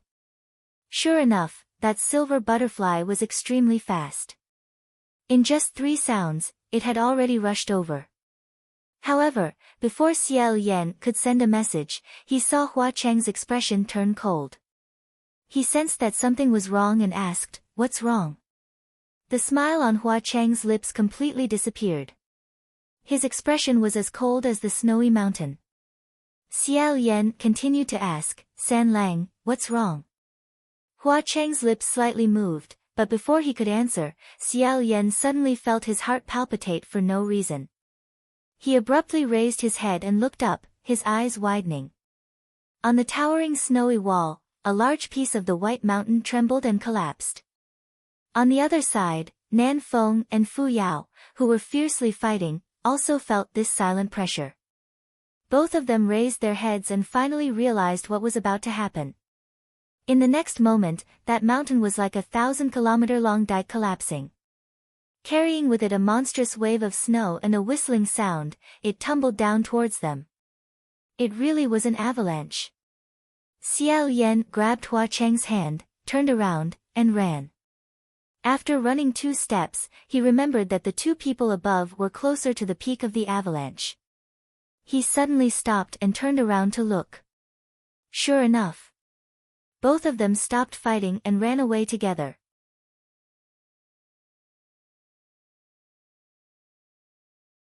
Fu Yao hadn't run 2 steps when he stepped into a pit. Half of his body sunk in, and the white snow buried his chest. Nan Feng ran faster than him, so he also turned around. He hesitated for a moment, as if he wanted to go back and save Fu Yao. However, during this moment of hesitation, the huge wave of snow had already arrived. Just as they were about to be swallowed up, Xiao Yan threw Ruo Xia out. That long white silk flew out and in an instant, it accurately wrapped around Fu Yao and Nan Feng, dragging them out of the sea of snow. Hua Cheng glanced at them, his eyes filled with anger. He said, "Gidge. Leave them behind. Don't worry about them." Xiao Yan tightly grabbed onto Ruo Xia and dragged the 2 of them. As he ran, he said, "We can't. If we don't handle it well, we'll be buried for 100 years. Hua Cheng said in a low voice, "It's too late." Xiao Yan was shocked. What? When he turned around, he saw an overwhelming snow-white shadow falling down from above. In the end, Xiao Yan was still held back by Nan Feng and Fu Yao. That ice-cold and heavy wave of snow surged endlessly, separating him and Hua Cheng. Xiao Yan was swayed left and right by the wave. Mixed with the white wave, he tumbled a few times, but he was still able to tenaciously struggle. However, the amount of accumulated snow was too great, and the impact was too fierce. From time to time, it would pass over Xiao Yan's head, causing him to suddenly feel suffocated. Xiao Yan shouted one last time, "San Lang." In the end, he couldn't hold on any longer and was swallowed by the huge wave of snow. After an unknown amount of time, the snow-capped mountain finally calmed down once again. After a long time, on a flat snowy ground, the accumulated snow moved twice. Suddenly, a hand rushed out. This hand randomly searched the snowy ground for a while. Then, an arm drilled out, then a shoulder, and finally a head. With a face full of snow, the person took a deep breath and coughed repeatedly. Not long after, this person finally crawled out with great difficulty. Shaking his head, he sat down on the snowy ground to the side. It was Xiao Yan. The feeling of digging himself out from a thick layer of snow was similar to digging himself out from a grave. Xiao Yan's face and hands were frozen red. They were practically numb. He casually rubbed his hands a few times and took a few breaths of hot air. Then, he raised his head and looked around in a daze. In the boundless white snow, he couldn't find that dazzling red. However, if he couldn't find Xiao Yan, he couldn't just randomly shout where he was. If another avalanche happened, then he would be done for. He could only stand up and walk alone in the world of ice and snow. As he walked, he quietly shouted, "San Lang. San Lang. Nan Feng. Fu Yao." Speaking of which, it was strange. They were clearly on the same mountain, but now that he was walking alone, it seemed much colder than when he was walking with Hua Cheng.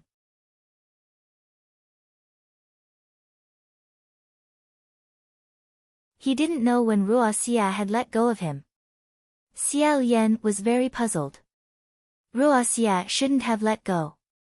Even if he let go, Ruo Xia would still entangle him. How could this be? In his heart, he felt that something was wrong, but he couldn't figure out what it was. He continued to walk in a daze. After walking for an unknown amount of time, in the wind and snow ahead, a person suddenly walked towards him. White clothes and black hair fluttered in the wind. He lowered his head and slowly walked over. Seeing this person, Xiao Yan's heart was slightly happy. He went up to him and said, "Friend. You." As soon as he said these words, that person raised his head. On his face, there was shockingly a white mask. Half of it was smiling, the other half was crying. Xiao Yan felt as if he had been stabbed in the face. He loudly shouted. As soon as he shouted, he opened his eyes and suddenly sat up. After gasping for breath, he discovered in shock that at this moment, he wasn't walking alone in the snowy mountains. Instead, he was lying in a pitch-black space. So it was a dream. No wonder he always felt that something was wrong in his dream. Xiao Yan let out a long sigh of relief and wiped the cold sweat off his forehead. After feeling around for a while, he discovered that there seemed to be grass and stones under his body. Her maiden heart was hanging by his waist, and Ruo Xia was also clearly wrapped around his hand. Xiao Yan calmed his mind and raised a palm flame to illuminate his location. Immediately, he said, "San Lang. Are you there?" Unexpectedly, when the flame lit up, he immediately discovered that in the darkness next to him, there was unexpectedly a person standing there without a sound.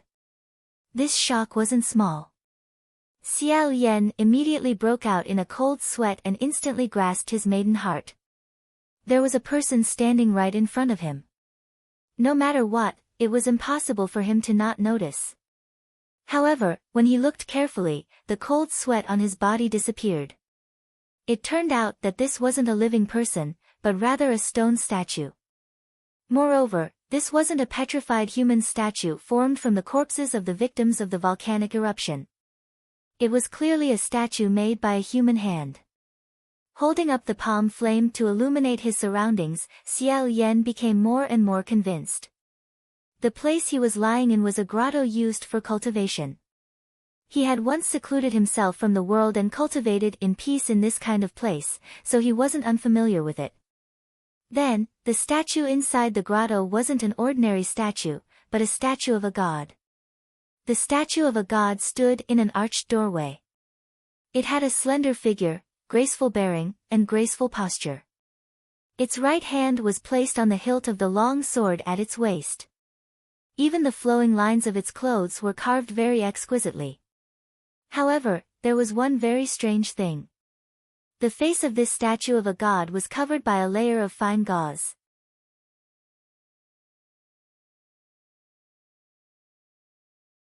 That gauze flowed like mist. Although it covered the statue's face, making it look very strange, it didn't make it look ugly. Instead, it added a mysterious sense of beauty. However, Xiao Yan had never seen a statue of a god with its face covered. Subconsciously, he reached out his hand to remove the gauze. Suddenly, a voice came from behind him, "Brother." Xiao Yan quickly turned his head and saw that at some point, a figure dressed in red had appeared at the grotto entrance. It was Hua Cheng. He immediately threw the statue's face to the back of his head and went to greet him, "San Lang. That's great, I was just wondering where you were. Are you all right? Are you hurt? That avalanche just now was too sudden." Hua Cheng walked in and said, "I'm fine." "Where's brother?" Xiao Yan replied, "I've always been fine." "What is this place?" Only after he went out did he discover that this place wasn't just as big as a small grotto. There was also a long corridor outside. It didn't look short, but he didn't know where it led to. Xiao Yan had long since gotten used to Hua Cheng being able to answer all of his questions. However, this time, Hua Cheng said, "I don't know. It's most likely under a snowy mountain." Xiao Yan was surprised, "I thought this was a refuge San Lang found." Unexpectedly, "Even you don't know what this place is?" This was truly the first time he had encountered such a place. Hua Cheng even clearly remembered how many holes there were on the mountain road and how to get there. However, he didn't know where this place was. This grotto wasn't small either. Could it be that he had never discovered it before? Xiao Yan couldn't help but feel that it was strange, but he didn't ask much. He raised the flames in his palm a little higher and asked, "How did we get here?" Hua Cheng also summoned a few silver butterflies. They glowed faintly as they fluttered in the air. In a calm voice, he said, "The avalanche missed its mark and we probably fell into a hole." He could only think of it this way. Otherwise, it could only be that someone had specially brought them here. At this point, Xiao Yan couldn't help but think of the dream he had just had. A chill ran down his spine. Then, he thought of something else and asked, "We're here, but what about Nan Feng and Fu Yao?" Hearing him mention those two people, a ruthless expression flashed across Hua Cheng's face. Then, he said indifferently, "They were probably buried by the snow. Don't worry about it. In any case, they're heavenly officials. They won't die." Xiao Yan didn't know whether to laugh or cry. He said, "Although they won't die, if no one dug them out, being buried for dozens of years wouldn't feel good. Maybe they also fell in. Let's first look around here." "That's right, San Lang, when your silver butterflies went up, did they hear what they said?" Hua Qing sneered, "It's nothing more than a quarrel. What good words could they have heard?"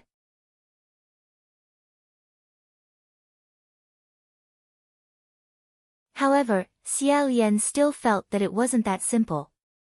Otherwise, he couldn't explain why Hua Cheng's expression suddenly changed after the dead spirit butterfly flew over. Even now, when Hua Cheng sneered at them, his gaze was still extremely unfriendly. However, since he didn't say anything, Xiao Yan didn't ask. The two walked along the long corridor of the cave. After walking for a while, they realized that the terrain of the snow grotto was far more complicated than they had imagined. It wasn't a single path that led to the end. Instead, there were many forks that led to different grottos of different sizes. In every grotto, there was a statue of a god. These god statues were made by youths and young adults. Their postures were all different. Some were lazily reclining, some were drunkenly leaning, some were sitting upright and still, some were dancing with their swords. Their clothing was also ever-changing. There were luxurious clothes, plain clothes, ragged clothes, half-naked clothes. Furthermore, they were of different standards. Some were clumsy and extremely crude, while others were abnormally exquisite. They were so detailed that it made one's hair stand on end. They probably weren't made by the same craftsman. However, there were so many of them and the variety was spectacular. Along the way, Xiao Yan couldn't help but exclaim, "This is a myriad god's grotto. I wonder who chose to build a grotto here. It must be an extremely devout believer." However, all the god statues had a strange similarity. All of them had a layer of veil covering their faces. Some had veils covering their entire bodies, revealing only the hem of their skirts or feet. Xiao Yan was really curious. He wanted to remove the veil from one of the god statues to see what was on its face. However, Hua Qing said from behind him, "Big brother, I suggest we don't." Xiao Yan turned around and asked curiously, "Why?" "San Lang, don't you think these god statues are strange?" Hua Chen walked over with his hands behind his back and said, "It's precisely because they're strange that it's best not to. Since the face is covered, there must be a reason why it's covered. The head is where the spiritual energy of the human body gathers. If it's removed and these strange god statues gather spiritual energy, I wonder what will happen." After a pause, he said again, "Big brother, aren't you looking for your two servants? Since you haven't found them yet, it's best not to touch them for now to prevent more complications." Although these words sounded strange, they weren't without reason. If removing the veil awakened these god statues, it wouldn't be fun at all. Xiao Yan wasn't an ungrateful person. After thinking about it, he put down his hand and said, "I'm just a little curious about what kind of god these are." He also found it strange that with Hua Cheng's personality, he wouldn't be afraid of more complications. If he wanted to see, then let him see.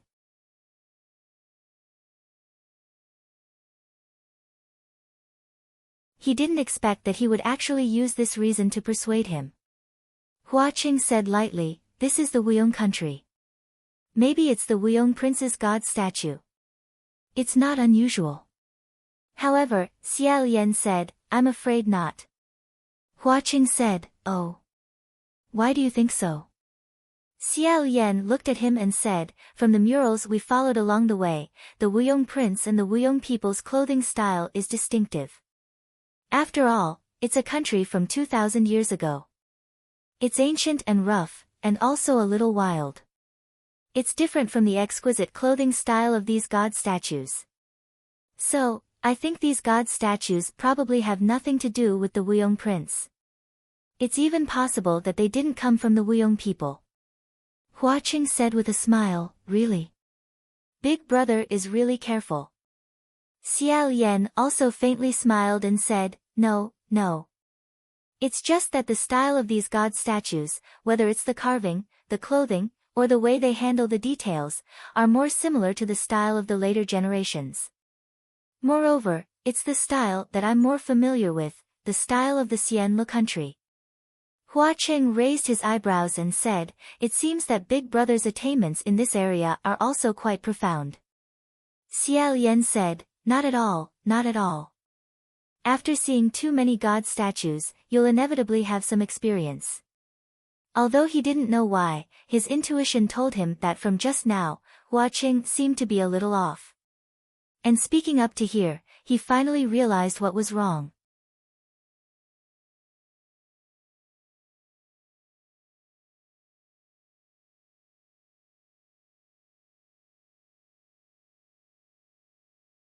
Chapter 174. However, he still didn't ask. "Since San Lang thinks it's better not to look, then we should be cautious." Hua Qing nodded slightly and the two continued forward. At this time, they encountered another fork in the road. Hua Qing directly went left. Xiao Yan stopped. He didn't follow. Hua Qing turned around and asked, "What's wrong?" Xiao Yan asked, "San Lang has never been to this grotto before, right?" Hua Qing replied, "Naturally." Xiao Yan asked, "Then why is San Lang so sure to choose the left?" Hua Qing replied, "I'm not sure. I'm just walking around blindly." Xiao Yan asked, "Since I've never been here before, how can I walk around blindly?" "How can you walk around blindly? Shouldn't you carefully consider which side to choose?" Hua Qing smiled. "It's precisely because I've never been here before. That's why I'm walking around blindly. In any case, I don't know anything about the situation here. It's better to boldly try my luck. And my luck has always been better." Although this was indeed the case in the past, every time the two of them went out together, they would always look at Xiao Yan. It was rare for Hua Qing to take the initiative to lead the way. Xiao Yan nodded. The two of them were about to step into the tunnel on the left. Suddenly, Xiao Yan said, "Wait. San Lang, did you hear that?" Hua Qing asked, "What?" Xiao Yan said, "On the right. There's a voice." Hua Qing's expression slightly changed. After listening attentively for a while, he said, "Brother, I'm afraid you heard wrong. There's no voice." Xiao Yan said, "There really is. Listen carefully, it's a man's voice." Hua Qing listened for a while more before frowning. "I really didn't hear it." Xiao Yan was startled. He thought, could it be another illusion? Hua Qing said, "Your Highness, this is strange. I'm afraid it's a trap. I suggest we leave first." After hesitating for a moment, Xiao Yan said, "No. It might be Nan Feng and Fu Yao. I'd better go take a look." After he finished speaking, he dashed forward. Hua Qing shouted behind him, "Brother! Don't walk around randomly." However, listening to the faint shouts, the other party must have fallen into an extremely dangerous situation. Xiao Yan didn't dare be careless and quickly ran into the right path. The deeper they went, the clearer the man's roar became. Xiao Yan was delighted. It really is Nan Feng and Fu Yao. After walking around for a long time, he finally found the source of the sound. It was a large stone cave. There was no statue of a deity in this cave, but there was a deep pit. Nan Feng and Fu Yao's voices came from the bottom of the pit. It seemed that both of them were trapped at the bottom of the pit and couldn't climb up. However, they were still cursing each other down there in high spirits. Their lives shouldn't be in danger for the time being. It was too dark to see clearly. Xiao Yan was on top, his hands cupped around his mouth as he shouted down, "Hey!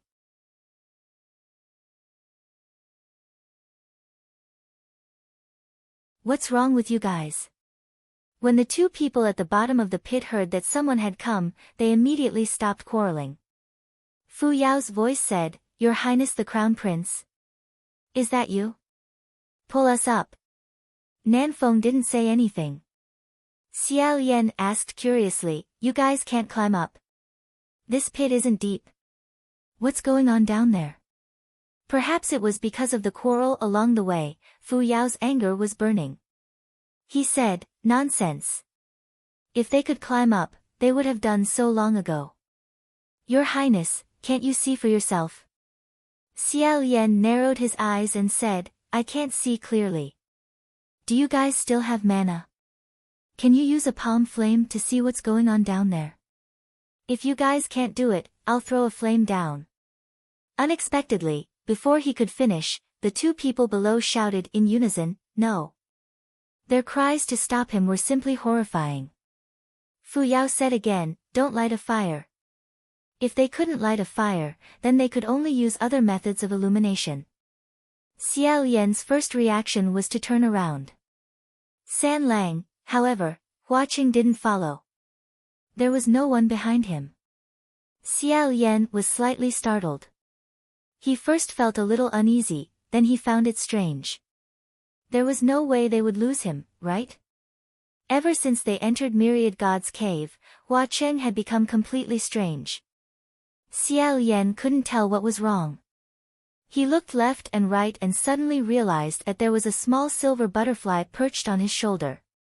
He tentatively touched it and said, "How are you?" The dead spirit butterfly flapped its wings after being touched by his fingertips, but it didn't fly away. It was as if it was just flapping for him to see.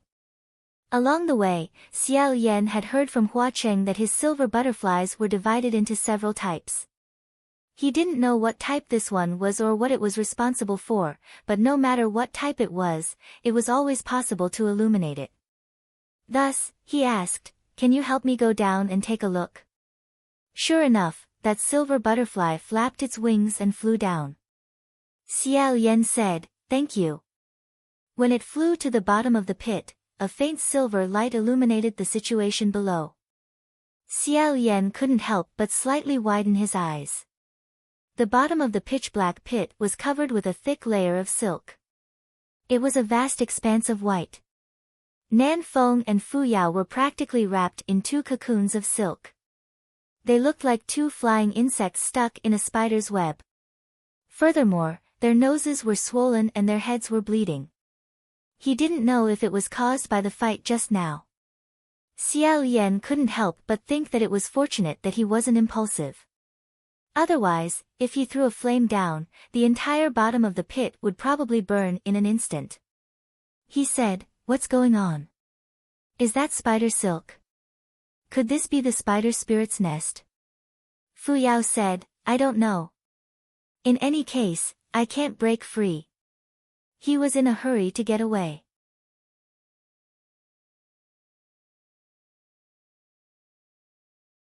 Nan Feng's expression was a bit subtle. It seemed like he wanted to open his mouth to ask for help, but when he saw that the person who came was Xiao Yan, he sullenly swallowed his words and said, "You shouldn't come down for now.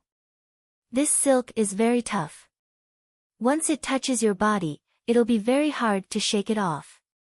Xiao Yan said, "I'm not coming down." After pondering for a moment, he tied one end of Ruo Xia to the hilt of his Fang Xian sword and prepared to try hanging the sword down. Who knew that when Ruo Xia was stealthily exploring, it would be detected by the spider's silk. The spider's silk would quickly come up to meet it, as if it wanted to teach it a lesson. Ruo Xia was so scared that it immediately shrunk back.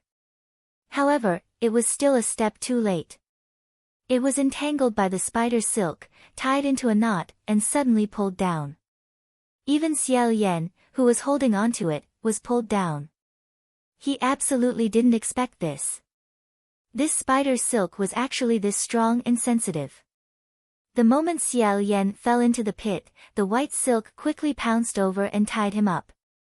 The rest of the spider's silk slowly flowed and crawled, reinforcing the cocoons on Nan Feng and Fu Yao's bodies. Fu Yao was furious and said, "Why did you also fall down? This is great." The three of them are all dumbfounded. "Let's all die here together." Nan Feng said, "What do you have to complain about? Wasn't it all for the sake of saving us?" Xiao Yan rolled on the ground and said, "Ha ha ha, ha ha ha, ha ha ha ha." The other two looked at him in astonishment. Fu Yao said, "Did you injure your head when you fell down? Did you go crazy?"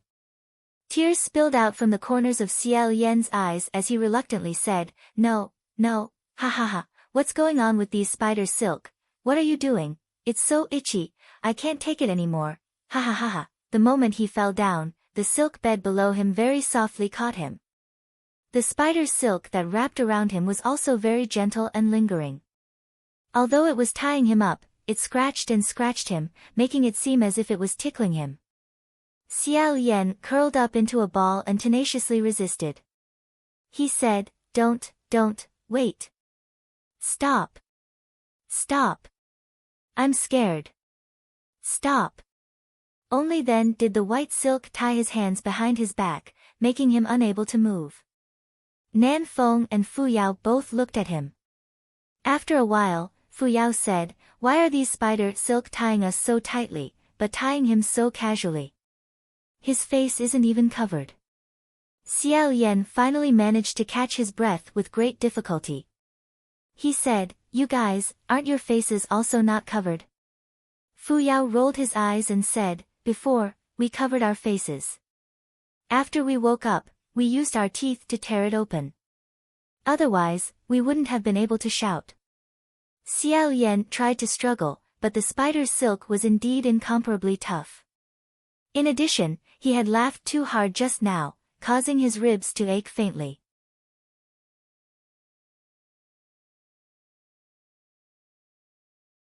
He temporarily couldn't exert any strength, so he decided to rest for a while. Lying flat on the ground, he said, "How did you two get here?" Fu Yao said, "I don't know. Just now, there was an avalanche. When the snow fell, it was as if the sky had collapsed. When we woke up, we were already here." Xiao Yan said, No. What I'm asking is, why did you two come to Mount Bronze Furnace?" As soon as he mentioned this, Fu Yao became angry. "I came here to chase after the female ghost, Lan Chang, that mother and son fetus spirit. Who knows why he came here?" Nan Feng said, "Me.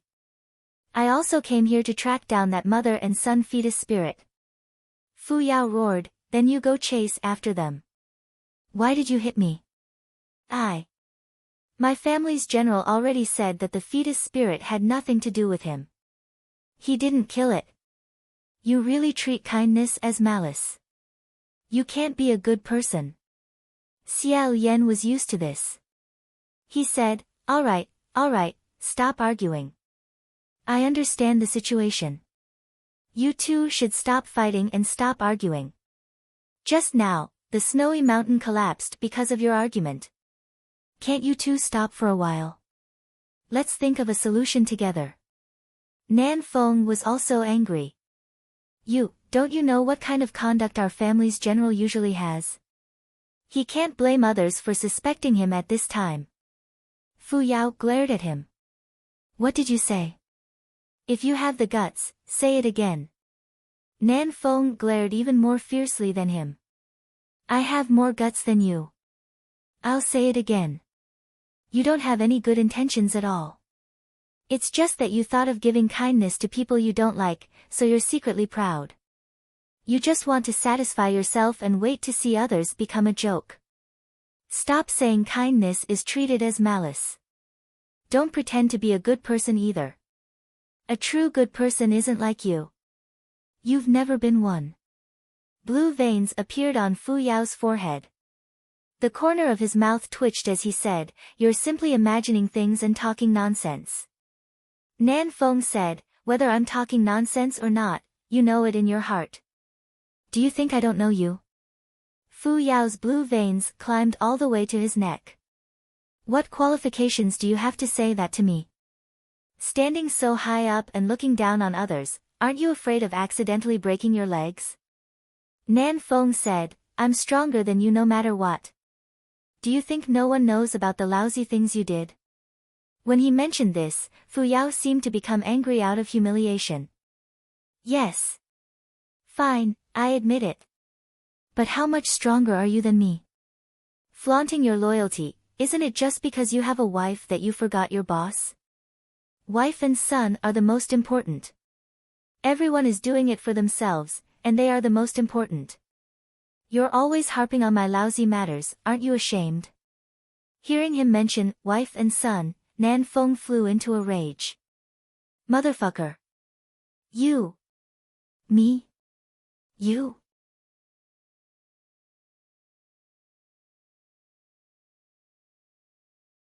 Although the two of them couldn't move, they had already gone crazy from arguing.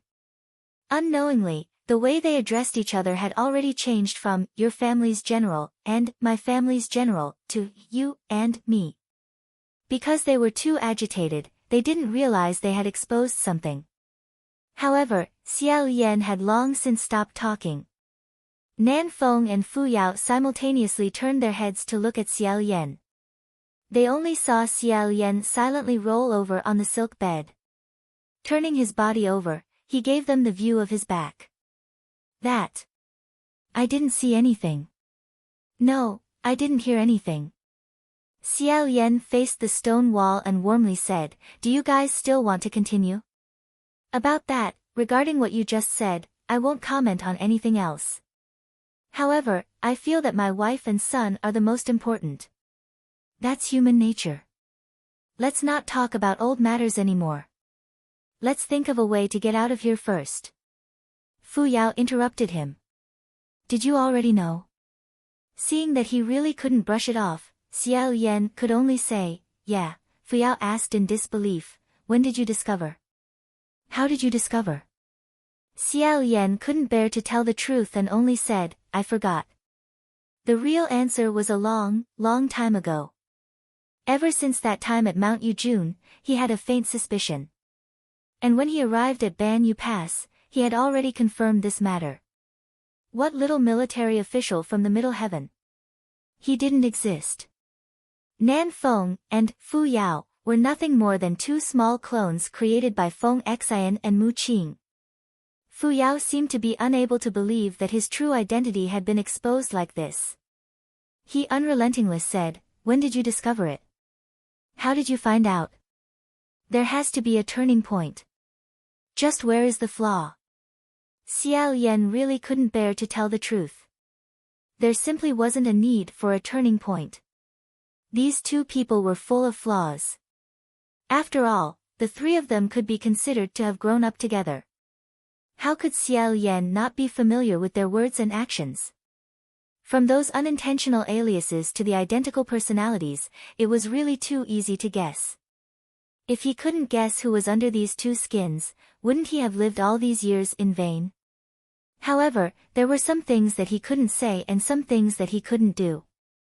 For example, he had to take care of his image as a heavenly official, so he couldn't casually roll his eyes or curse people.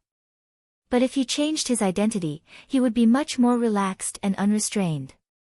Therefore, Xiao Yan felt that there was no need to expose them.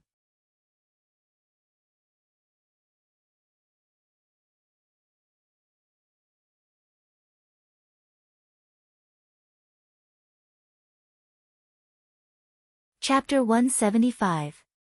He looked as if he couldn't think it through. Xiao Yan thought for a moment. Actually, this isn't a big deal. He tried to enlighten her. It's not a big deal. Mu Qing laughed coldly and said, I was indeed right. Was it interesting? Did you enjoy watching me perform? To be frank, tear off the fake skin and pull out the real skin. Nan Feng, no. Feng Xian also had an awkward expression on his face. But he really couldn't bear to listen to him anymore. What kind of tone is that? Mu Qing's face was pale and his skin was thin. When his blood and qi surged, it was very dazzling. His whole face turned red. He suddenly turned his head and said, "What kind of tone is that? Don't forget that you're also one of the jokes. You've been entertaining him for so long without any complaints. I'm not as careless as you." Xiao Yan replied, "I'm not here to watch you guys make a fool of yourselves." Feng Xian also said, "Don't think others are as petty as you. His Highness the Crown Prince still wanted to help you after you were sent to prison." Mu Qing said, "Ha, then I really have to thank you. But isn't it your son's fault that I'm in prison? What? You want to fight? You dare to live, but you don't dare to talk about it." He mentioned his son. Feng Xian really wanted to beat him to death, but unfortunately, the three of them were all wrapped up in the spider silk and unable to move. They had completely lost their poise, so they could only curse at each other. Feng Xian was so angry that his neck turned red. Xiao Yan was afraid that once he got agitated, he would start cursing at the martial god. With great difficulty, she twisted her body and rolled to Mu Qing's side. Mu Qing, can you see if you can turn around a little?" Mu Qing stopped cursing and took a deep breath. "What are you trying to do?" Xiao Yan said, "Feng Xian is too far away from me, so I can't roll over. Since these spider webs can be torn open with my teeth, I'll try to see if I can untie your hands first." Mu Qing glared at him for a long time. His face suddenly turned cold. He looked at the sky like a dead fish and said, "No need." Xiao Yan helplessly said, "I really want to help." Mu Qing said, "Your Highness the Crown Prince's precious body, I cannot afford to trouble you." Feng Xian cursed, "Fuck me. Why are you still making trouble at a time like this? Do you think he owes you anything now that he helped you?" Mu Qing suddenly raised his head and said, "Who needs his help?" Xiao Yan. "Why do you always appear at this time?" Xiao Yan was slightly startled. He suddenly vaguely remembered that Mu Qing had asked him this question a long time ago. What was his answer then? He couldn't remember. He said, "What's wrong with appearing at this time?" Mu Qing lay back down and said, "I don't need your help anyway." Xiao Yan asked, "Why?" "Sometimes, you need someone else's help to get through it." Feng Xian said, "Ignore him.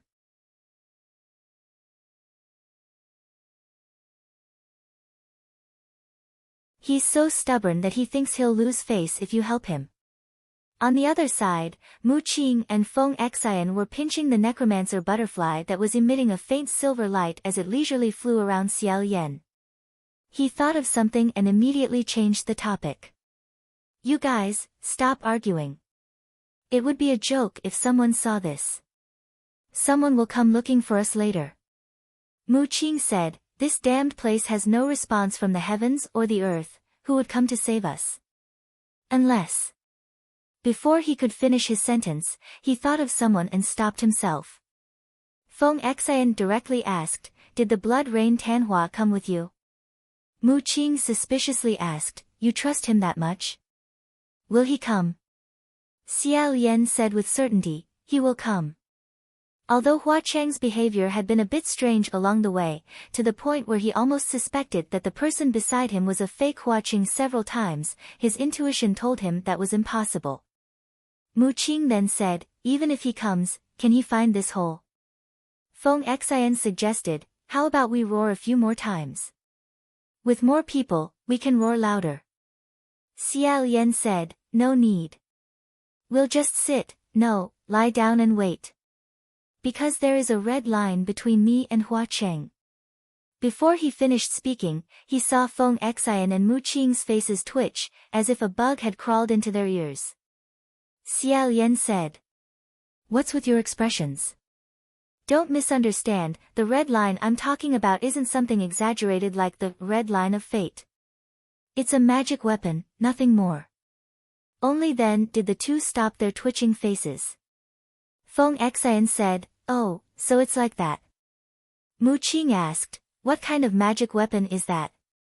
What's its use?" Xiao Yan said, "It's quite useful. It's a red line that's tied to our hands.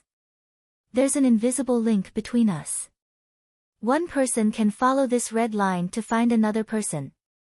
As long as there's a breath left, the red line will never break."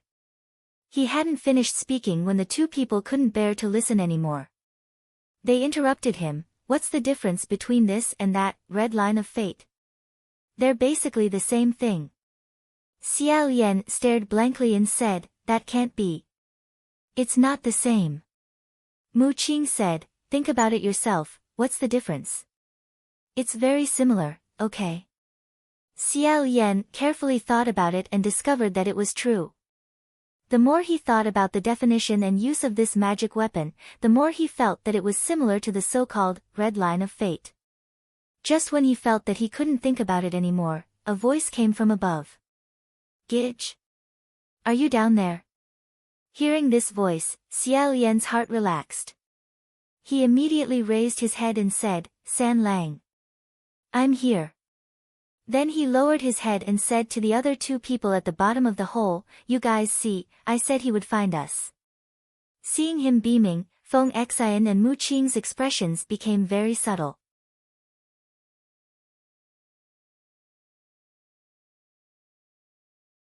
Hua Qing didn't poke his head out, but the three of them could hear his helpless voice.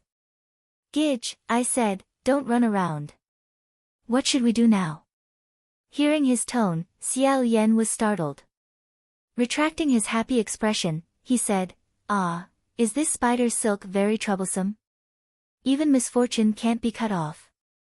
He seemed to vaguely hear Hua Qing say, "The troublesome part isn't this silk." However, he wasn't sure if he said it or not. After a short while, Hua Qing calmly said, "Right now, misfortune's condition isn't very good." Xiao Yan felt strange in his heart. Last time, misfortune was still full of energy and vigor, so why wasn't his condition good now? To the side, Mu Qing snorted and said, "You don't need to ask him. How could Scimitar Misfortune's condition be bad? It's clear that he doesn't want to help find excuses." Xiao Yan said, "Don't say that." In fact, he felt that it was more likely that misfortune had been taught a lesson, so Hua Qing didn't allow it to come out. Just as he thought this, a black shadow flashed above them. In the next moment, a figure dressed in red silently landed next to Xiao Yan. Bending down, the figure held his hand. Xiao Yan focused his eyes and hurriedly said, "San Lang, why did you jump down too? Be careful of those spider silk." Sure enough, white silk surged out from the bottom of the pit. Hua Qing didn't even turn his head. He casually waved his hand, and hundreds of silver butterflies protected behind him. They formed a butterfly formation and tangled with the spider silk. Hua Qing tore off the white silk binding Xiao Yan. His left hand wrapped around Xiao Yan's waist, and his right hand shook out a red umbrella. "Let's go." When the other two saw that he had no intention of coming over to save them, they were both stunned. "Didn't you guys forget something?" Before Xiao Yan could say anything, Hua Qing turned around and said, "Oh, I forgot." After he finished speaking, the maiden's heart wrapped in layers of spider silk directly flew over and fell into his hands. Hua Qing handed the sword to Xiao Yan and said, "Gidge, your sword." "Forgot" was actually this. Feng Xian and Mu Qing said, "Hey." Hua Qing hugged Xiao Yan even tighter. With a swing of his right hand, he opened the red umbrella and said, "Gidge, hold on to me tightly." That umbrella actually carried the two of them up into the air. Xiao Yan followed his words and tightly hugged him. They flew 2 meters above the ground. When he heard the two people below shouting, he didn't know whether to laugh or cry. He said, "I won't forget." His right hand tossed out Ruoxie. The white silk wrapped around the 2 large white cocoons at the bottom of the pit. In the air, Feng Xian said, "Wait. Wait. I still have something I left down there." Xiao Yan shouted from above, "What is it?" Feng Xian said, "A sword." It fell in the corner. Xiao Yan looked down. Sure enough, he could faintly see a sword hilt in the corner of the white silk.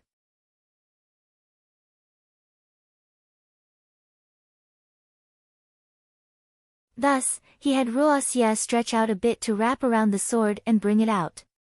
At this point, the four of them finally returned to the ground. Ruoxia threw the two thick cocoons on the ground and immediately retracted back onto Xiao Yan's wrist. It coiled itself up, as if it was frightened by the white silk that looked a bit like it, but much more ferocious and evil. It shivered in fear. Xiao Yan comforted it while he cut off the spider silk on the two people. As soon as Feng Xian and Mu Qing could move, they immediately jumped up and madly pulled at the spider silk. Xiao Yan handed the sword that Ruoxia had brought up to the surface to Feng Xian. Lowering his head to take a look, he said in surprise, "This is Hong Jing.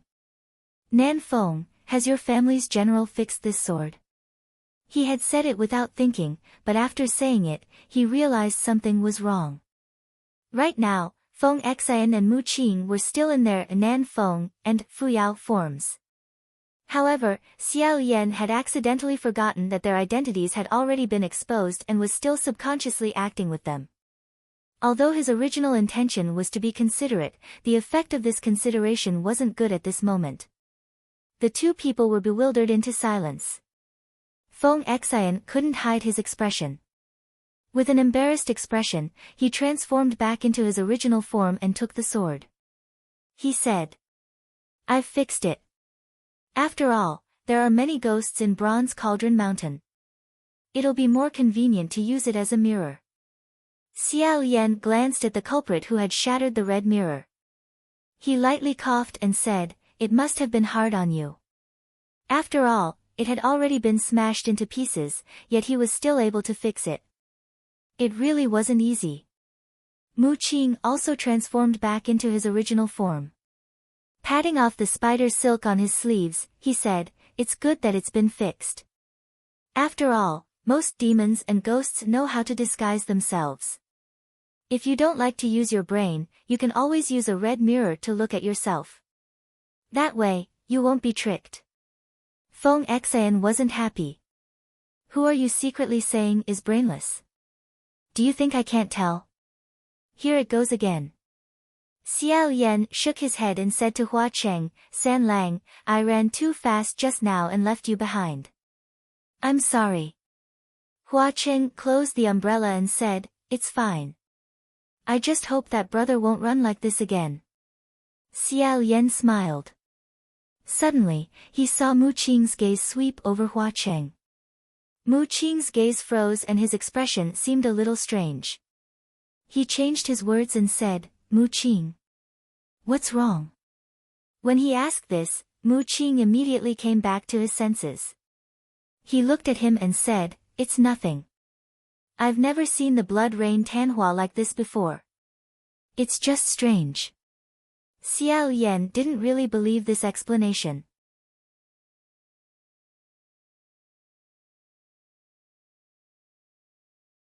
Although this was indeed Mu Qing's first time seeing Hua Cheng's complete form, it wasn't like he hadn't seen a 16 or 17-year-old Hua Cheng before. There wasn't much of a difference between Hua Cheng's two appearances, so why would he reveal that kind of expression? The four of them exited the grotto. They hadn't walked a few steps when Feng Xian asked in astonishment, "What is this place?" Mu Qing was also stunned. He said, "What's going on?" Just now, they were trapped at the bottom of the spider silk pit and didn't have the chance to investigate the situation outside. Thus, when they came out, they saw the successive grottos and the different deity statues. When they thought about how there was actually such an uncannily crafted secret realm at the bottom of this snowy mountain, they were all extremely shocked. Xiao Yan said, "This is a cave of 10,000 gods." Mu Qing looked around and muttered, "I don't know how many years and how much blood and sweat it took to build this cave. It's really. It was as if he already couldn't find the words to describe what he was feeling. Xiao Yan could understand his feelings. After all, this grotto was used for cultivation and to worship deities. In the past, his parents had also opened a grotto for him. There wasn't a single heavenly official who wouldn't be shaken when they saw this enormous cave of 10,000 gods. If they could worship a statue of their deity in this kind of place, it would definitely greatly increase their realm. Feng Xian asked in confusion, what kind of deity is this grotto worshipping? Why is every single one of them covering their faces? Xiao Yan replied, naturally, it's because they don't want people like us to see them. Mu Qing said, that's strange. Then they could directly smash the head of the deity statue, so why did they do this? If they really wanted to see, a thin veil wouldn't be able to stop them. As he spoke, he was about to lift the veil of the nearest deity statue. Xiao Yan didn't even have time to say anything to stop him when he saw a cold light flash. A curved silver blade hovered less than half an inch in front of his finger. The sudden killing intent caused the atmosphere between the four of them to instantly become tense. Feng Xian vigilantly asked, what are you doing? Although the blade was in front of him, Mu Qing didn't reveal the slightest bit of fear. He said, isn't your curved blade perfectly fine? What do you mean by, not in good condition? Behind him, Hua Cheng unhurriedly said, didn't anyone teach you not to touch things when you're in someone else's territory? Mu Qing said, this isn't your territory, why are you trying to uphold justice? Hua Cheng indifferently said, I just don't want to cause more problems. After all, this is Bronze Cauldron Mountain. No one knows what will happen if the veil is lifted. Mu Qing said, what kind of arrogant person is Blood Rain Tanhua?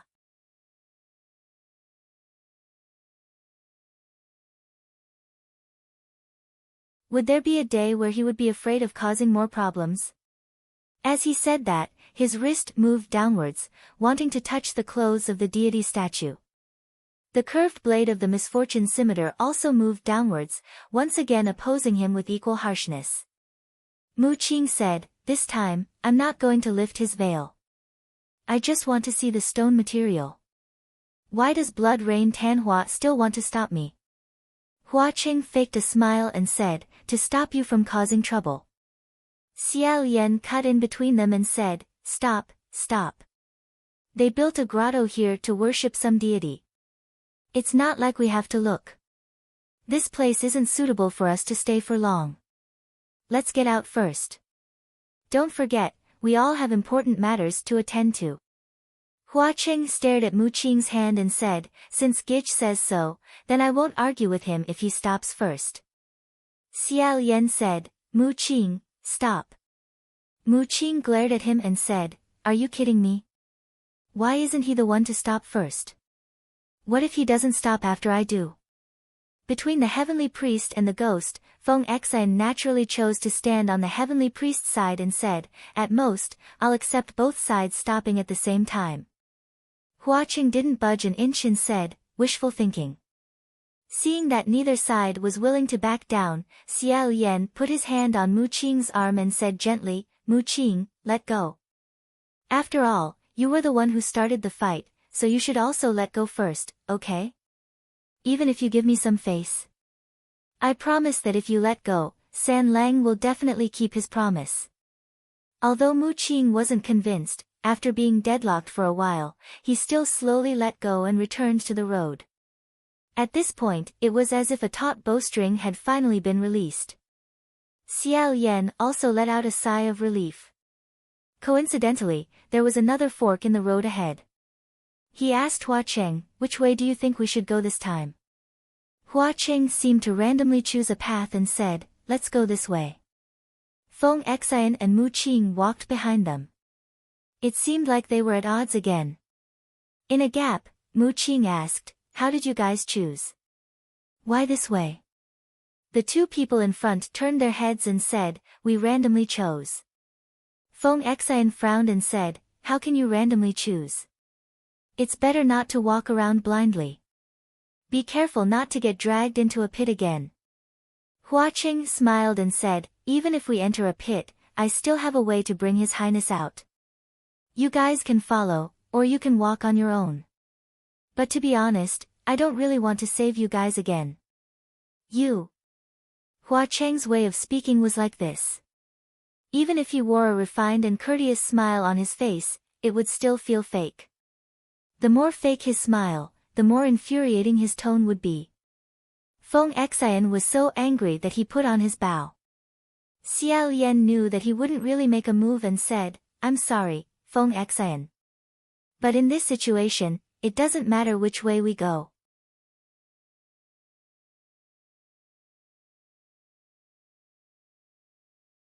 Hua Cheng laughed loudly and said, "Scary, scary. Looks like I'll have to walk further away." As he said this, he raised his eyebrows at Xiao Yan and indeed walked further away. Xiao Yan knew that he was just trying to get away from the two people behind him. He smiled and shook his head. Just as he was about to follow, Mu Qing suddenly raised his hand and pulled him back. Xiao Yan turned around and asked curiously, "Mu Qing? What's the matter?" Unexpectedly, Mu Qing didn't reply. He grabbed Xiao Yan and ran towards the other path, shouting, "Do it!" In front of them, Hua Cheng also felt that something was wrong and turned around. Meanwhile, Feng Xian had already punched the stone wall. With a crash, a few large pieces of rock fell down and blocked the path.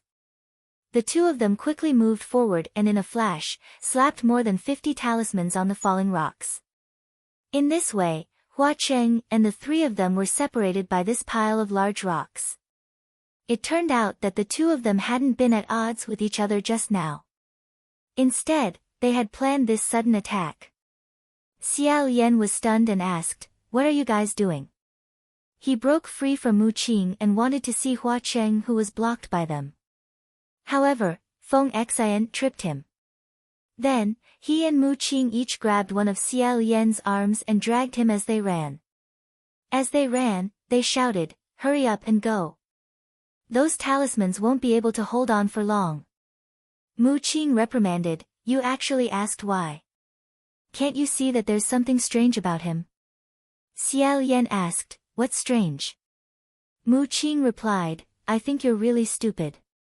The word strange is written all over his body. You're the only one who can't see it." Feng Xian roared, "Stop talking and run.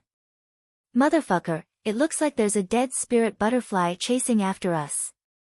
Mu Qing shouted, "Block the cave entrance." Thus, Feng Xian ran and fought as he ran. Several of the cave entrances were tightly blocked by the large rocks he had knocked down. The two of them dragged Xiao Yan through the long underground corridor. Xiao Yan was about to become dizzy from all the twists and turns. He shouted, "Stop! Stop!" After running for a long distance, the two of them finally stopped to catch their breaths. Taking advantage of this gap, Xiao Yan said, "Wait, you two, why are you suddenly pulling me and running? Did you guys discover something?" Feng Xian's hands were still on his knees as he gasped for breath. He said, "Let him tell you one more time." Mu Qing straightened his back and said to Xiao Yan, "It's so obvious. Haven't you noticed? The pearl. Do you remember that pearl?" Xiao Yan asked, "What pearl?" Mu Qing said word by word, "The Upper Yuan Sacrificial Heaven's Journey, the martial artist's clothing that pleases the gods. That pair of deep red coral pearl earrings, the pearl that you lost." Xiao Yan couldn't remember for a long time.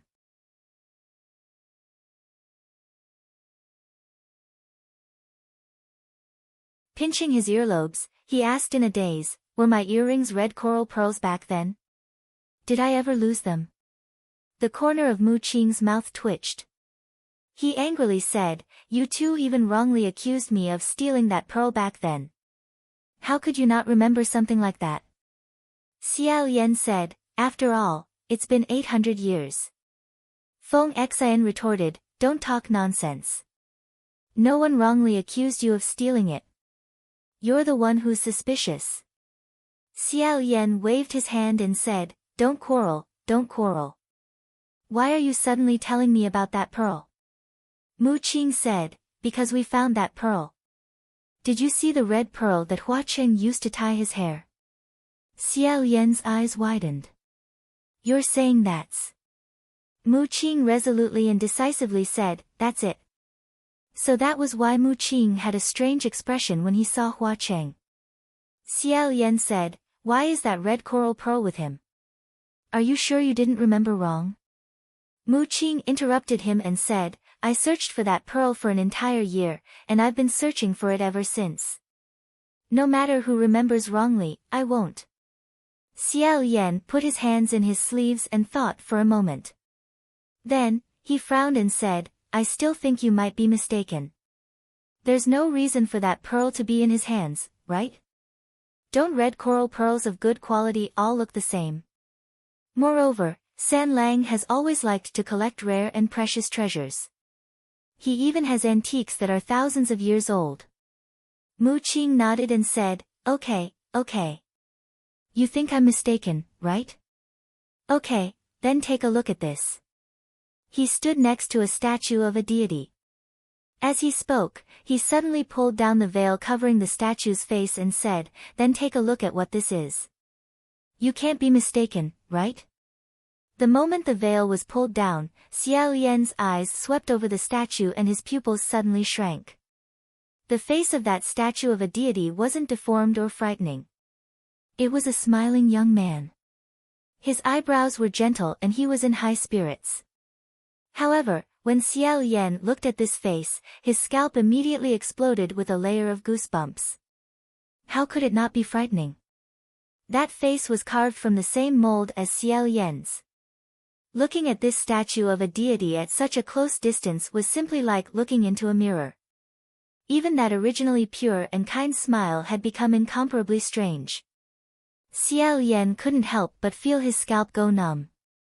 He said, this, Mu Qing coldly said, do you still want to say you're mistaken? With great difficulty, Xiao Yan squeezed out a sentence. Why is there a statue of me here? However, Mu Qing said, one. That's not all. Look carefully. As he spoke, he also pulled down the veil covering the face of another statue of a deity. This face was also shockingly Xiao Yan's face. Consecutively, he pulled down the veils covering the faces of 5 or 6 deities. Unexpectedly, they were all exactly the same.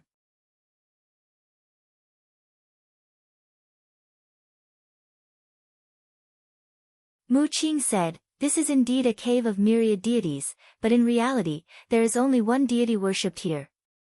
It's all him. With his own face all around him, Xiao Yan felt as if he had fallen into an illusory and strange dream. After feeling dizzy for a long time, he suddenly remembered something and said, wait, Mu Qing. You didn't have the chance to see the faces of these deities before, right? Just now, when you wanted to pull down the veil, wasn't it stopped by him? Mu Qing snorted and said, I don't even need to see the faces of these deities to know that they're carving you. Xiao Yan said, what do you mean? Mu Qing crumpled the pile of veils into a ball and threw them to the side.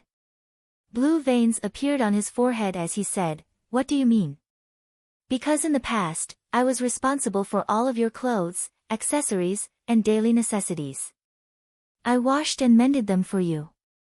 None of your clothes were the same under the heavens. These stone statues were carved with too much detail. Everything was carved on them, and they were all exactly the same.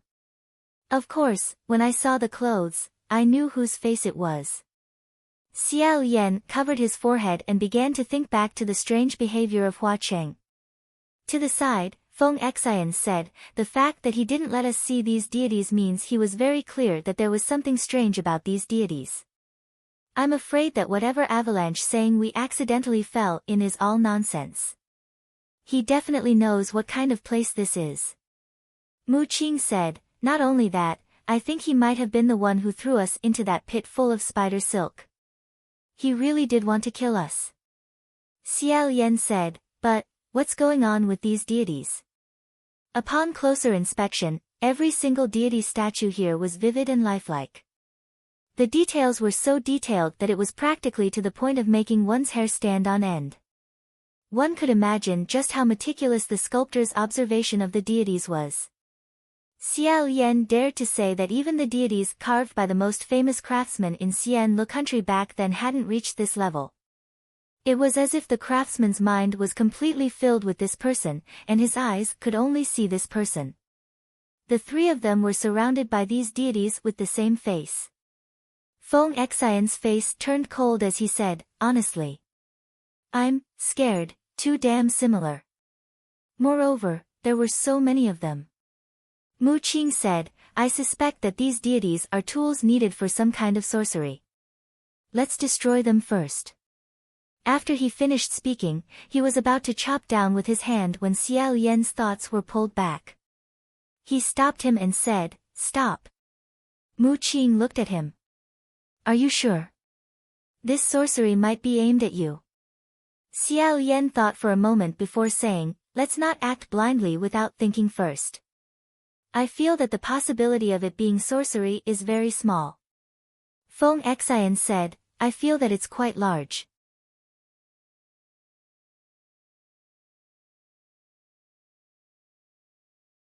I'm really fucked up. Aren't you afraid looking at these things? Mu Qing and Xiao Yan looked at each other and said, What's the basis? Xiao Yan shook his head and said, There's no basis. It's just that these deity statues are carved quite well and with great care. If we rashly destroy them before we've figured it out, I'm afraid we'll regret it. Pausing for a moment, he then said, San Lang. Perhaps he's hiding something from me. However, I think that at the very least, it won't be something harmful to me. Mu Qing simply found this inconceivable. Did he really cast some kind of spell on you to confuse your mind? I think that even if he wrote the word suspicious on your face, you would still become illiterate. While the two of them were talking, Feng Xian suddenly acted as if he was facing a great enemy. He said, Careful. Xiao Yan and Mu Qing both became alert and asked, What's wrong? Feng Xian said, That spider silk is coming again. Sure enough, the light from the flame in his palm shone on the stone wall in front of them. The wall was covered in a large and densely packed white silk. The three of them thought in their hearts that this wasn't good. They were afraid that another fierce battle was about to break out. Who knew that the white silk wasn't as ferocious as it was at the bottom of the pit just now? It didn't move at all, nor did it attack. Unexpectedly, it was no different from an ordinary ivy. The three of them waited for a while before Xiao Yan said, These silk nets don't seem to be alive. Feng Xian asked, If they're not alive, then what are they used for? Xiao Yan had a plan in his heart. He walked forward to investigate for a moment before confirming, they seemed to be covering something. The three of them arrived in front of the stone wall. Xiao Yan tried to pull it and tore off a large piece of white silk. Sure enough, that white silk was extremely tough. It wasn't easy to tear it off, but it wasn't completely impossible. The true appearance of the statue of God was hidden under the veil. Then, what would be hidden on the stone wall? The other two people also joined the team tearing apart the spider webs. The three of them were in charge of different areas. Not long after, a stone wall appeared on Xiao Yan's side. He said, It's a mural. On the stone wall, there were large patches of murals that were covered in layers of spider silk. The entire stone wall was densely packed with lines, colors, and small people. They were divided into many small pieces, and the styles of the paintings were all different. Some were rough, some were graceful, some were exquisite, and some were strange. After looking for a while, Xiao Yan said, This was painted by him. Mu Qing asked, Him? Hua Cheng. Are you sure? Xiao Yan softly said, I can. There are words on it, and the words were written by him. He pointed at a small blood-red person on the wall.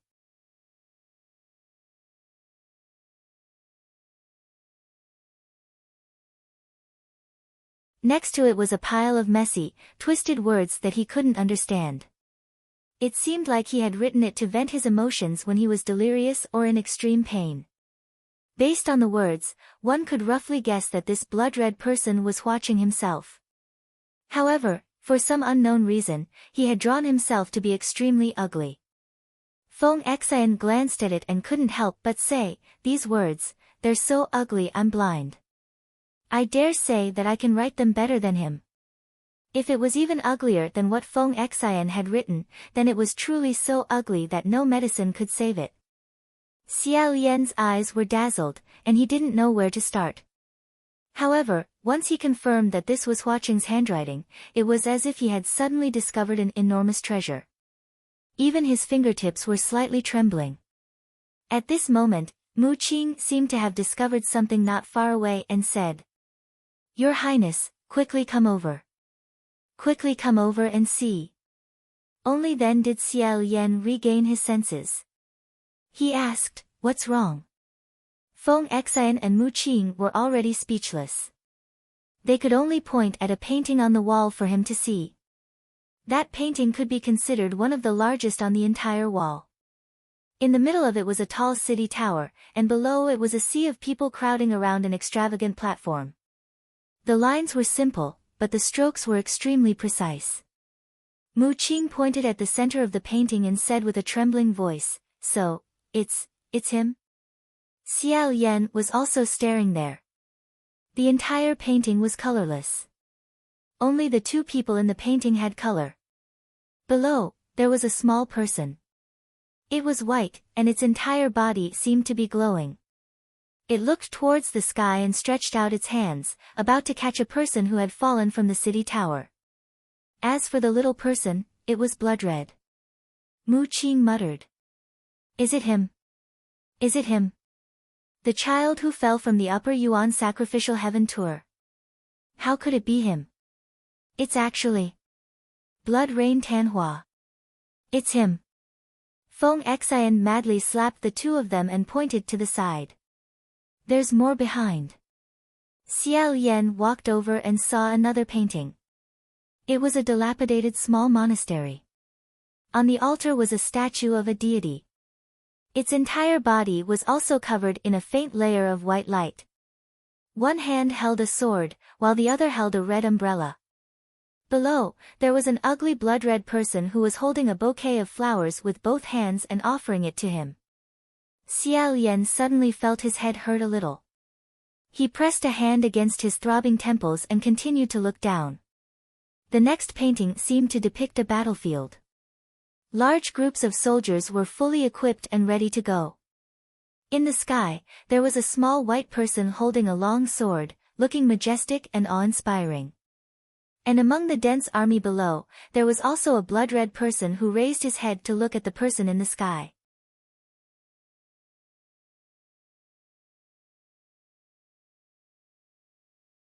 Xiao Yan was lost in thought when Feng Xian's incredulous voice rang out from the side. "This red person, they're all the same person, right? They're all him. They're all from Flower City. Motherfucker, he's always been following you." Mu Qing also had a look of disbelief on his face as he said, "He's not only following me, he's also keeping an eye on me. He's watching me very closely, very closely. Everywhere, he's everywhere. Look, there's even a main street here. It's not a forest, what is this? Back slope. My God, those statues of gods couldn't have been carved by him, right?" As Feng Xian looked down, his hair practically stood on end. He said, "Motherfucker, what kind of person is this? He's been keeping an eye on you since 800 years ago. And he's still following you today. Fuck me. This is too terrifying. Has he been possessed? What does he want to do? A normal believer wouldn't go this far, right? What exactly does he want to do?" Mu Qing said, "There's a conspiracy, there's definitely a conspiracy. Hurry up and continue looking, we'll definitely be able to find some clues here." Xiao Yan had already been shaken silly. He stared at the blood-red person on the wall. Before he could even react, he felt many memories that he hadn't forgotten, yet he hadn't cared about, rush into his brain one after another. Even his breathing was almost unable to keep up. At this moment, he heard two people shouting from the other side. Xiao Yan quivered and asked, "What is it now?" Feng Xian and Mu Qing were both standing in front of a stone wall, as if they had seen something extraordinary. Seeing that he was about to go over, Feng Xian hurriedly turned around and stopped him, pushing him back. He said, "Fuck me, don't look." "Xiao Yan. What's wrong? What's that? Why can't I look?" Mu Qing's face also darkened. He said, "Don't look. There's nothing to look at, hurry up and run." The two of them each grabbed one of his arms and madly ran. Xiao Yan was being dragged by them. He said, "What are you guys doing? I haven't even finished looking at that mural yet." Feng Xian angrily cursed as he ran, "No need to look. You can't look at that kind of thing." "Fuck me, really? I've really never seen such a thing before. This kind of person." Xiao Yan was baffled. "You've never seen what? What's wrong with San Lang?" Mu Qing scolded, "What's San Lang? Stop shouting. You can't even run. Don't go near him in the future, he's not normal, he's sick, he's a lunatic." Xiao Yan couldn't bear to listen anymore. He said, "Why are you guys scolding him like that? It's not that I'm saying this, but no one's normal, okay?" Feng Xian said, "Don't ask. You don't understand. He's different from us. He's crazy. To you." Xiao Yan said, "What about to me? Can I trouble you to put me down and let me go back and look at it myself?" One wanted to take back, while the other two wanted to pull him down.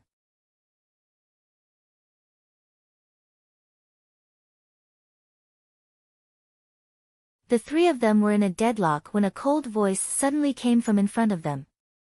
"Didn't I say before, when you're in someone else's territory, don't touch things?" The three of them stiffened and turned their heads to look. They only saw a figure dressed in red standing in front of them. Hua Cheng was currently leaning against the stone wall, blocking their path. He smiled and said, "Otherwise, I can't say for sure what kind of end you'll end up with." Although he was smiling on his face, there wasn't the slightest hint of a smile in his eyes. Instead, they were dark and cloudy. He was hugging one of his arms, while his other hand was absent-mindedly playing with a small object.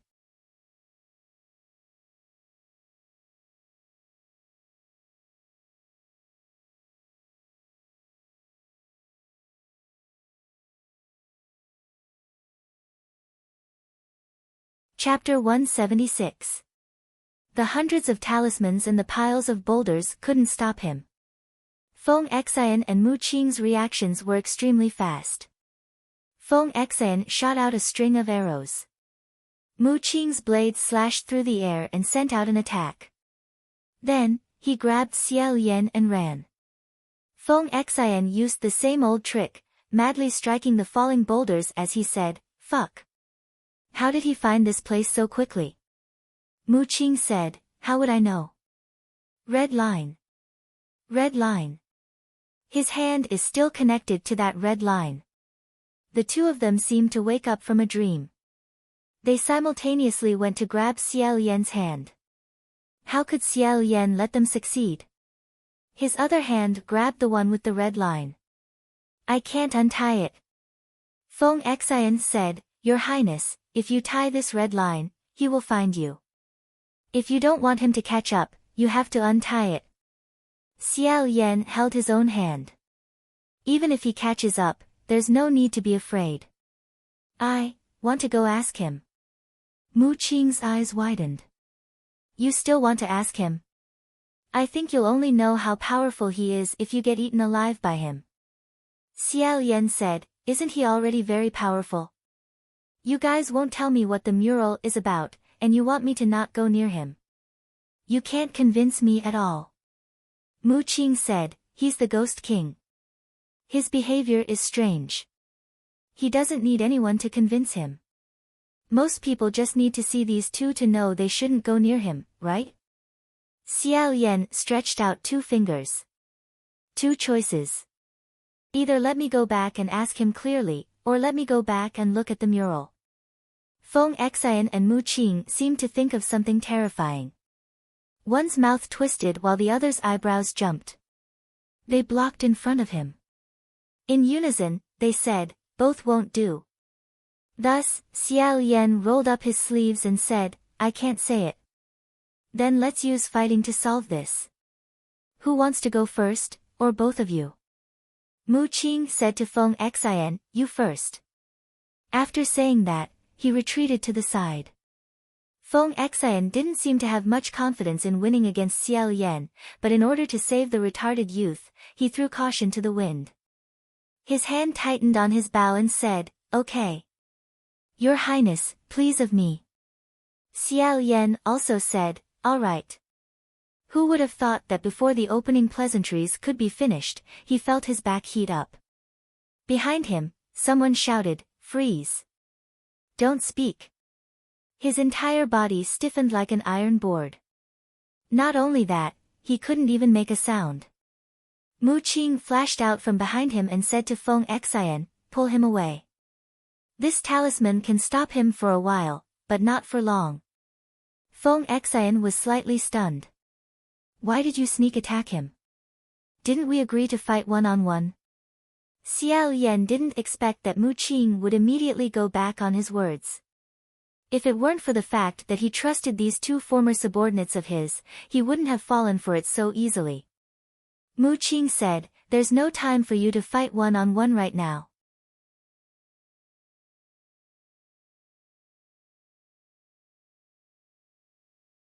He's doing this on purpose.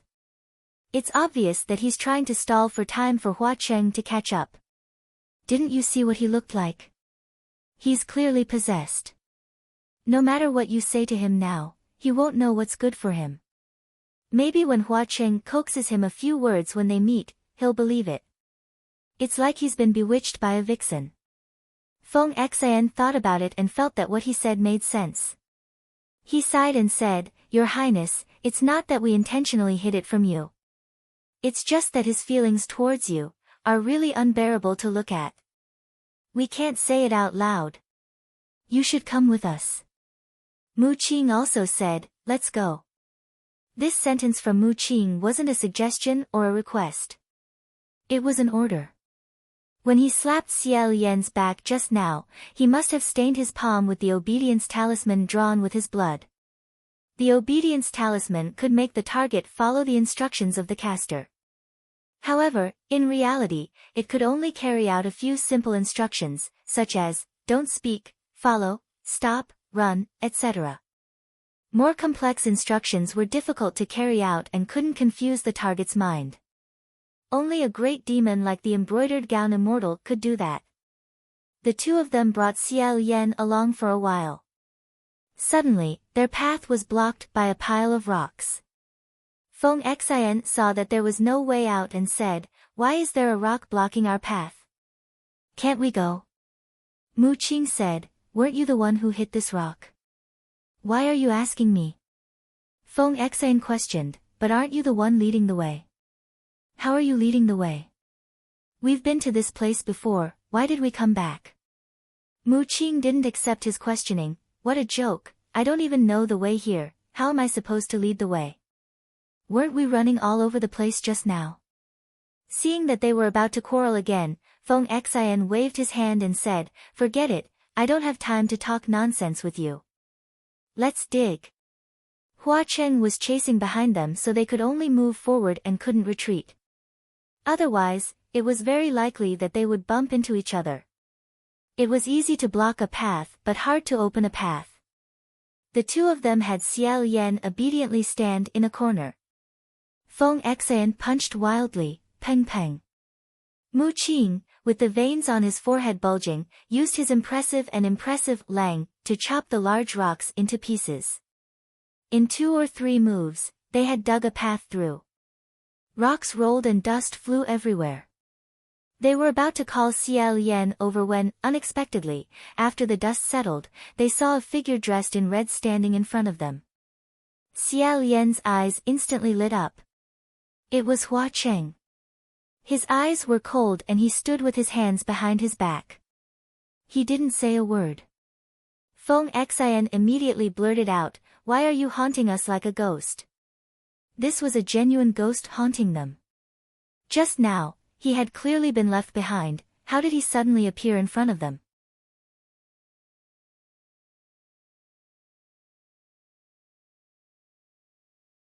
They didn't know when he had been guarding this place, but he had actually waited silently for them to dig through the obstacles and deliver himself to their doorstep. Wasn't he haunting them like a ghost, extremely strange? Feng Xian and Mu Qing instantly retreated a distance. Hua Qing didn't look at them. His gaze shifted to the side and he took a step towards Xiao Lian. Feng Xian and Mu Qing realized who he was coming for, and in a flash, they blocked Xiao Lian's path and said in unison, "Don't come over." Hua Cheng's face was extremely gloomy. If it was on a normal day, he wouldn't care about anyone who dared to tell the Blood Rain Tanhua not to go over. It would be strange if he didn't laugh and insist on going over to take a look. But this time, it was as if he was really afraid and didn't dare to act blindly without thinking. He stopped in his tracks. After a while, he slowly said, "What do you two mean by this?" His tone was still considered calm. However, Feng Xian very straightforwardly said, "You don't need to pretend anymore. This is your lair. We've already seen what's going on with these statues of gods. Also, we've seen all of your paintings." Hua Cheng had turned his body sideways to block their path. When he heard this, the hands behind his back seemed to slightly twitch. It was as if two of his fingers had unnaturally curled up. He slightly lowered his head and softly said, "Your Highness, you also saw it." This voice was extremely low. Although the tone sounded calm, it carried a bit of hoarseness. It was obvious that something was wrong. Xiao Lian inwardly said, "I didn't." In reality, he hadn't seen much. However, at this moment, Xiao Lian couldn't move or make a sound. He could only obediently lean against the stone wall in the corner, as if he was hiding behind the two people. He didn't dare to come out and face Hua Cheng, nor did he want to talk to him. Feng Xian drew his bow and said, "Not bad. What kind of thoughts you have, we clearly understand. We respect you as a ghost king. If you still have a bit of self-respect, then please don't go near His Highness the Crown Prince." At this moment, Xiao Lian's mood was like a thatched hut on fire, thick smoke billowing. Hua Cheng should be able to discover that something was wrong with him. Xiao Lian only hoped that Hua Cheng would speak up and ask him if he had discovered that something was wrong. However, Hua Cheng didn't seem to be in the mood to carefully examine this. He coldly said, "Don't go near him. The two of you, what status and qualifications do you have to say these words to me?" Without waiting for them to reply, Hua Cheng suddenly raised his eyes and said, "You two have actually reminded me. Let's continue to settle our debts." As soon as he finished speaking, countless silver butterflies flew towards the two people with sharp whistles. When faced with this kind of storm-like attack, the only choice was to activate the magic shield.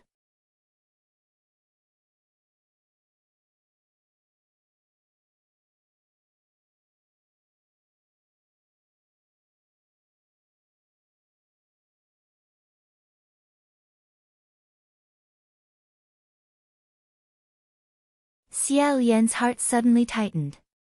When Mu Qing said the first sentence, Hua Cheng had already raised his fist. When he said the last sentence, "disgusting," Hua Cheng's hand froze in midair. Blue veins appeared on the back of his pale white hand. His 5 fingers clenched and loosened and clenched again. After a long time, he said in a cold voice, "I won't argue with you about this matter for now. Tell me honestly, was what you guys shouted before the avalanche was true?"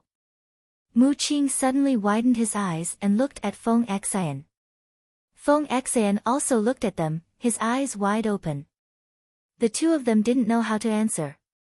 Hua Qing sternly said, "My patience is limited. I'll give you 3 times to answer. 1. 2. He actually acted so swiftly and decisively. At this moment, Mu Qing had an idea and shouted, "Your Highness, quickly run." As soon as these words came out, Xiao Lian, who had a blood seal on his back, responded and ran. Hua Qing immediately turned his head. Two white threads shot out from the corner and wrapped around Xiao Yan. He didn't even run 2 steps before he fell to the ground. From the looks of it, it seemed that he had been scared stiff, unable to accept the situation, or unwilling to interfere in the battle. After standing there for a long time, he finally decided to run, but he didn't succeed. But in reality, he didn't even think of running. Xiao Yan's hands and feet were tightly bound by the white threads. He lay on the ground, his black hair and white sleeves scattered on the ground. His bamboo hat rolled to the side. Hua Qing slowly turned around and paused for a long time before walking towards him. He hadn't taken a few steps when Feng Xian couldn't help but say, "Hua Qing." Hua Qing's footsteps paused and he slightly tilted his head. Feng Xian braced himself and said, You let His Highness go. He's already very miserable. You, don't do this to him. Hua Qing didn't say anything. He walked to Xiao Yan's side and picked him up by his knees and back.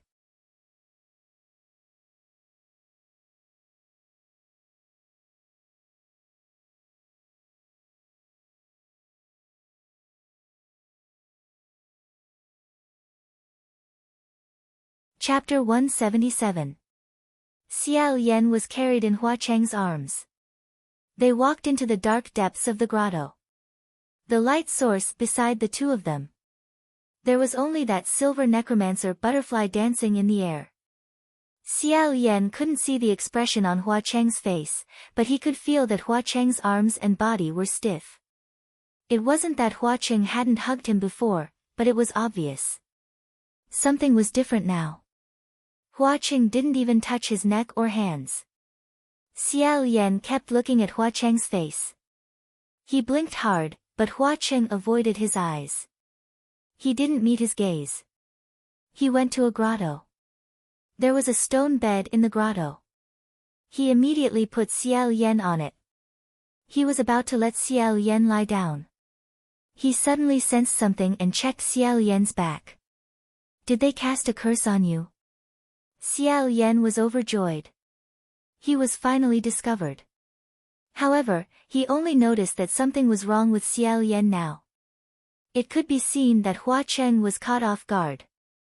Xiao Yan was waiting for Hua Cheng to help him erase the life-obeying talisman. Who knew? Hua Cheng's hand had already reached out, but he stopped halfway. In the end, he took back his hand and placed Xiao Yan on the stone bed. Probably to let Xiao Yan not worry, he said in a deep voice, Your Highness, don't worry. I won't kill those two trash for the time being. Even though I really want to kill them. The stone bed was still covered with a thick layer of soft new grass. Xiao Yan was lying on top of it, not the slightest bit uncomfortable. However, his internal organs were so burnt that they were emitting smoke. He was extremely puzzled as to why the curse wasn't lifted. Just as he was struggling with all his might, he saw Hua Cheng's hand reach towards the belt on his waist and untie it. Coincidentally, at this moment, Xiao Yan felt the effect of the life-obeying talisman on his back begin to fade. He moved his leg forcefully and let out an "ah."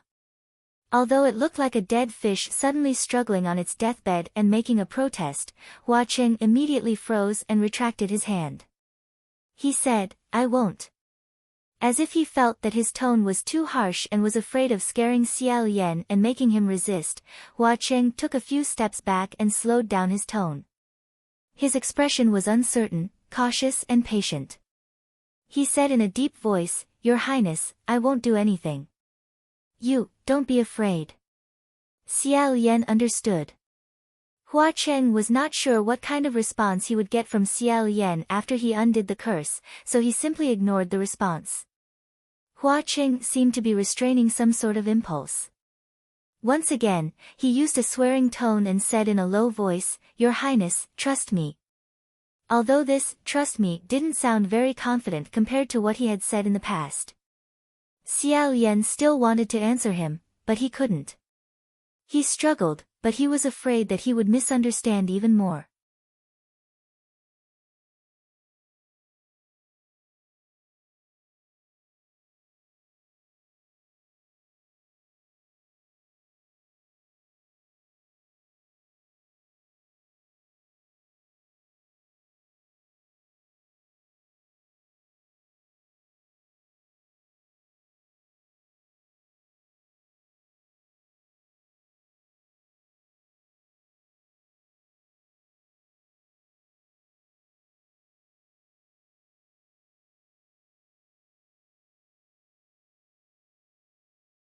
Xiao Yan also knew that he couldn't continue fighting, so he stopped while he was ahead. The two of them rushed out of the stone cave together and sprinted in the pitch-black cave without any obstruction. Xiao Yan said while running, "It's him. He really didn't die." Hua Cheng was leading the way, so his speed was faster, but he was also calmer. Along the way, he set up layers of obstacles with the butterfly formation and cocoon silk. He said, "It might not be the original one." Xiao Yan stopped in his tracks and hugged his head slightly. He said, "No. I can feel it, it must be the original one." Not only did he not die, but he also became stronger. Something made him reborn. Otherwise, how could he directly transform into Feng Xian and Mu Qing's appearance? It's very difficult to impersonate an ascended heavenly judge. It's almost impossible to make their fake skin. Hearing that his tone was a little off, Hua Cheng also stopped in his tracks and turned around to pull him. He said, "Your Highness. Don't be afraid. It might not be that he became stronger. There's another possibility, which is that he is very familiar with Feng Xian and Mu Qing. That's why he could make their fake skin. This person, you must be." Before he finished speaking, Xiao Yan's gaze fell on the hand that Hua Cheng was holding on to. Seeing this, Hua Cheng's words and expression froze. He restrained his expression, retracted his hand, and put it behind his back. He turned around and continued to walk forward. Xiao Yan didn't follow. He said, "San Lang." Hua Cheng's figure stiffened and he stopped in his tracks. However, he didn't turn around. He only responded, "Your Highness." His voice sounded relatively calm. Xiao Yan stood behind him and said, "Just now, a lot of things happened. Everyone was a little flustered." Hua Cheng said, Xiao Yan continued, "Although we're still very flustered right now, I still want to take this opportunity to ask you a question. I ask that you answer me truthfully and seriously." Hua Cheng said, "Okay." Xiao Yan solemnly said, "Who is the noble person of golden branch and jade leaf?" Hua Cheng's finger, which was tied with the red knot, twitched unnoticeably twice. After remaining silent for a while, he slowly said, "Since your Highness already knows, why ask again?" Xiao Yan nodded and said, "So that's how it is. I didn't wrongly accuse you. It really is like that." Hua Cheng didn't say a word. After pausing for a moment, Xiao Yan said in a flat tone, Don't you want to know what I think about this?" Hua Cheng slightly tilted his head. It seemed like he wanted to turn his head, but it seemed like he still didn't dare to look Xiao Yan in the eye. He only revealed the two bright red streaks of blood on his face as he said, "Your Highness, can you not tell me?" His voice was hoarse. Xiao Yan said, "I'm sorry. This matter, if I don't explain it clearly, it won't do."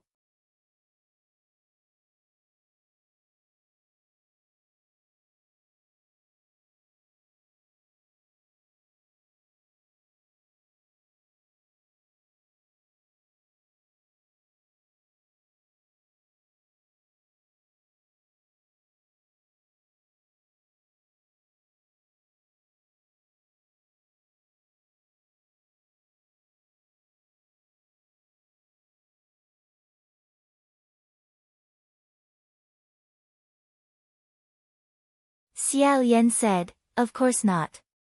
Hua Qing said, "Because Bai Wuxiang is currently blocking the only way out of this cave. If you think you can beat him in your current state, then don't follow me. I definitely won't stop you. Please." After all, Feng Xian and Mu Qing were from Xianlu Kingdom. Just like Xiao Yan, they had an indelible shadow over that thing. Unless it was absolutely necessary, they definitely didn't want to go against him. Feng Xian looked up at the top of the cave and said, "Can we directly punch through the top of the cave?" Hua Qing sneered. "Above us is a snowy mountain.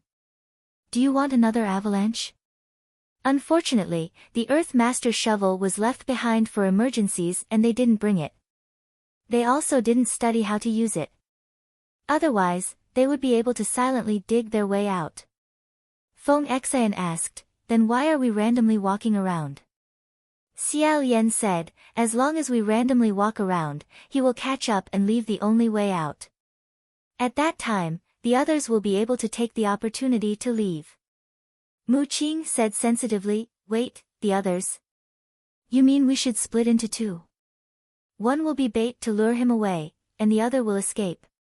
Xiao Yan said, exactly. We must inform the Emperor of Bai Wuxiang's reappearance. After you guys leave, think of a way to bring this news to the heavenly court.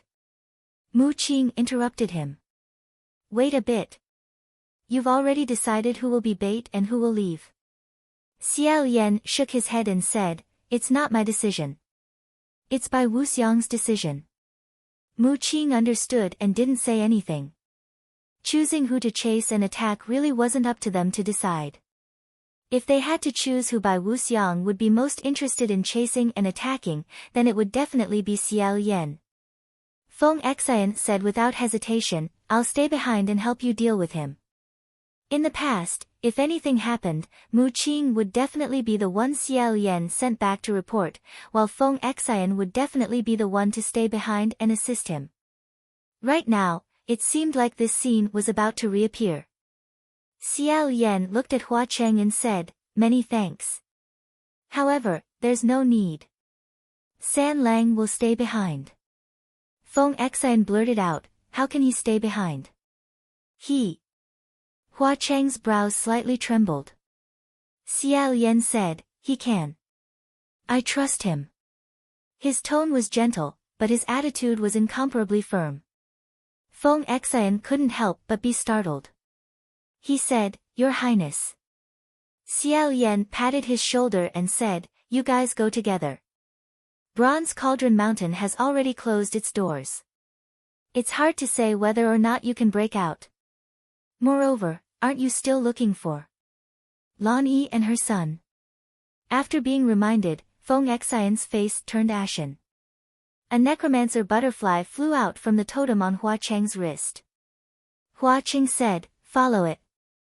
The two people looked at Hua Cheng, then looked at Xiao Yan. Finally, Mu Qing threw down a sentence, you guys pay attention.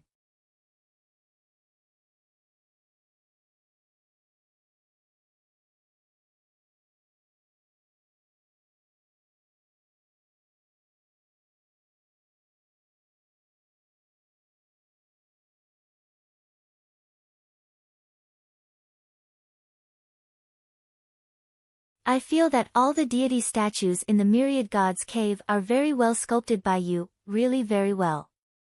If I can't see them, I'll feel that it's a pity. Speaking of which, those murals. Unexpectedly, Hua Cheng immediately said, I'll go destroy them. Seeing that he was actually going to leave, Xiao Yan hurriedly pulled him back. Don't. Why do you have to destroy them? Just because I've seen them. Fine. I'll tell you the truth. In reality, I've only seen a little bit. It's just the parts about the Upper Yuan sacrifice, the journey to the heavens, and the army camp. I haven't seen a lot of them because Feng Xian and Mu Qing didn't let me see them. That's why I have no idea what you've painted. Don't go and destroy them. Only then did Hua Cheng turn around and ask, really? Xiao Yan pulled him back and said with extreme sincerity, really? If you don't want me to see them, then I won't. Hua Cheng seemed to faintly breathe a sigh of relief. Smiling, he said, there's nothing to see. Whatever you want to see, just let me paint it.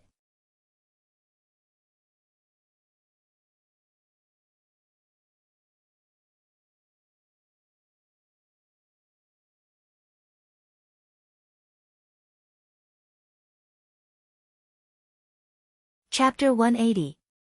His head tilted to the side. He seemed to have lost consciousness. When he saw that it was Lang Ying, Xiao Yan subconsciously wanted to save her, but he quickly stopped in his tracks and reacted. Just now, there was clearly only Bai Wuxiang here. How did Lang Ying suddenly appear? Seeing that the originally pure and holy Crown Prince Yushin's statue had been tarnished by the pattering of blood, Hua Cheng was clearly very angry. His face was filled with anger. The scimitar misfortune in his hand overflowed with cold air. He said word by word, "Get down here." The tilted head of Lang Ying finally came back. He opened his eyes and slowly pulled himself off the sword. He landed on the ground. Just now, after he shattered the wave of silver butterflies that surrounded him, he took advantage of the flashing silver light. He hid under the white gauze of the statue. He turned into Lang Ying's appearance. Since he could turn into Lang Ying's appearance, then he must have seen Lang Ying somewhere. Xiao Yan asked, "Where's the real Lang Ying?" Hua Qing said, "Maybe there's no such thing as the real Lang Ying. If, from the beginning, Lang Ying didn't exist, it was just that Bai Wuxiang hadn't fully recovered. Then things would be easy to explain." However, Xiao Yan thought of Miss Littling who had died on Mount Yujun. He would rather this theory not work. He quickly thought of another possibility and slowly said, "Or maybe, he ate Lang Ying." The body of Lang Ying, in front of him, was gradually growing longer and taller. The bandages on his face slowly fell off, revealing the sad and happy face inside. Hearing this, he slightly raised his head and seemed to be smiling. "You guessed right. As expected." After Bai Wuxiang was scattered by Jun Wu, he left behind a remnant soul to wander the world. It was unknown how long he had drifted, but it was also unknown when he found Lang Ying, who was also a ghost. He must have used some method to bewitch or deceive Lang Ying, making her agree to let him live in her body. Otherwise, with his remnant weak soul, he might not have been able to swallow Lang Ying. And after he stuck to Lang Ying's body, he slowly recovered. The final result was what Xiao Yan and Hua Qing saw. Ghost ate ghost, and Bai Wuxiang instead ate Lang Ying, his host. Just like He Xian ate the true immortal, Lang Ying became his vassal. Before long, Lang Ying had completely transformed into Bai Wuxiang's appearance. Hua Qing stared at him and asked, "Why did Lang Ying agree to let you borrow his spiritual body?" It should be noted that this kind of thing was similar to a stranger asking to open your door and let me in to eat and sleep with you. In any case, Lang Ying was a ghost that had lived for hundreds of years. Although she was timid, she was not stupid to this extent. Bai Wuxiang said gently, "Of course I can answer you. However, are you sure that the person beside you wants me to say it here?"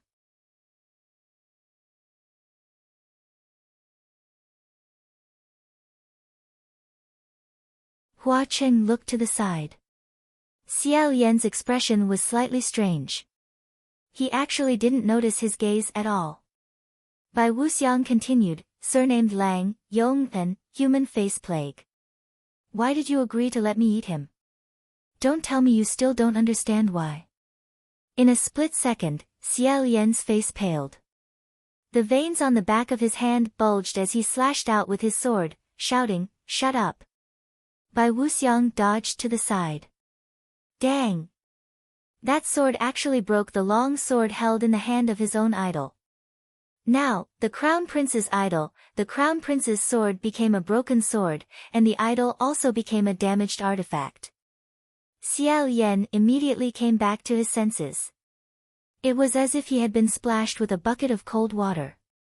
The dead spirit butterflies seemed to be infuriated and swarmed over. Bai Wuxiang let out a string of lukewarm laughter and calmly covered his face with his sleeves. He no longer bothered them and quickly disappeared into the darkness. Xiao Yan looked at the broken stone sword on the ground and subconsciously said to Hua Cheng, "I'm sorry." Hua Cheng interrupted him, "Isn't it funny that His Highness is apologizing to me? So what if he leaves?" Xiao Yan calmed down a bit and said, "Did he escape? We can't let him enter the copper furnace." The two chased out of Wanshan Cave and climbed up the snowy mountain again. Just as they poked their heads out, they felt the earth shake. Looking up, they saw an avalanche that was even worse than before.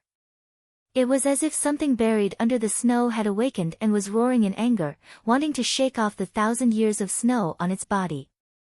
Xiao Yan said, "Can we still go up?" Hua Qing tightly grabbed Xia Lian's hand and said, "Just follow me." The two of them went against the avalanche of ice and snow.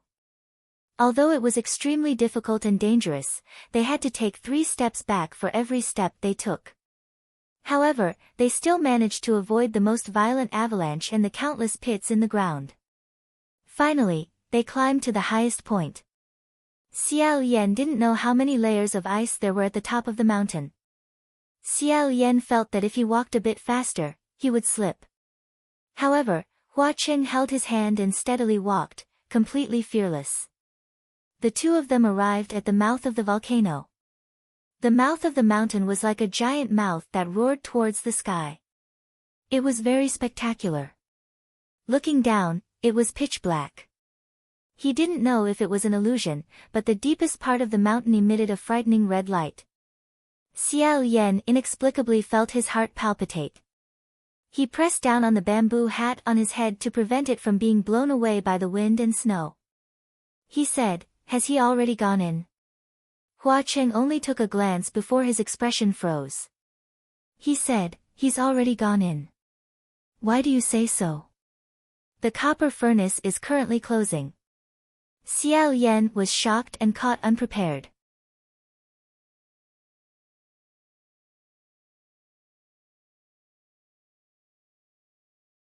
What's going on? It's closing so quickly. Aren't there supposed to be a few ghosts inside to start killing each other? Hua Qing said, "That's under normal circumstances. However, if the copper furnace believes that the person who enters has great potential to break through, and that ghost asks it to seal the mountain, then it will also seal the mountain." After pausing for a moment, he continued, "That's what I did back then." Xia Lian said, "Is he really dead or not? If a ghost king that has already died, what will happen if he enters the copper furnace again?" Hua Qing said, "It's the same as a heavenly priest who has already ascended and wants to experience the heavenly tribulation again. In other words, the strong will become even stronger.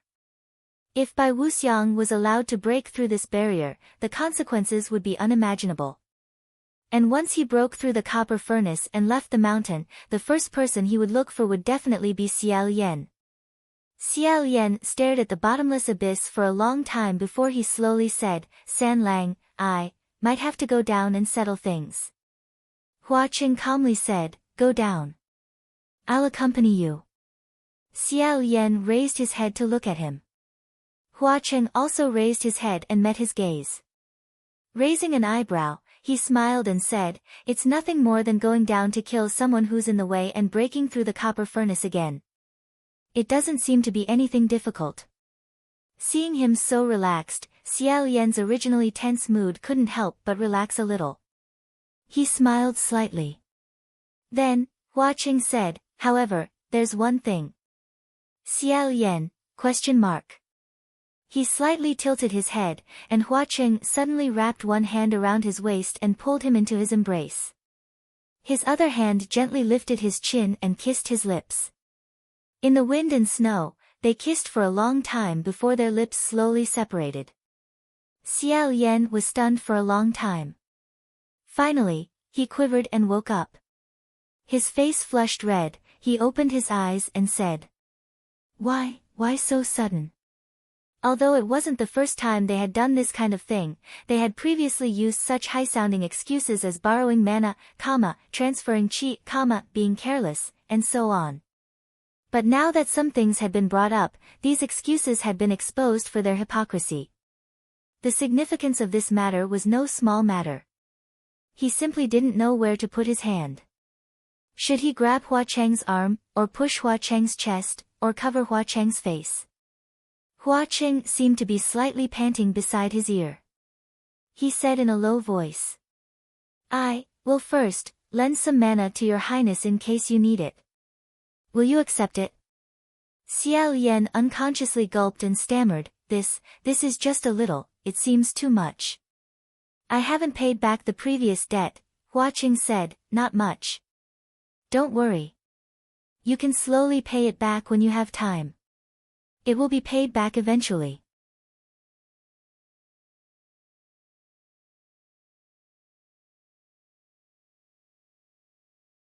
Xiao Yan randomly grunted a few times. Just as he was about to flee, Hua Qing pulled him back again and reminded him, "Your Highness. Where are you running to? The direction is wrong." Only then did Xiao Yan realize that he was actually running back. He immediately walked back, but his feet slipped on the ice.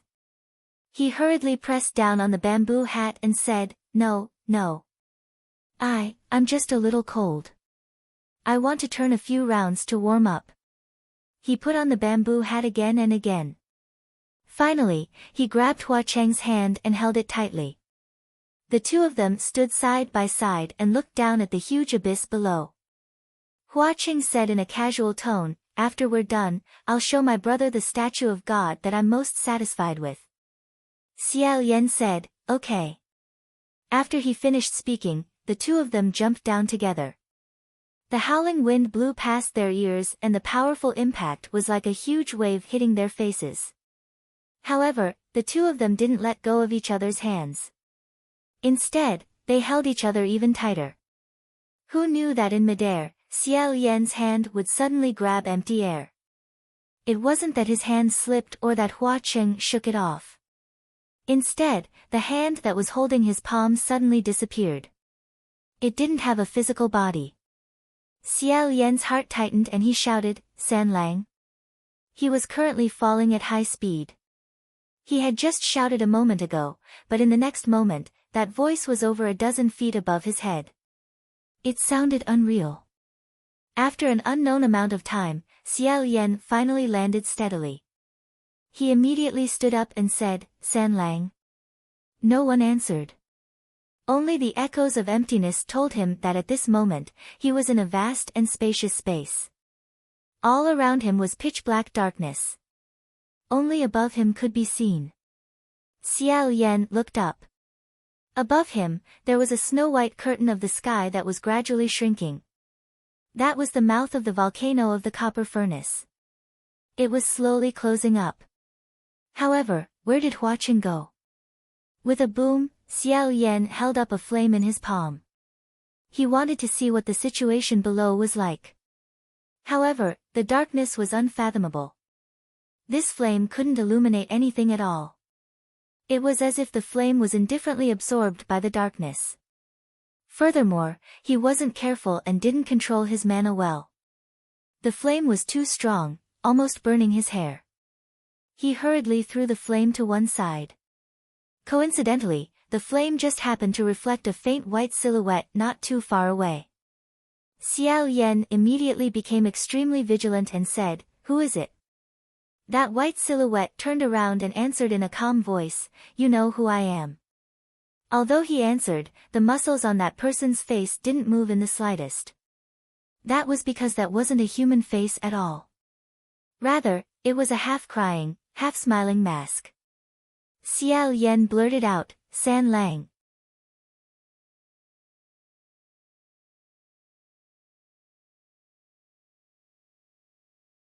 As soon as he saw that face, he couldn't help but feel his hair stand on end and a chill run down his spine. However, he wasn't shouting because he was scared, but because he was worried. Naturally, there was still no response. That sad and happy face moved closer to him and said, "There's no need to shout. The copper furnace has already been sealed. There's only you and me here. There's no third person." Xiao Yan subconsciously looked up at the sky again. Before, there was still a small piece of the snow-white curtain of the sky. But now, that small piece of light had been completely swallowed by the surrounding darkness. This also meant that the copper furnace had truly been sealed off. Xiao Yan never expected that the current situation would turn out like this. He and Bai Wuxiang, the two of them, were locked inside the copper furnace. The two of them. Why was it the two of them? Xiao Yan gripped Maiden Heart in his hand and pointed his sword at that white silhouette. He said, "What the hell is going on? Is this your doing again? Where is he? Where is he now?" Bai Wuxiang used one hand to clamp the blade of Maiden Heart's sword with 2 fingers. His other hand flicked the edge of the sword. With a crisp, "Dang," he said, "Gone." Xiao Yan saw this action and his gaze turned slightly cold. His joints crackled as he said, "Speak clearly. What do you mean by gone?" Bai Wuxiang unhurriedly said, "I don't want to follow you anymore." Gone. Dead. Choose one. Xiao Yan's heart went cold at first. Then, a wave of rage surged up and he slashed out with his sword. "Don't talk nonsense." Bai Wuxiang once again easily caught the blade. He said, "Fine, fine. I was indeed talking nonsense. Don't worry, he's already been sent outside the copper furnace. Even if he rushed over now, he wouldn't make it in time." Xiao Yan wasn't afraid of not being able to make it in time. As long as Hua Cheng was fine, everything was fine. He secretly let out a sigh of relief. Bai Wuxiang continued, "However, it's better if he doesn't come in. Otherwise, even if he doesn't have that idea now, once he sees you later, it's hard to say if he'll still want to follow you." Xiao Yan couldn't bear it any longer. He slashed out again and shouted, "Shut up." Bai Wuxiang calmly dodged every one of his attacks. Xiao Yan angrily said, "I've had enough of you. What do you want? What do you want? How long do you want to pester me? Why haven't you died yet? Why did you come to the copper furnace?" Bai Wuxiang said, "Because of you." Xiao Yan's movements paused for a moment. He gasped for breath and said, "What do you mean?"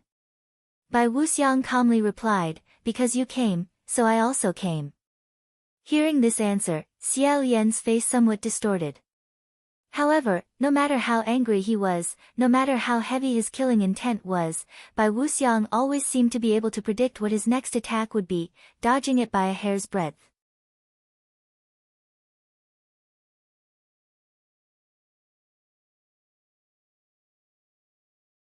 The more Xiao Yan used his sword, the more he understood a cruel fact. He couldn't win. Yes.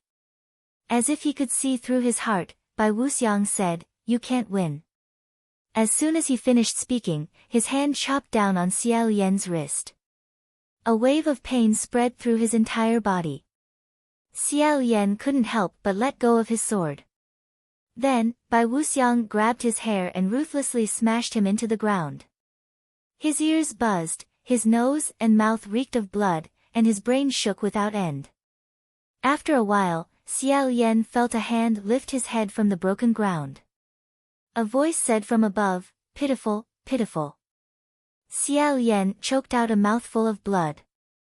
His vision was blurred by the blood and darkness. Bai Wuxiang said, "Every time I see your highness, Crown Prince, you're always like this. It makes my heart ache, but it also makes me happy." Xiao Yan bit down on the blood in his mouth, not letting it come out. In a hoarse voice, he said, "Don't be too pleased with yourself. Right now, I can't win against you, but there's someone who can. Even if you can leave the copper furnace, it's not necessarily impossible for Junwu to kill you again." Moreover, there was still Flower City. Unexpectedly, Bai Wuxiang said, "Who said the one who came out of the copper furnace would be me?" Hearing this, Xiao Yan froze. It wasn't him. If it wasn't him, then who could it be? Bai Wuxiang lifted his face and looked him in the eye.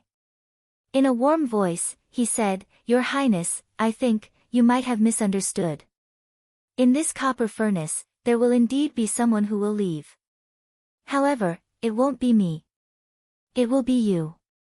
Xiao Yan was extremely shocked. "What did you say?" "I'm not." Before he could finish speaking, he came back to his senses and broke out in a cold sweat. Bai Wuxiang said, "Precisely so. Congratulations, you've finally understood my true goal. Isn't this the third option that you like the most?" Right now, inside the copper furnace, there was only a ghost and a heavenly official. From the looks of it, there were only two options. Either Bai Wuxiang killed him and then broke out of the copper furnace, or the two of them couldn't even think about leaving and would be locked inside the copper furnace forever. However, in reality, there was still a third option. As long as Xiao Yan immediately committed suicide here, transforming into a ghost and killing by Wu Xiang, he could immediately become a Jew and break out of the copper furnace. With great difficulty, Xiao Yan recovered from his shock and said, "In the end, what do you want to do? You don't need to think about it. Why do you want to do this? Just to make me become a Jew? I'm not as crazy as you. Even if you want me to kill you, I can't win against you. If you deliberately lose to me, the copper furnace may not admit it." Bai Wuxiang said, "Is that so? You can't win against me?" "That's not necessarily true." As he said this, he stretched out his other hand.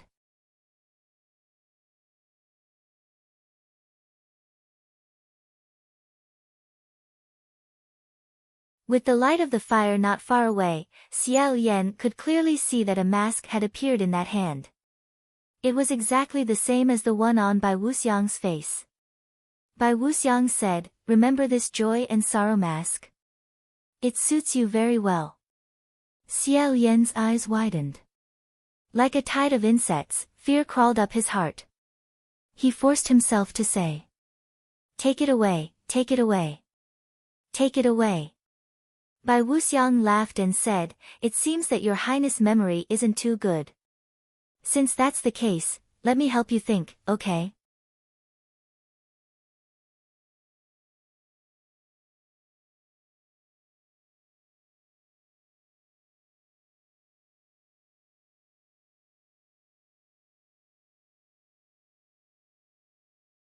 Chapter 182. Before the city was under martial law, Xiao Yan and the others traveled through the night. They arrived at another city. He still placed the king and queen in a hidden place while he and Feng Xian went out to earn money.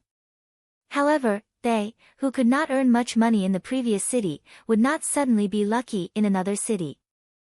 The two of them were still busy for a whole day and could only get a meager salary. Moreover, because one of the three people who used to be inseparable was suddenly missing, the other two people were extremely unaccustomed to it. For example, previously, it was Mu Qing who was in charge of keeping the money bag and counting the number at any time. Now that Mu Qing had left, Feng Xian bluntly said that he might lose the money. Xiao Yan had no choice but to keep the money bag on himself. Every time he counted the pitifully small amount, he could not believe it. This was his reward for a day's labor. In the past, even if he rewarded a beggar, it would be more than this amount. Without Mu Qing, there was no one to deliver food to the king and queen. Xiao Yan could only bring Feng Xian every day and personally deliver all kinds of needed items to the hiding place of the king and queen.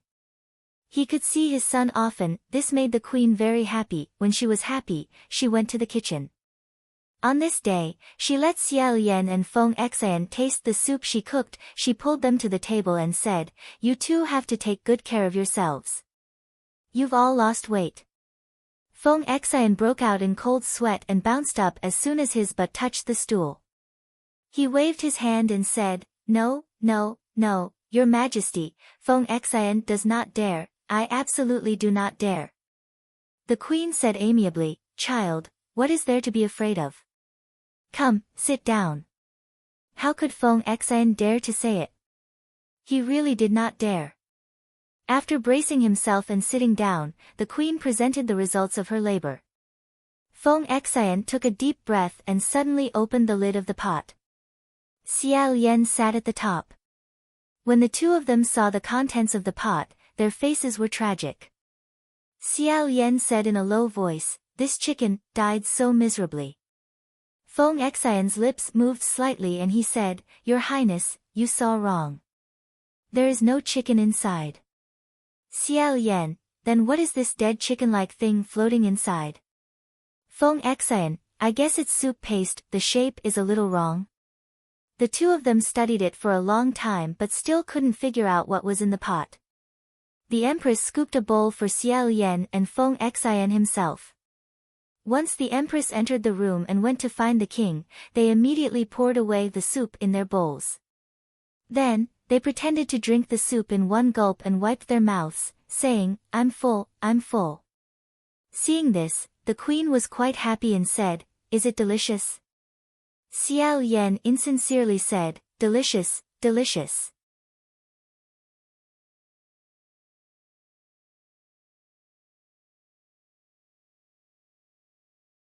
The queen said happily, "If it's good, then drink more."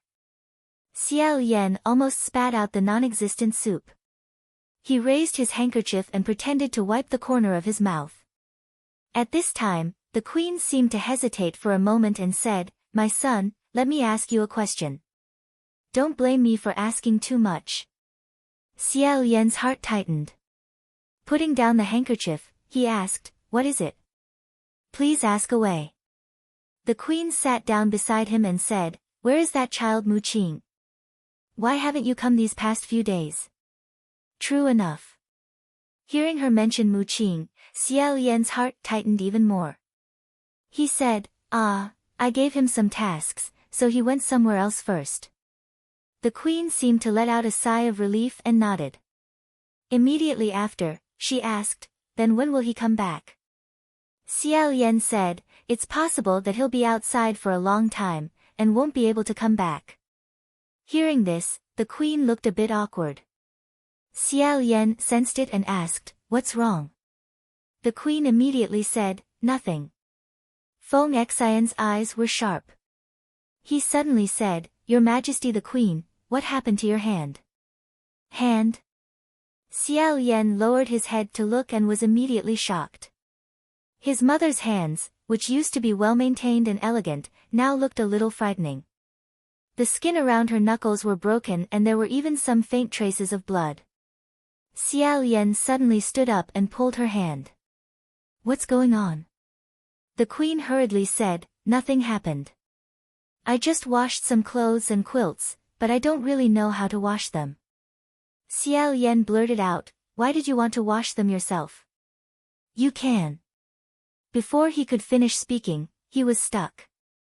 "Can what?" "Can let the palace maids help wash them? Can let Mu Qing help wash them?"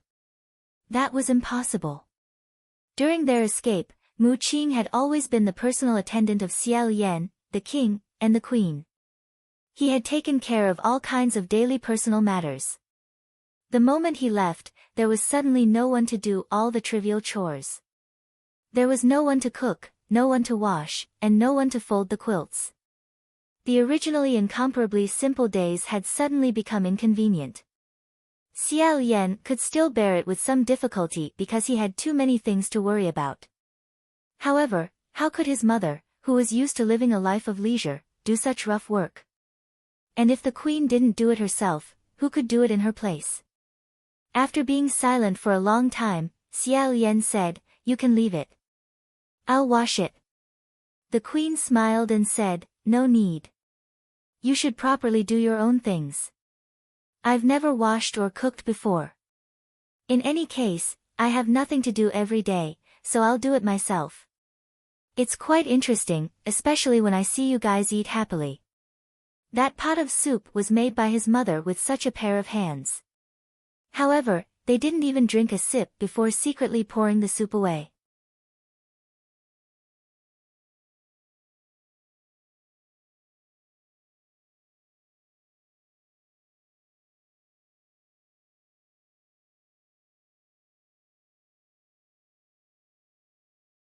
Moreover, they had been escaping from Yong En's pursuers the entire way. How could they stop?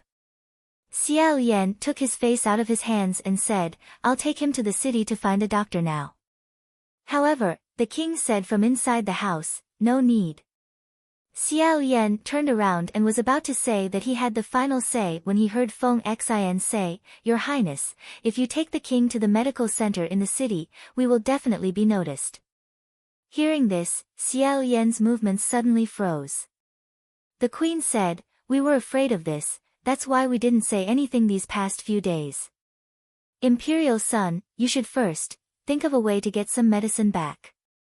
Behind the house, the king violently coughed again. The queen went in to take care of him. Xiao Yan was stunned for a while before he turned around and went out. Feng Xian said, "Your Highness. What do you plan to do?" Xiao Yan didn't answer and began to rummage through the house. Feng Xian asked, "What are you looking for?" He didn't answer. In a flash, he took out something from the bottom of the chest. It was a treasured sword overflowing with an ancient aura. Feng Xian looked at it and said, "Why did you take out the red mirror?" After a moment of silence, Xiao Yan said, "I want to pawn it." Feng Xian was shocked and immediately said, "You can't."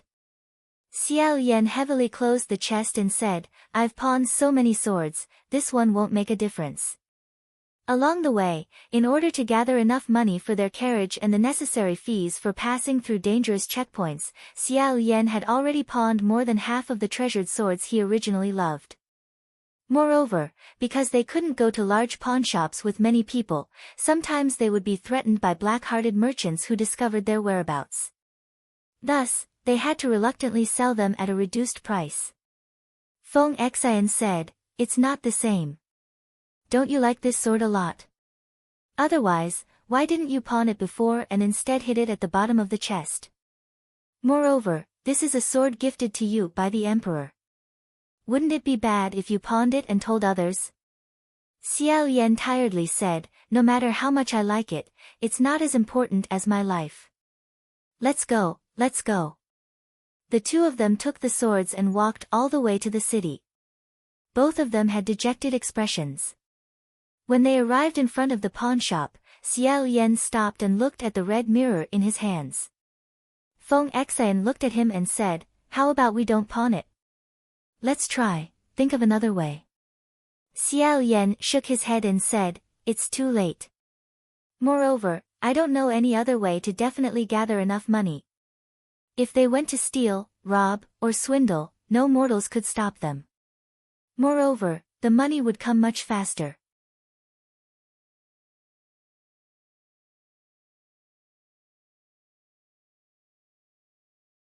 However, it was because they had to abide by the rules of mortals and the principles of good and evil that they had to honestly think of ways to earn money that they were in such a difficult situation. After making up his mind, Xiao Yan said, "We have to pawn it. Once we pawn it, we'll go buy medicine." Although he said this, his feet still didn't move. Feng Xian knew that he couldn't bear to part with this sword. This was the last treasured sword in his hands, so he said, "Then let's wait and see." Right at this moment, a clamor came from the other side of the street. Someone shouted, "Who's causing trouble? You've got guts. Arrest them. Arrest them." Both of them were startled. Xiao Yan vigilantly dodged to the side and said, "Who?" Feng Xian was also very vigilant. He went to investigate and felt relieved. Returning, he said, "It's nothing. Don't worry. It's not related to us. They're not looking for us, nor are they Yong and Bing." Only then did Xiao Yan's tense heart relax a little. He said, "Then what's going on?" Feng Xian said, "I'm not sure. It seems like a few evil servants are fighting. Let's go take a look." Xiao Yan said, "Let's go take a look. Hopefully it's not some evil tyrant." The two of them moved forward together. They saw a few people wrestling in the middle while the onlookers cheered. Feng Xian patted a passerby who was watching excitedly and asked, "Brother, what's going on?" That passerby chuckled and said, "Don't you know? It's too exciting. The servant is hitting the master." Xiao Yan was speechless for a moment. He asked, "Why is this happening? And why are they cheering?" That passerby said, "Of course they're cheering. This master, he's really not a good person.